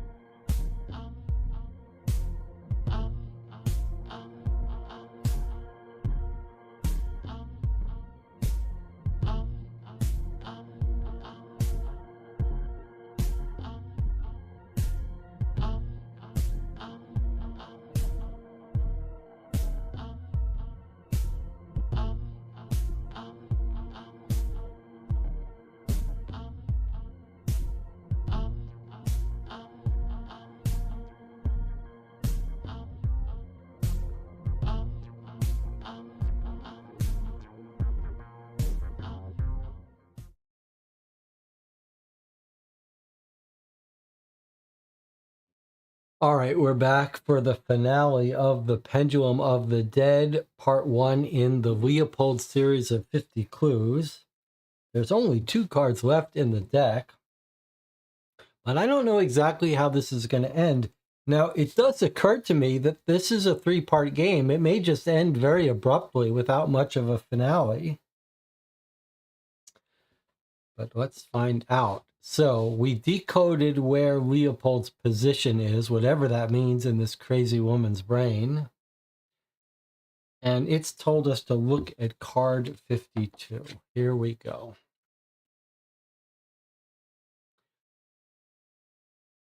Which place in the magic circle is Alexander's? 4 plus 1. Now it tells us to get rid of card 12. Card 9. Card 17. And card 18. You mark a large magic circle around the house and ask Alexander to stand at the 5th cardinal point. The ritual begins, and after an intense session, the house is protected from King Leopold. The mission was successful, and you've saved your son. Enter code 521 and see card 53. Well, that's fantastic. We saved the world from King Leopold. Okay. Enter code 521. 521. The game's over. Here's your final score, 80%. I really felt like we did better than 80%. Okay, card 53. Let's see. Success. Okay.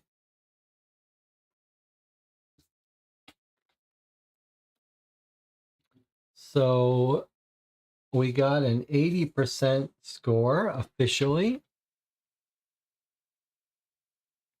Thank you for playing. Okay, a little bit of a anticlimactic ending there. 80%. I guess let's make it official here. Where's my this here?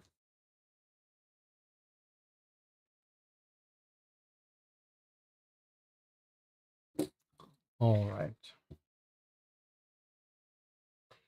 So then at the bottom of the deck, it says the story continues in the next episode, White Sleep. And the game we've just finished is The Pendulum of the Dead, Jep Norsker.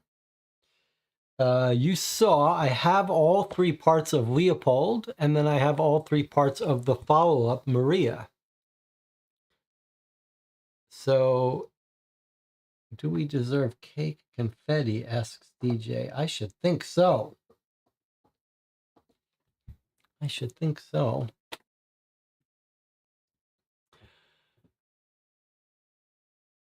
So I don't know if the story continues right from where we left off or if it takes a break, but this was a pretty intense game. The idea of doing 6 of these for the same continuing storyline type thing is a little bit unnerving. We did see every card, so there are no different branching paths. It was, well, let's do our normal thing. We've only been back for 4 minutes, so we're going to do what we normally do. We're going to take a break before we talk about the game. But since we've only been back on the air for 4 minutes, we're only going to take a 1-minute break. So I'm going to sit here behind the scenes. We're going to take a 1-minute break, collect your thoughts, and we'll talk about what we thought.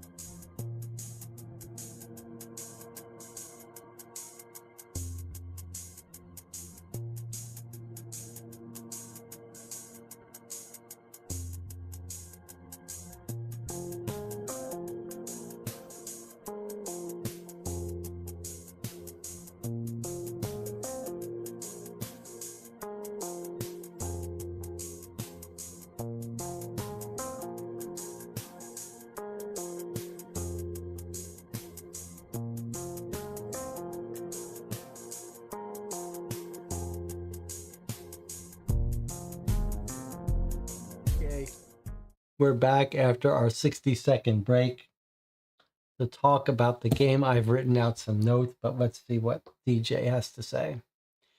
I didn't like that the black numbers were sometimes free information, sometimes they were choices with punishment for wrong answers. It's a little weird that sometimes you just type in the number and you get information, and sometimes they were used as answers. I feel like that was explained reasonably enough in the tutorial, but also there were the only time when we actually put in a number to explore it, there were maybe a couple cards. It was like the only number on the card. So I felt it was kind of fun. And in fact, it was kind of fun when I was like, what do we do? There's nothing to do. And you figured out, yes, we need to go into her jacket to get her keys. The one puzzle was no good.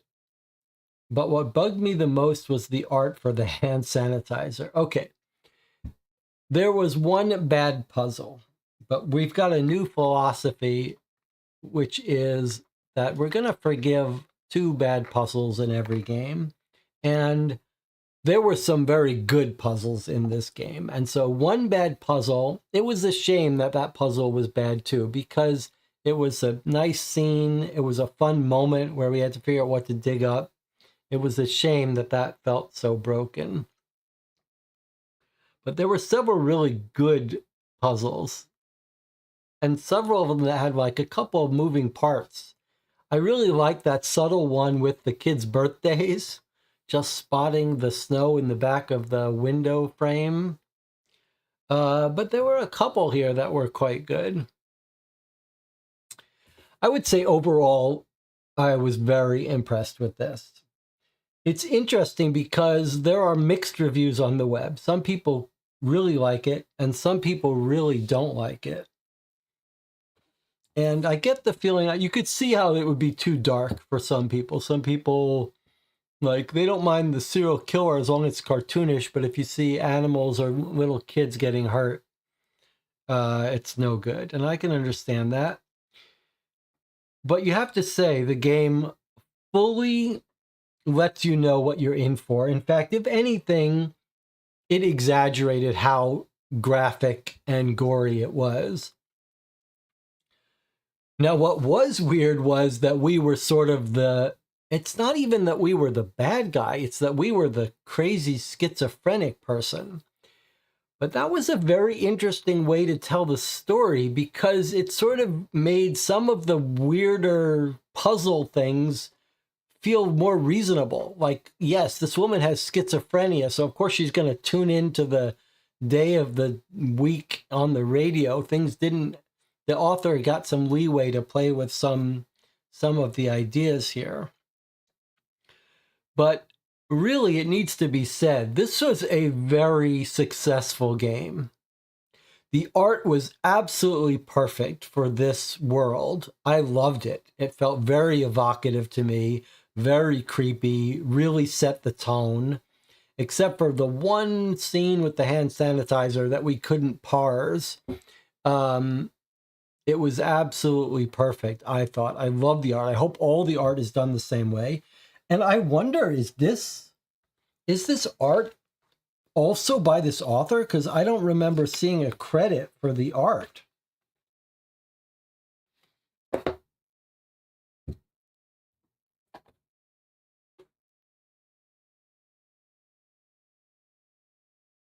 Is the artist not credited because it's the same? You'll see, this is a little weird, this 50 Clues. It feels like someone's real project here. Let's see here. Series of games by Jeff Norsky has its own website. It's published in all these languages. Some people are a little surprised by the story. Here's background. When I started exploring the genre a few years ago, I created a more traditional crime puzzle in Danish called 50 Clues The Ritual. During a game test, game designer Jacob Jaskov, Fog of Love, a game I played, asked for a better feel of the perpetrator and the motive behind the misdeeds. The idea of following the perpetrator through riddle solving was born. Not promoting violence. I have 2 kids, so a long discussion about that. Do not read before playing the trilogy. Okay, so we're not going to read that.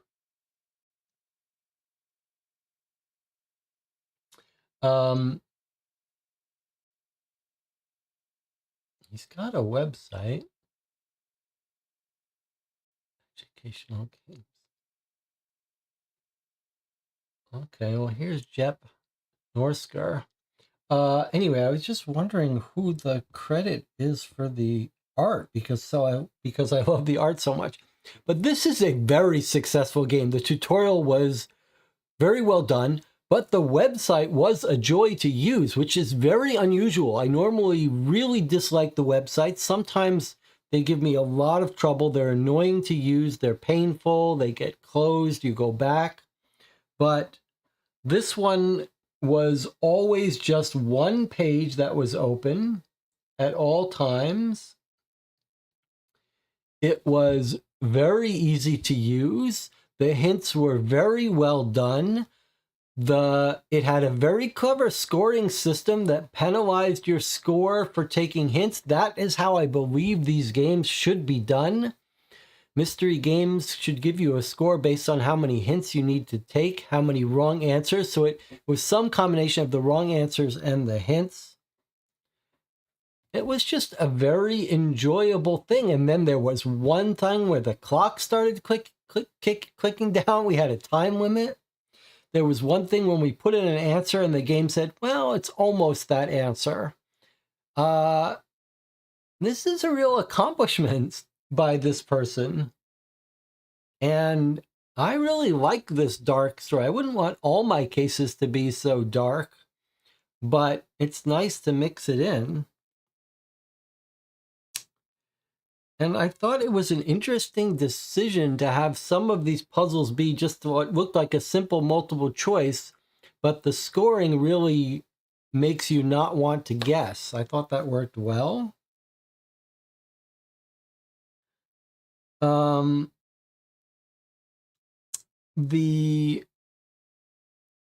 There were several nice moments here where we didn't know what to do.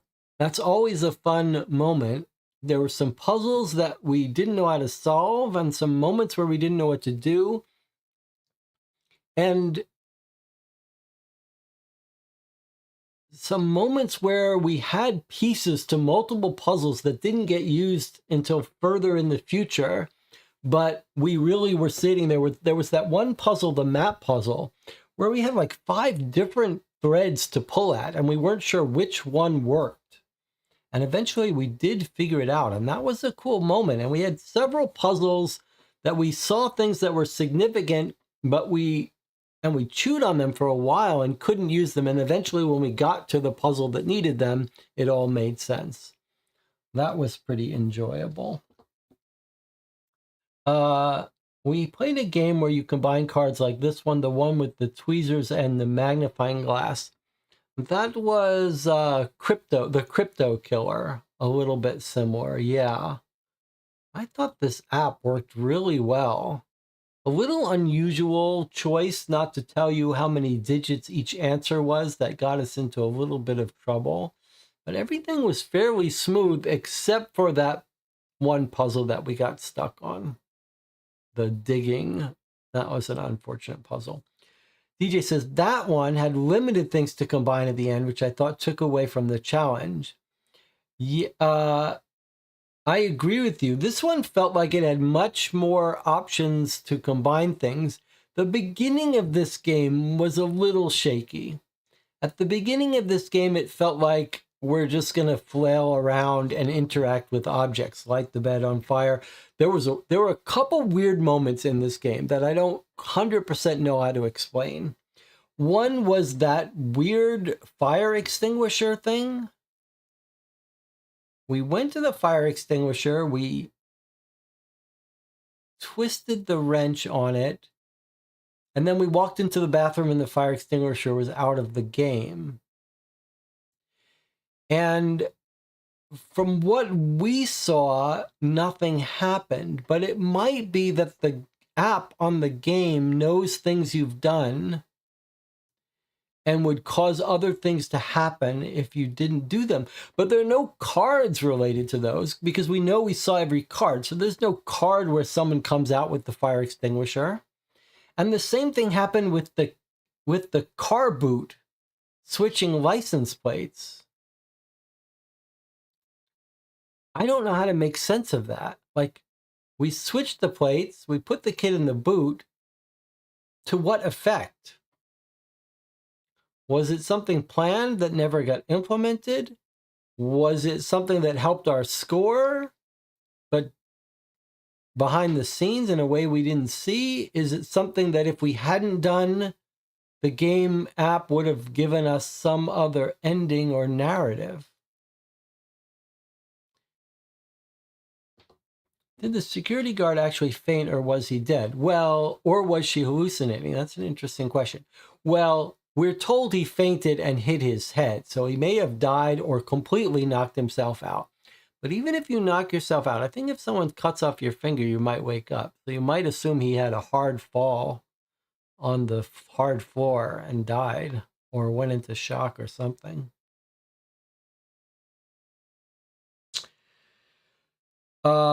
I liked how it kept cards on the table for quite some time, but then eventually it started saying, remove this card, remove this card. It gave us a manageable set to work with at any given time. I think it was a very good use of a website. The website worked really well, was a pleasure to use, but it was also used to advance little bits of narrative occasionally, but in very minor doses. Like, we don't, in general on this channel, I prefer to play with the physical items and just use the web or a tablet to answer puzzles. But this had a little bit of feel of Children of Wormwoods, where the app is doing a tiny bit more. It's guiding you a little bit. It's giving you an occasional narrative and occasional little bit of help. And it follows you along as you go. So it sort of seemed to know where we were without us having to tell it. That was interesting. It was interesting how you could just hit hint and it had remembered what puzzles we had solved, so it knew where we were. I don't think we've seen that before. I think almost always these games we've played, you have to sort of tell it what puzzle you're working on and then say, give me help. But because the app is following us as we solve everything, it knew exactly where we were. Just one button, we got a little hint. It was very painless, very smooth experience. I'm really kind of shocked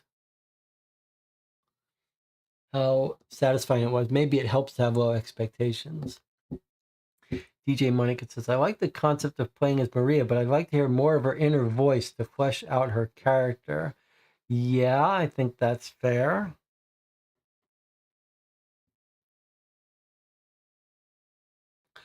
Well, I would play more of this for sure.